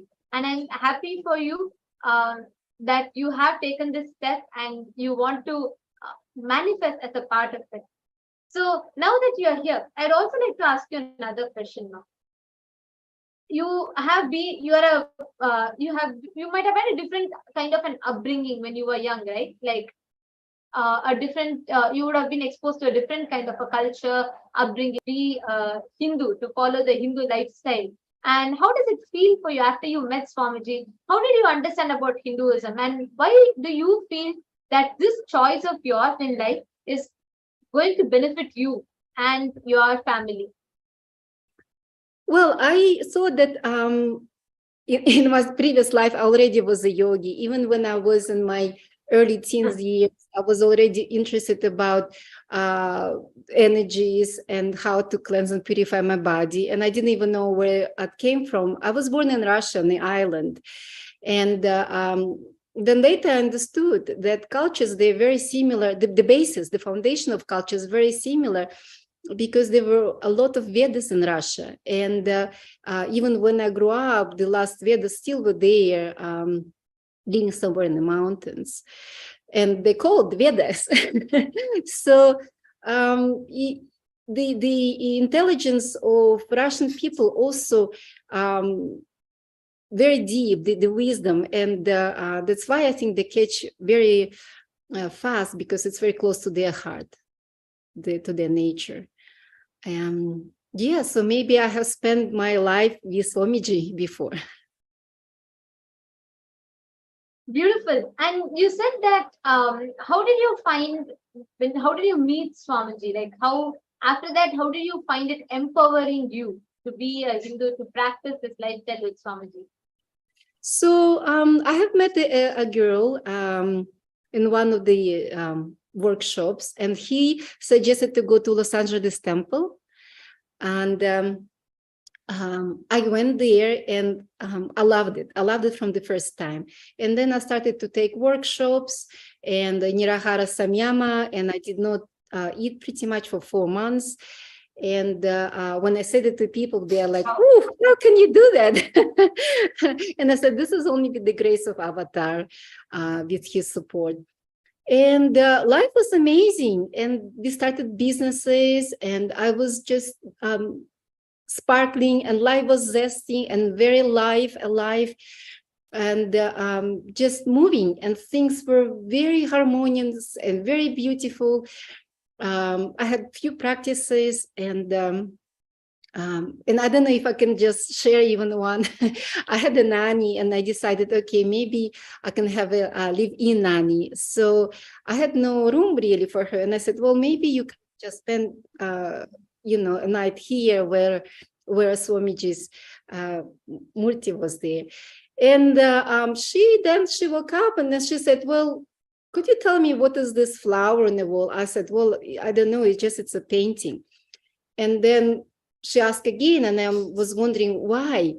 She said, well, when I open my eyes, I see this flower like a lotus opening right in front of me, above me. And then there's a man coming with trishula and long hair. And I said, well, this is Swamiji. And after this event, she actually was a little bit scared, because her third eye opened in that room, like immediately. And that's just one of the amazing stories that happened. So that's why I, with that hesitation, came back this time, because I came back. I feel like I came back to life. And I think that I feel like I can do things and move forward now. Now that being as JP manifester, I feel the Swamiji is working through me as well.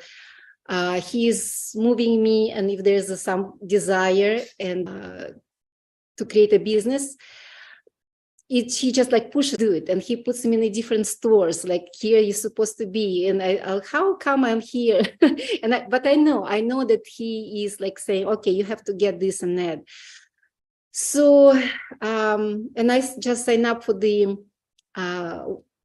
program on this Sunday, to manifest a business online and private business, and create 6 figures number a month.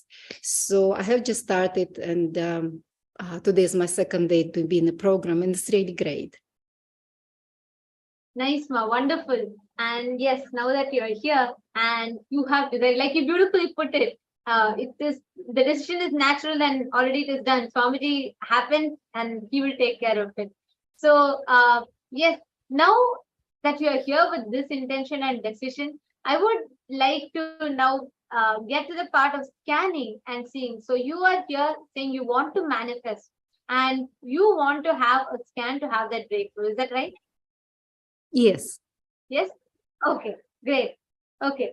So glad that you're here, and I'd like to congratulate you for your decision. And now let's get to the part of scanning.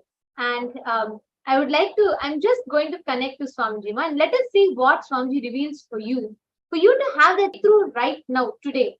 Like Swamiji tells, for all of us, through is possible. It is just that one moment away, just one step away. But unfortunately, because of our blind spots, we will not be able to many times identify what it is, where we are missing, what step do we need to take to manifest it.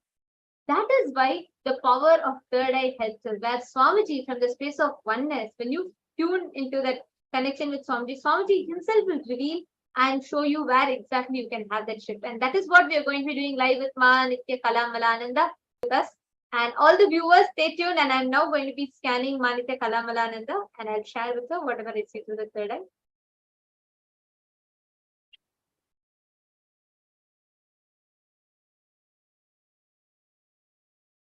And anyone else that would like to have a scanning also, feel free, go ahead and put it in the chat. Anyone that would like to have a scanning done for you, please go and put it in the chat, in the YouTube live chat, as well as on Facebook.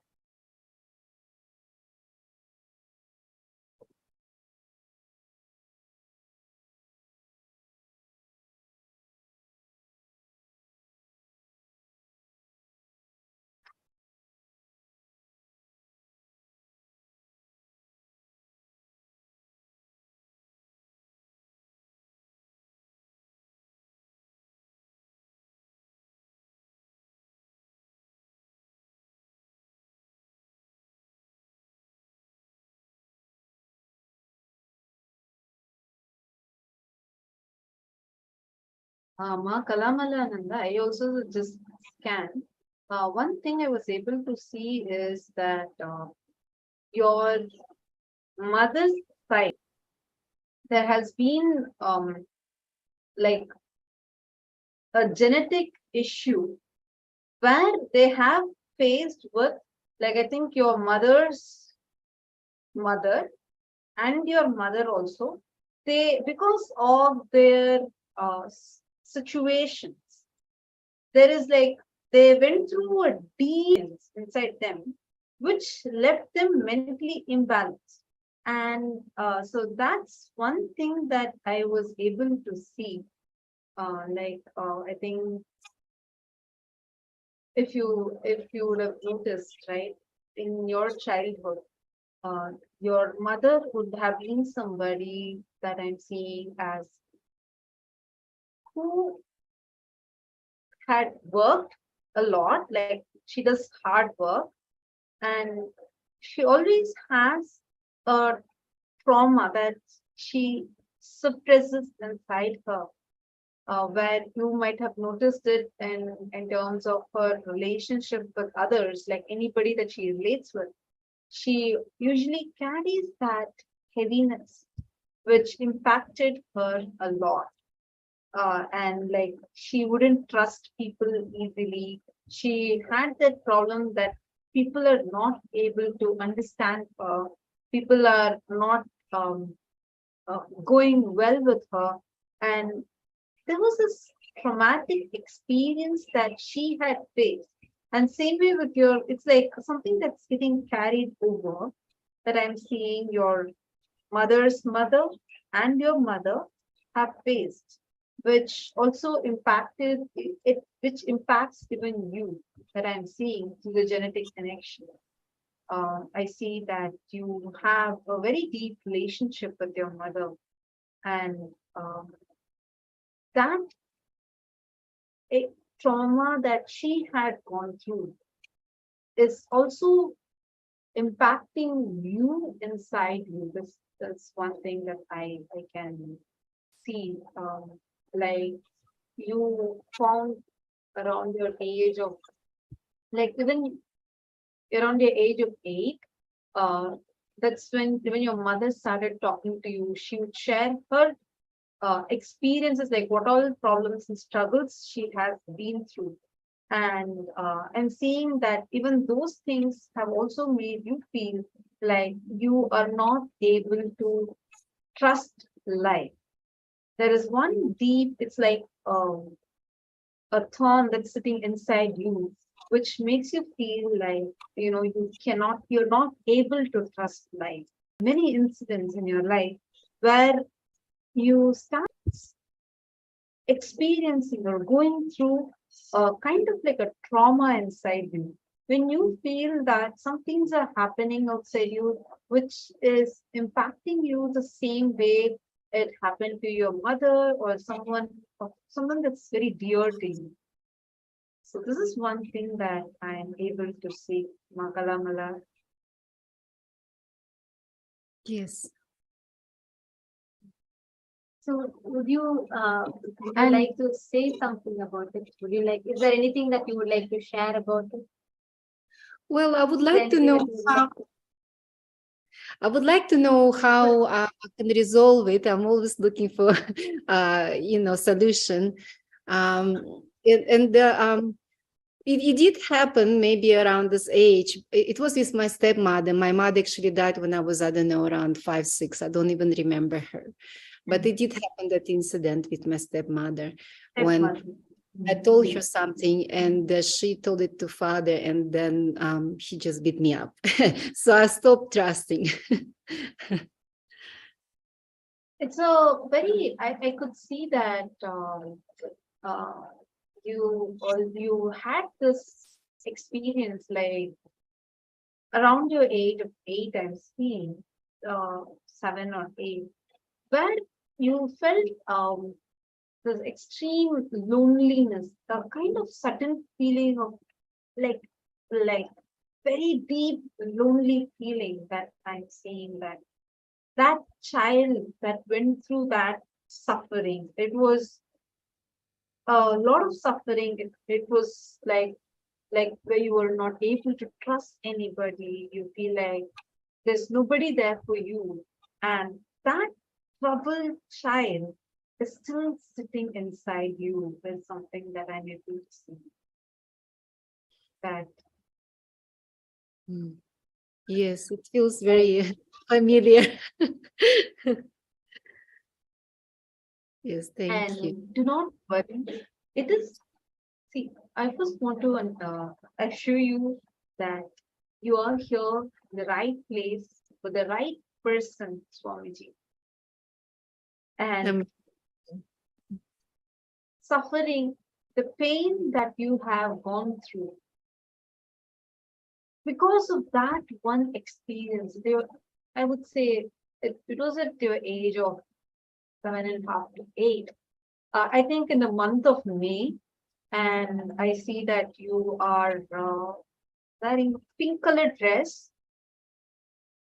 pink, yeah, yellow, I think, sorry, pink and yellow colored dress you're wearing. And I'm seeing that you're sitting and crying like anything. Like I see you like completely like shrunk and sitting and crying. I see there's a stone wall and there's like a small compound kind of a place where you're sitting. It's a corner, but near it I see like a lot of shrubs and like greenery. I think this was the day where you were hit by your father. I think you were hit by your father, and you felt like there's nobody for you, and I again see your mother only. I think maybe if you're relating with your stepmother as your mother, why I keep seeing that. So I see that like she spoke to you something which made you feel like, you can't trust anyone. And you're thinking about all of these and sitting and crying. And I see this place clearly. I think you're wearing yellow and pink color dress. And it was around the month of May. And I see that you're sitting, it was around 7.5 years old, 7.5 to 8 years old, around that period. And I still see the, and if you see in multiple occasions, that same exact powerlessness that we went through keeps repeating itself, which makes you feel like, oh my God, I cannot trust this. Like, I cannot trust this person. I cannot trust the situation. Maybe this person might violate me. They might take advantage of me.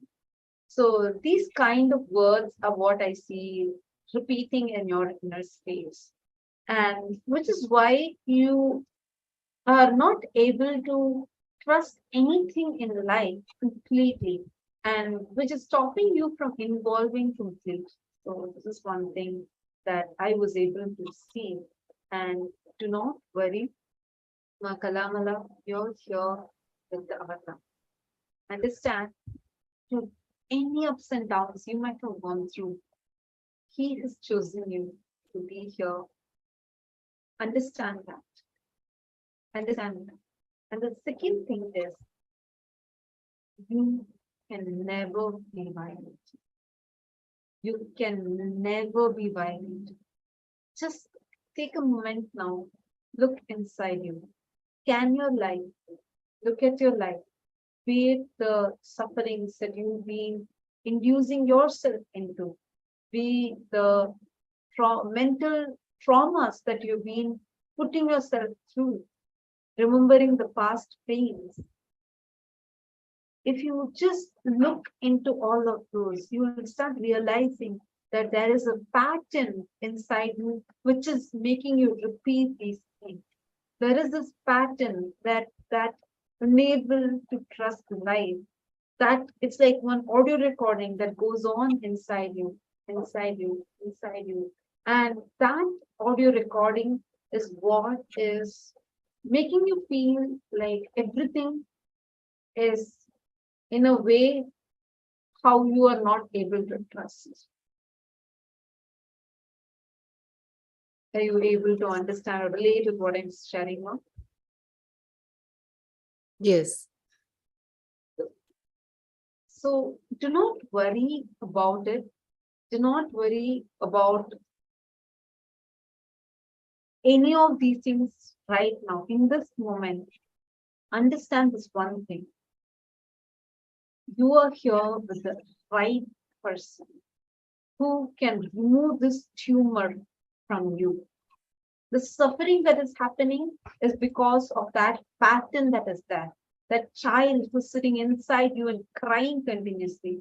The child in you, like that kid has not grown up yet. Still, she is sitting inside you and crying. And now you need to do the process of completion. And from that, you will be able to come out of this. Don't worry, in this program, Paramashivam, we will support you for this process. We will help you. And with Swamiji's blessing, you will see how you are able to come out of this. And once you come out of this, you will see so much of sudden strength manifesting. All that strength is there inside you. Even now, you are having it. You are powerful. You have that strength inside. So don't even worry about this. You would be able to come over this, and you will become a powerful woman. You have that power inside you, and you will be able to empower yourself. Drop questioning. See, just trust Swamiji. Just hold on to Swamiji. Sit. We have a beautiful Murthy behind you. Sit with Swamiji. Write. Do the completion process. Go back to that incident when you felt like your mother has left you, and when you felt like you are lonely, when the deep lonely feeling happened in you. Write that. Complete with that incident. I will also send you a video link of Swamiji's that I recommend you to watch, where Swamiji is completing with that tantrum throwing child sitting inside him. I request you to watch that. Sit with Swamiji's Murthy and write down this completion. Take a step. Be very strong inside you. Decide, come what may. I decide that I want to be in completion. I want to be established in the faith of completion. Decide that very powerfully and take a step today. You can become Sarvanyapita Yajaman if you decide even today. Today, what step you can. Decide to take it from that ferociousness. It is that ferociousness which can break your pattern. It is that ferociousness that you are going to be having with yourself, which is going to help you to break your pattern. Do you understand what I'm saying, Ma? Yes, thank you. I did completion. I feel like I probably need times to go deeper. Actually, I could see how beautifully you were opening up, and when the whole process, when the whole scan was happening, I actually see you relating with it, not just in terms of the words, but at a very emotional level, you were able to connect with it and you were able to relate with it. And Ma, this what Swamiji has pointed out to you through the third eye, just this one spot, it might be a little difficult. You will be able to manifest your journey to Sarvajñapita, part of Mahakaila. So you said, right, just before us coming live and we were having a quick conversation, you said, Ma, whatever said, and it is time. I'm not going to wait for anything. It is time for me to be a part. I need to do. That intention in you has led you to this moment for you to decide to be part of Kailasa. For you to say that, okay, whatever said and done, it's too long now, too many years I spent. Let me take that step. You have that intention in you, and beautifully, the third eye is revealed for you where exactly you are stuck also, whatever is your blind spot also. Now, you only need to take that step, one step further, move to become part of it. Take the action to become part of this happening of Mahakailasa. I just want to ask you, what do you think is the step you can take now from this space, saying, yes, Swamiji, I want to be part of Kailasa? If I were to ask you that, what is the step that you can take now, immediately, from this space of powerfulness? Well, right now because is Kailasa can be managed. Yes, go ahead. Please go ahead. Sorry, I think there's a slight delay. Please go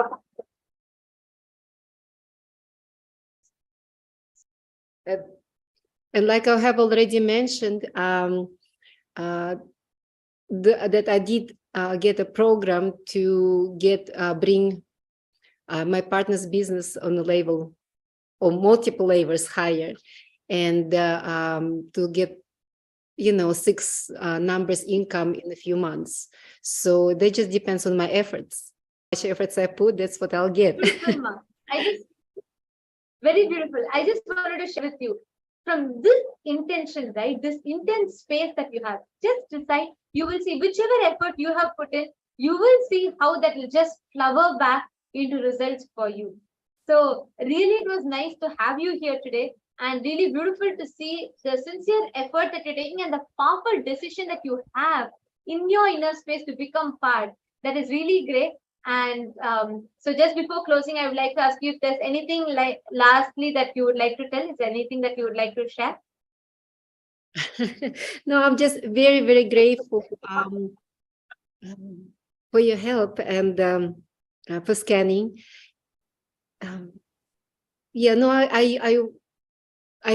mean, I want to say blessings or the task to all SJPs or SJKs to start right now, today. Beautiful. Yes, thank you, Ma. And thank you so much for joining. Thank you so much. Just sit with Swamiji now. Go to sit with Swamiji's Murthy right now. Do this completion process.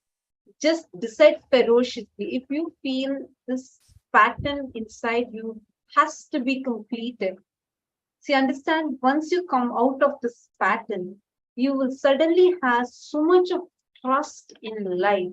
You will be able to trust life, and people will be able to trust you. It will help you in terms of your relationships with people. It will help you in terms of your work, in terms of your business, and every aspect, every dimension.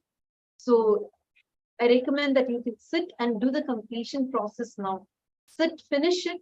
Watch the satsang where Swamiji talks about this tantrum throwing child, completing the tantrum throwing child inside you, and decide to take a step today. Whatever you can decide, ferociously decide it and take that step today. And that will really help you to manifest a breakthrough. So even if you want any further help, like you did your completion and you want to decide on the next step and you want any help in that, feel free to reach out to us via Facebook events. You can click post a message on the events page. Once you've finished it, then since you're also attending the program, we'll definitely be able to work with you, help you, and help you manifest. So thank you so much for joining me. Thank you. Thank you. Thank you.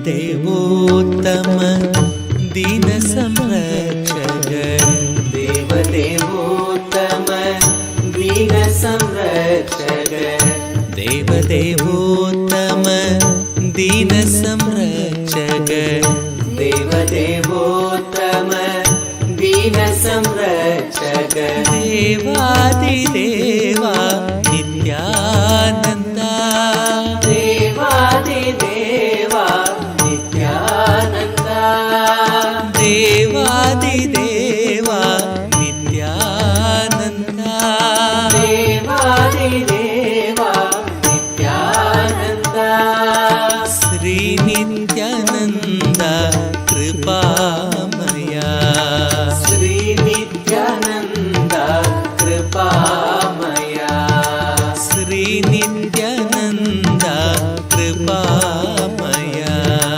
Shri Nityananda कृपामया पतितोद्धारा पापविदूरा पतितोद्धारा पापविदूरा पतितोद्धारा पापविदूरा पतितोद्धारा पापविदूरा नित्यपुरीशा Nityananda नित्यपुरीशा Nityananda नित्यपुरीशा Nityananda नित्यपुरीशा Nityananda भस्मोद्भवकर भवभयनाशन भस्मोद्भवकर भवभयनाशन भस्मोद्भवकर भवभयनाशन भस्मोद्भवकर भवभयनाशन Shri Nityananda कृपामया Shri Nityananda कृपामया Shri Nityananda कृपामया Shri Nityananda कृपामया Shri Nityananda कृपामया Shri Nityananda कृपामया देवदेवोत्तम दीन संरक्षक देवदेवोत्तम दीन संरक्षक देवदेवोत्तम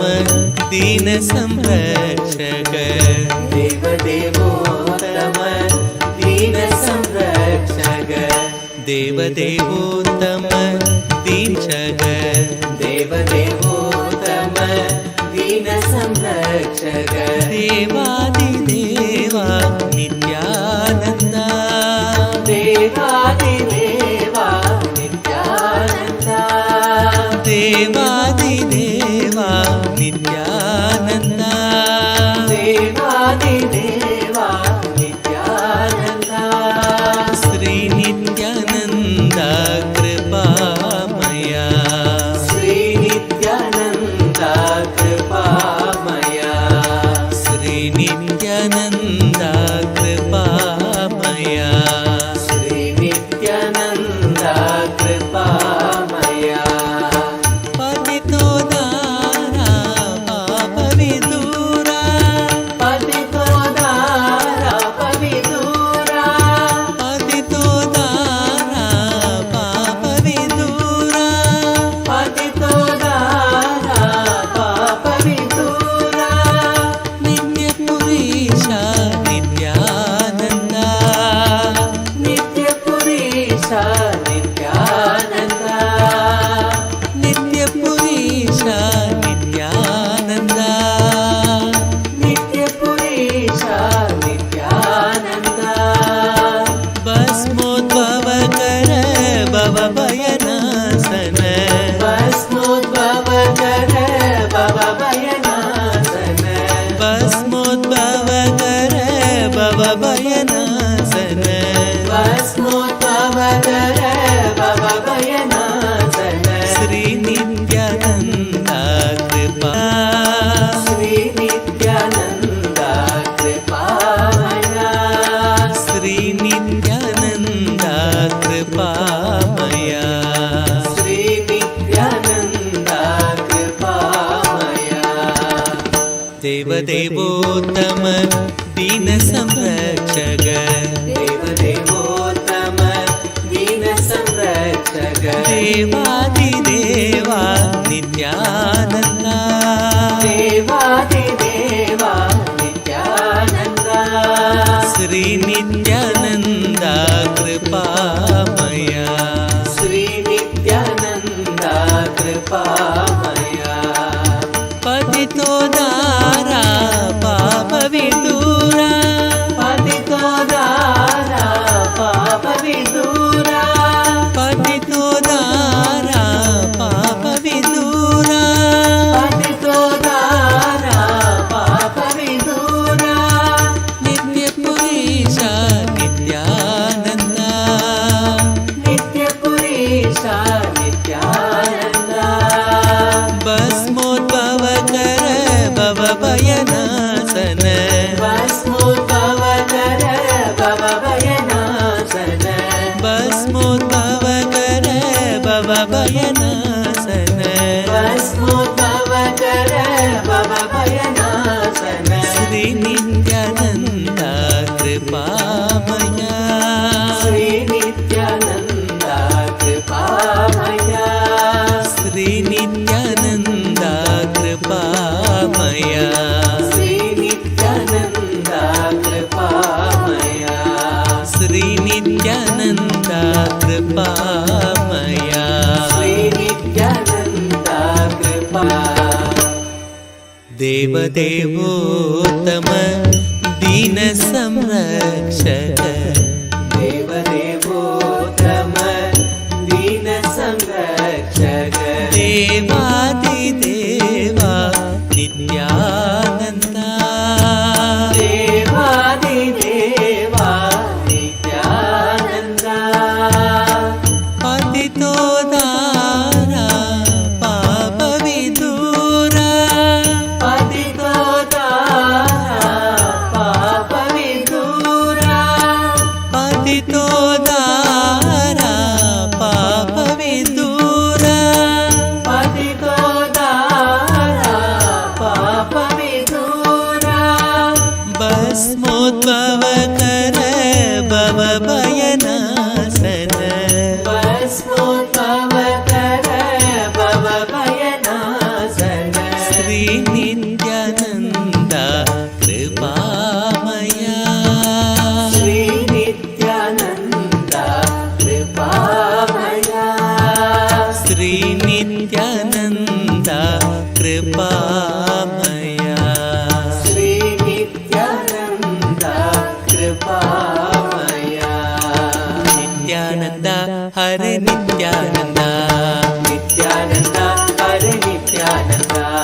Nithyananda Hare Nithyananda.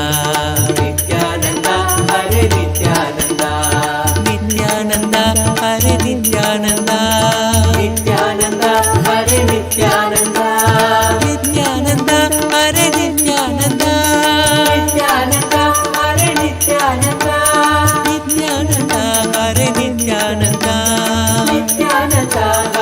Nithyananda, Hare Nithyananda, Nithyananda, Hare Nithyananda, Nithyananda, Hare Nithyananda, Nithyananda, Hare Nithyananda, Nithyananda, Hare Nithyananda, Nithyananda, Hare Nithyananda, Nithyananda.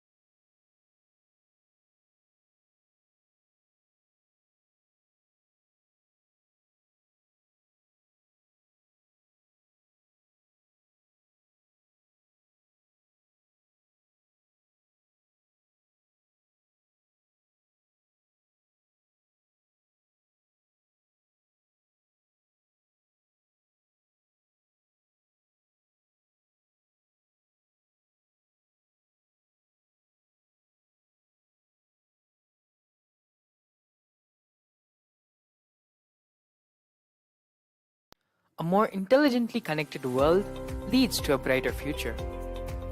An enlightened humanity leads to a better world. During the Paramashivam program, we help people to discover their superhuman possibilities, to find and achieve the true purpose of their birth by giving them the techniques, practices, and methodologies from the Vedagamas, the original source scriptures of Hinduism. The Supreme Pontiff of Hinduism is reviving the ancient original Vedas and Agamas in all its glory, in a user-friendly way for the modern mind. The Supreme Pontiff of Hinduism is transforming human beings into divine beings, reviving, initiating, and replicating the 463 powers from the Agamas revealed by Paramashivam. The Supreme Pontiff of Hinduism is not just giving solutions for every problem man faces, but is making them irrelevant to their lives by transforming human beings into divine beings. Listen. Any argument presented by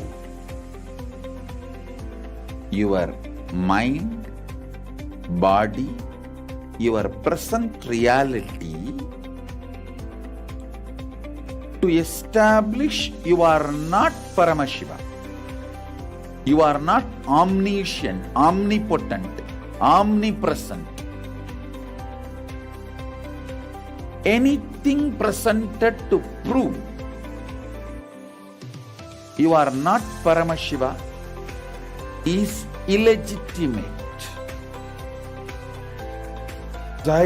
This is super determinism. Understand?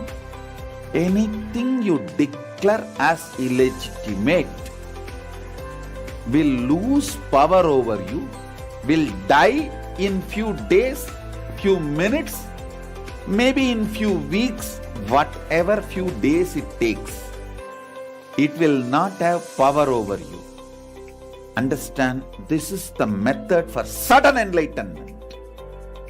This is the method for sudden enlightenment. It happens by the Shaktipada. Here Paramashiva is sitting to tell you all, you are Paramashiva, you are me, with Shaktipada and Shaktinipada. The Dvitiya Vijnasa Krama is an extensive and thorough yoga sequence to prepare your body to receive the experience being given by the Supreme Founder of Hinduism. Through the yoga, which is aligned as per the source scriptures laid down by Paramashiva and the Agamas, you break all the impossibility in your body and in turn break the very cognition of impossibility. The program leads you to go beyond your human frame and limiting human ideas, which prevents you from living your highest possibility. I will reach you wherever you are, whichever corner of the world you may be. I will reach you with enlightenment. Again I tell you, I am not here to prove I am God, I am here to prove you are God. Don't wait to become divine.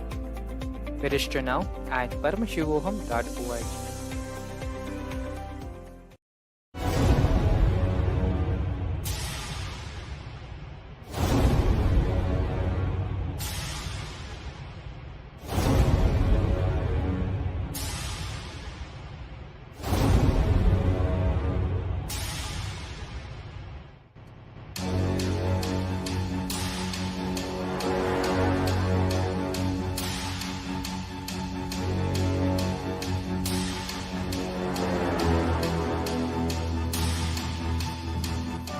Understand, literally last 39 years from the age of 5, whatever Paramashiva manifested through teaching, speaking, writing, every way, condensing the whole thing and presenting it to you all as experientially in these 21 days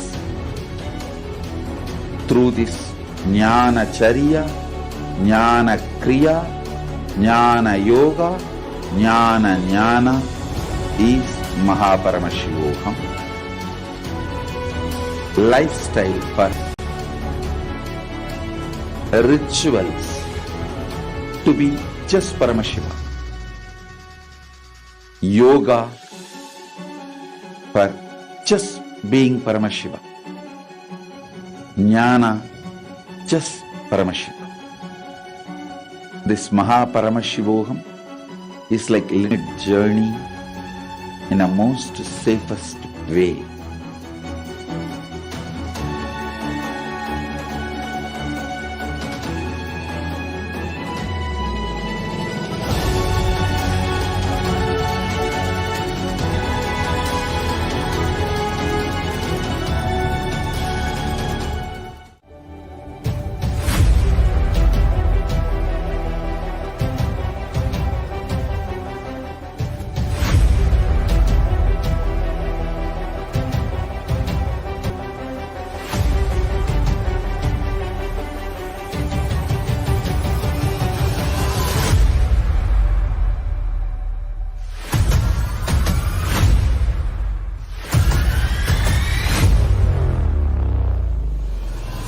Whatever I shared till now, condensing the whole thing and reviving it as experience, starting from completion, unclutching,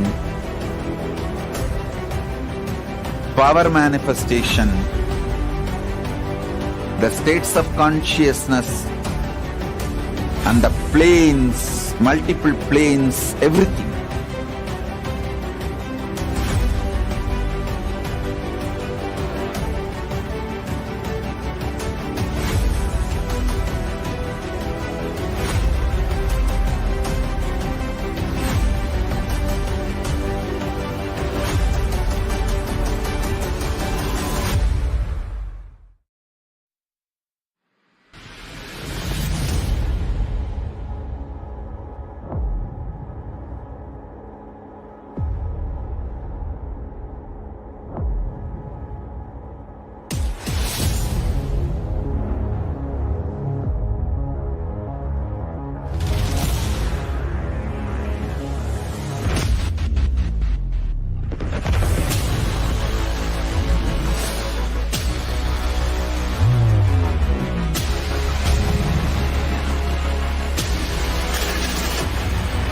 You will become Paramashivam.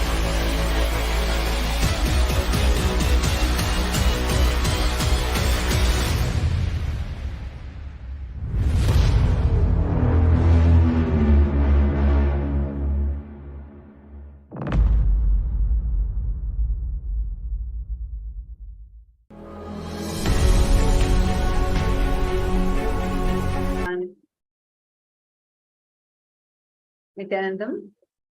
Welcome back, dear viewers. Thank you so much for being tuned in and joining us here. We have Meenakshi Narayanan, Nithyanandam Ma. Thank you for being here. Yes. Thank you for having me, Ma. Would you like to share a few words about yourself? Where are you from? And what are you doing? And how long you've been connected to Swamiji?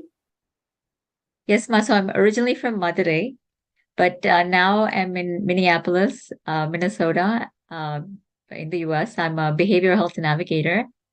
I've been connected to Swamiji since Kalpataru I did in December 2009. It was just a one-day program, but it was a breakthrough for me for my whole life. It was a whole breakthrough for my life. So more than a decade you've been connected to Swamiji?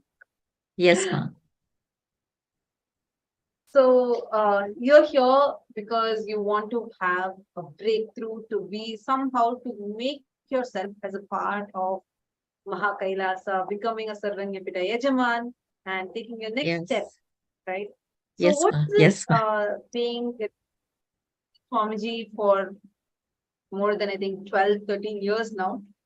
How, what inspires you to be a part of Mahakailasa? Why do you want to be a part of Mahakailasa? Swamiji just gives all the solutions for me, from the smallest thing to the biggest thing. Attending the inner awakenings and yoga and everything, my lifestyle is so different and it's so empowering because of Swamiji. Just getting up at Brahma Muhurta, doing the yoga and listening to if there's nothing live, some satsang of his, and getting a powerful cognition, and then following his principles. Like today was about enriching with our program, but I've been doing that at work, and the enriching is so powerful, and just small acts of enriching, how it empowers me. So following any of Swamiji's directions or principles, how it transforms me and makes me feel powerful and helps me. It's so wonderful. That's why I would love to be part of anything Swamiji does. Very nice, Ma. And being in, so you said you were from Madurai, and like what also inspired you to be something, just to be a part of Swamiji's mission, because how Swamiji is helping every single individual, transforming their lives and reviving this grand enlightened civilization for this modern world, for this era, and gifting humanity with some extraordinary gifts that even Hindus never knew that we had these sciences earlier, and we have lost these sciences. I see that you wear a beautiful Trinetra Tilak. Could you explain, is that a Trinetra Tilak that you have? Yes, ma. So in the, I think in Mahasadashivoham, I manifested powers 21 times. So he gave me the Trinetra Tilak. So yeah, Which power did you I manifest, but yes, go ahead, ma. I manifest very well. I can do body scannings. I manifest things if I can visualize them. A lot of things. I just manifest and make it happen. I do change the weather and everything, but I'm stuck on SJP. I know that something just holds me back. So. Yeah, don't worry about that. But I just wanted to know, from being from US, or like with your background in India, and having a very, like a life many people would aspire to have, like to be successful, to be happy in your life. And being in this modern age, you're saying you're manifesting powers, and that's why you're having a Trinetra Tilak, because you're able to manifest the powers. How do you feel about that?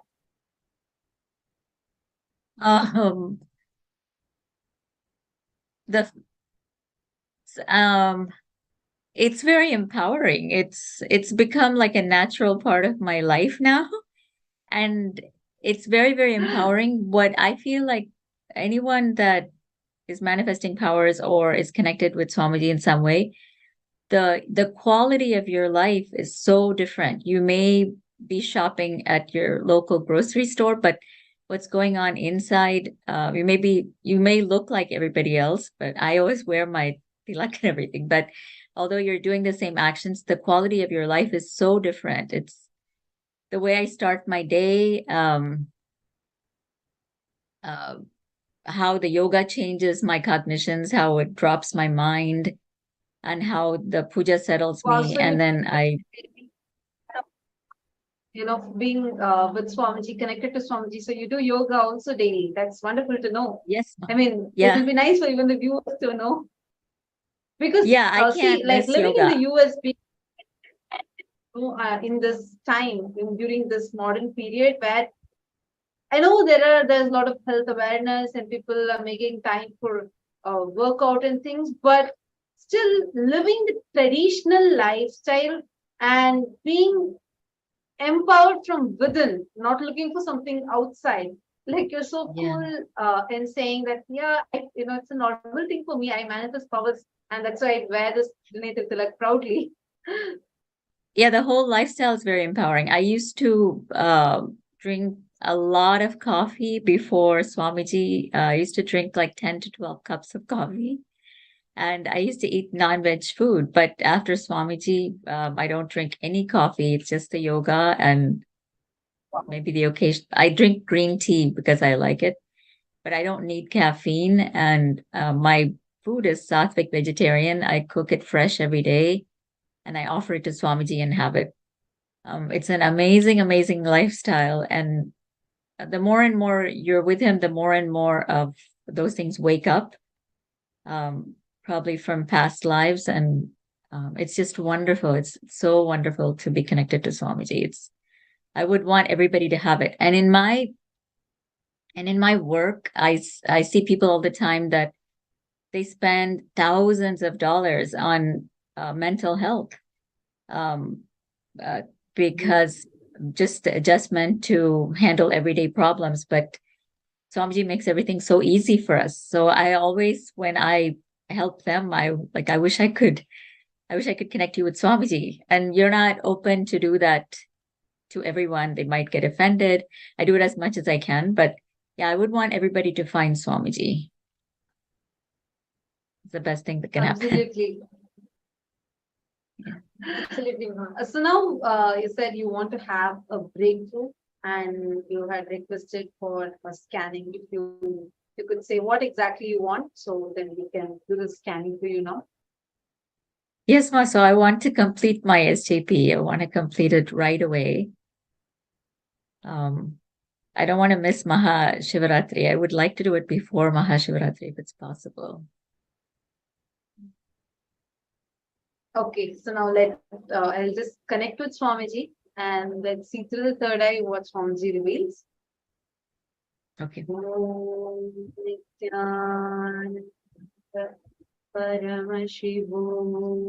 here we have Manitya Nithyananda, who is now going to be scanning Ma Meenakshi, who is here with the intention to manifest her Sarvajna Pita by Paramashivaratri. And Manitya Nithyananda is now going to be scanning through the third eye and sharing with her. Actually, in the meanwhile, everyone, for all of us, we all have the strong intention to manifest Mahakailasa. So many of you that are sitting here, I know many of you that are here have always said, I want to really manifest. As we are doing the power manifestation, I request all of you to also scan through the third eye and see what are the different avenues and solutions that you can tap into for you to manifest Mahakailasa, for you to become part of Mahakailasa and become part of this journey. So you all also can manifest along. Yes, if you're ready, you can go ahead. Meena Narayanan, what I was able, what Swamiji revealed to me in the third eye was first word I saw was insecurity related to your children. So there is, you feel that you're not, you feel a lot of insecurity where like inside you're feeling like afraid. Basically, it's a big fear factor related to your kids. You feel like they need to be taken care, they're maybe not listening to you or something like that, which makes you feel like, really it's a suffocation that you're having inside you, where you get you get really worried about them and you feel stressed about why they're not listening to you or how can you get there listening. And there's a very fear related to what will happen if your children using something like not going in the right direction, basically. And you really want them go in the right direction, but I see that your children only are like a biggest worry factor for you. And there's also a thing that you feel like I think your children, I know for a fact that your daughter is old enough, like I know one of your daughters, but what I'm seeing through my third eye is all of them are quite old enough where they are running their lives by themselves. And I see that that's the biggest worry factor for you. Like you feel like, God, they are not the right decisions. And the thing that I'm seeing, you are being too attached to any of the ups and downs that they go through, whatever experiences they go through, you are attaching yourself too much to that end result. So it feels like you are not able to unclutch from it, and you're not able to see if someone else has coming to you with the same problem. You will be able to see through the solution very easily. But when it is your own child, like your own daughter or your son, who is coming to you, or even if they don't come to you, you see there's a problem that's happening, you feel very attached to it. So because you're too clutched to that, you're not able to see the solution, which is very obvious to you. So like, because of this, I'm seeing that that same thing is happening to you, even for becoming SJP, like becoming a serving Ejaman. This is the same very thing which is stopping you from manifesting that. There is a huge resource you are having. I see there is a resource source that you are having from which you will be able to manifest.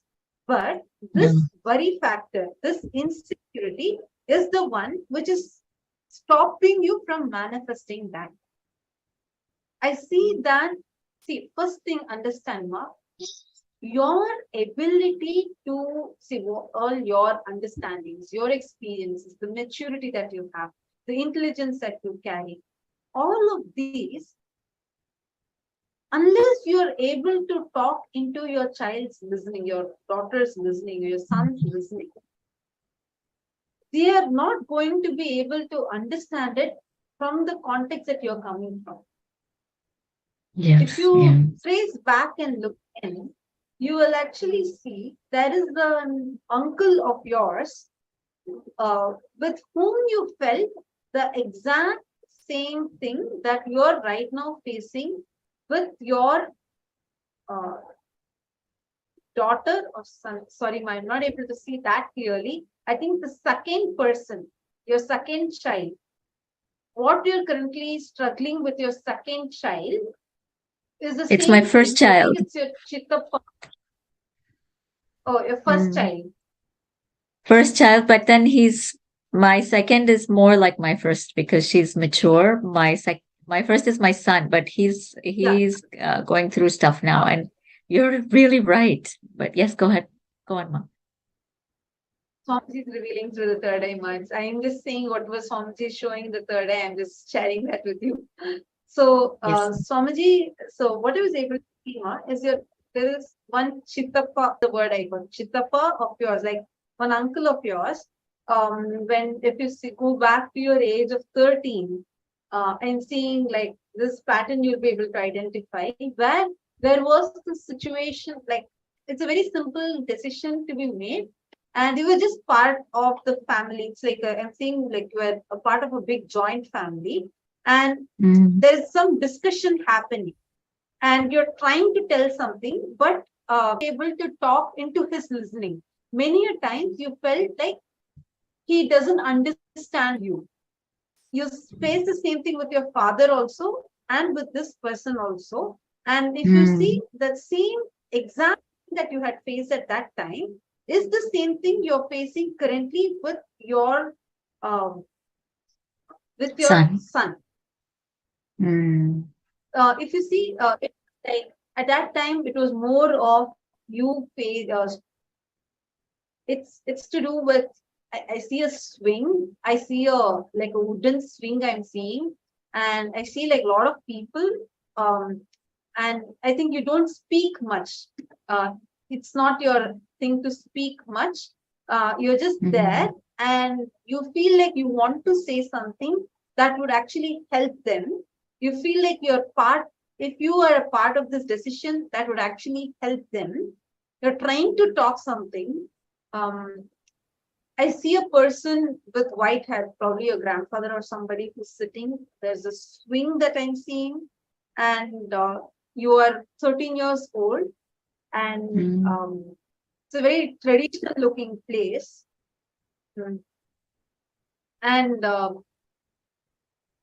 like it's like a kind of like a courtyard kind of a scene that I'm seeing. There's a courtyard and there's a swing that I'm seeing. Wooden swing, and the swing is right, Ma. So it's in my grandma, my party's house. There's a swing in the second hall, and that's where it's a wooden swing, and we all sit there, and that's where a lot of stuff happens. But I don't know about that'll be my mama and mama, mommy, and chitti, that kind of scene. You may be seeing my chittappa as somebody else. Your mother. So there is something. It's a conversation happening where you feel your mother is being put down. Basically, like you feel like your mother is put down, and you want to talk for her. Like you want to stand up for her. You're trying to talk for her. This person is not ready to listen to you. The person is ignoring, and I see that your father, you're not able to, actually it's your father and this uncle person also, both of them, and both of them are not ready to listen to you. Like you're not able to talk into their listening. You feel extremely powerless inside you. but you go on talking and they scold you because you spoke. So that this is the situation that I'm seeing. You're seeing it over time. It's true though. Like, yeah, I couldn't speak into my father's listening. I think you're seeing one of my mamas as my chittappa. It could be chittappa in another lifetime, but I'm very attached to one of my mamas, and yeah, they do. I have felt the need to defend my mother. Yes, Ma, it's very true. I didn't know that it stemmed from that though. Yeah. So I see that kind of a thing in your young age. Actually, if you go to this incident, just go back, look inside you. Your uncle and your father, that inability to talk, where you feel you're restricted and you feel like they're not ready to listen to you. Yes. Actually, Yes. this just appeared like once. I'm just describing the scene that Swamiji is showing to me in third eye. I don't know how many years ago it would be for you, right? Like, I'm just describing, like, Swamiji is just taking through that year and like showing the scene in your house and showing the place. Like, I'm seeing like as if I'm seeing a video now. That's how I'm actually seeing the third eye. So what I'm seeing is that one, and like this multiple incidents that have happened in your life where you felt in your throughout your young age, many times when you're with your family and you feel like you have to stand up for your mother. Something it's being unfair to your mother. And you felt you have to stand up for your mother. You're trying to talk, but they keep silencing you. You yourself silence yourself because you feel like you are not able to talk to them. This thing, you started reflecting it even after you left India, after you started your work, everything also in many places. You started reflecting this exact thing where if you see, you would be like in your job, if somebody, you're not able to tell something to your, let's say your manager.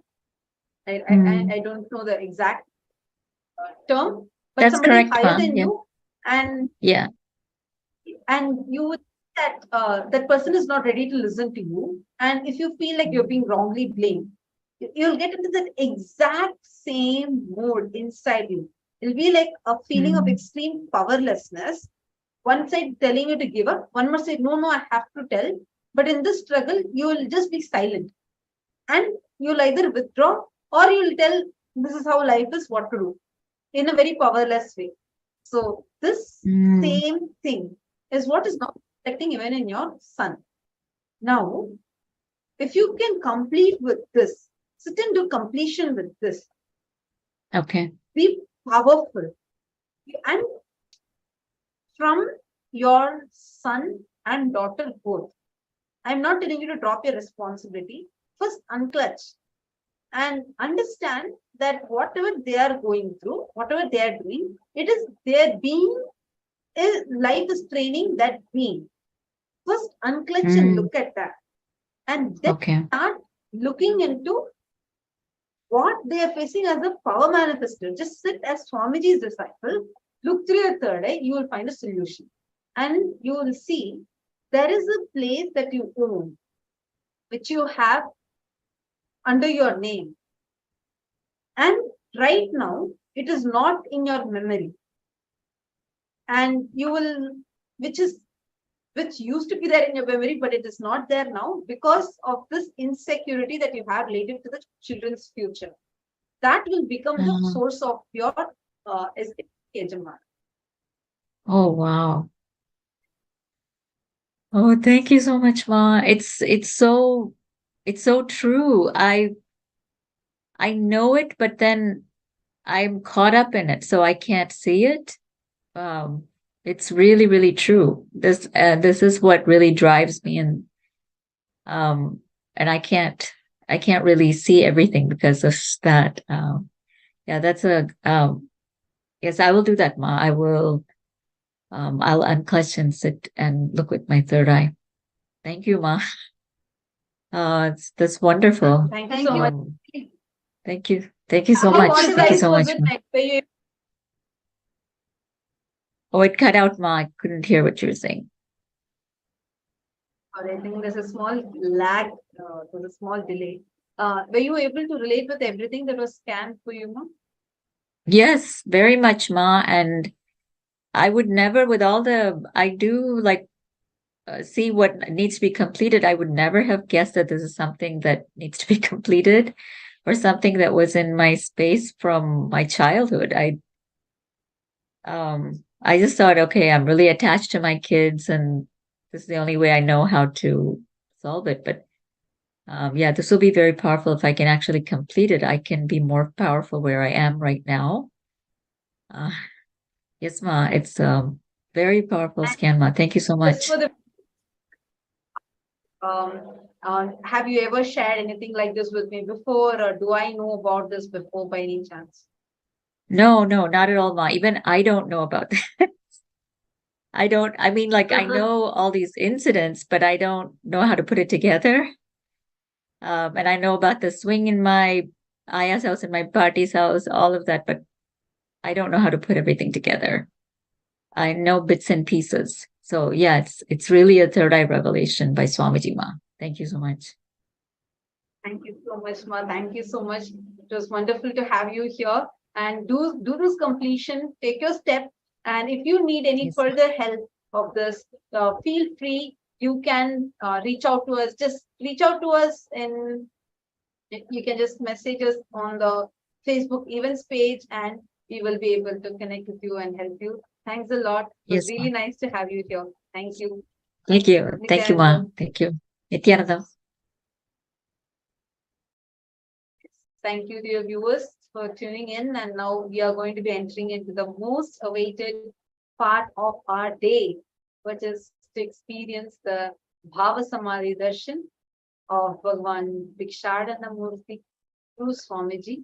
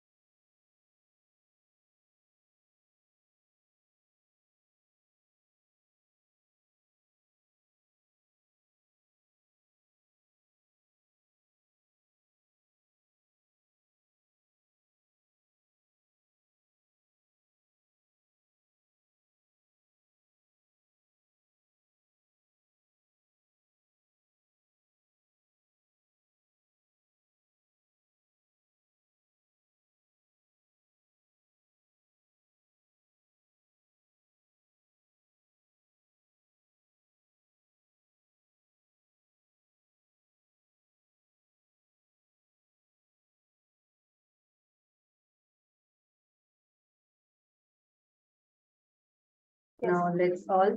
That was a very beautiful sharing and a very beautiful scan. And Ma'am Meenakshi Narayanan had come. And today we have had different people come in for receiving the scan, and all with the purpose of manifesting Maha Kailasa and being part of Sarvagnya Pita.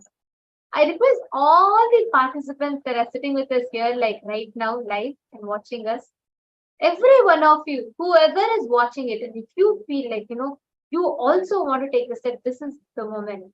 You can just sign up and be a part, and also scan, just see through your thread and see what Swami is revealing for you to manifest this. What Swamiji is showing for you as a solution for this.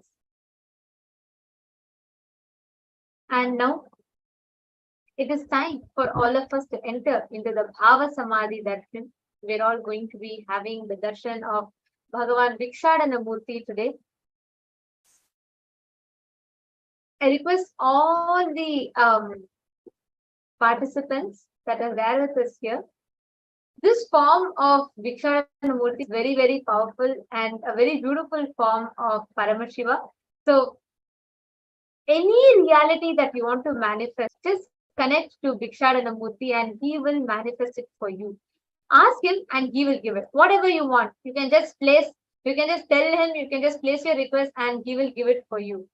That is Bhikshatana Murthy. And Bhava Samadhi Darshan of Bhagavan Bhikshatana Murthy will empower you to mirror that neurons, that powerful space that Swamiji is going to be manifesting, and empower yourself to create all your desires of reality. Now, let us all enter into the Dhyana Shloka of Bhagavan. I request all the participants to please settle down and let's all get ready for the Bhava Samadhi Darshan. We will now be chanting the Dhyana Shloka of Bhagavan Bhikshatana Murthy. Chaturbhujam Trinetram Cha Nagnam Chaiva Smitananam Bhasmadrigdam Vidrumabham Katyam Pannaga Samvratam Avrattalankrato Bhringi Padam Paduka Samyutam Dakshinam Tatkaragram Tu Harinyastunagam Bhave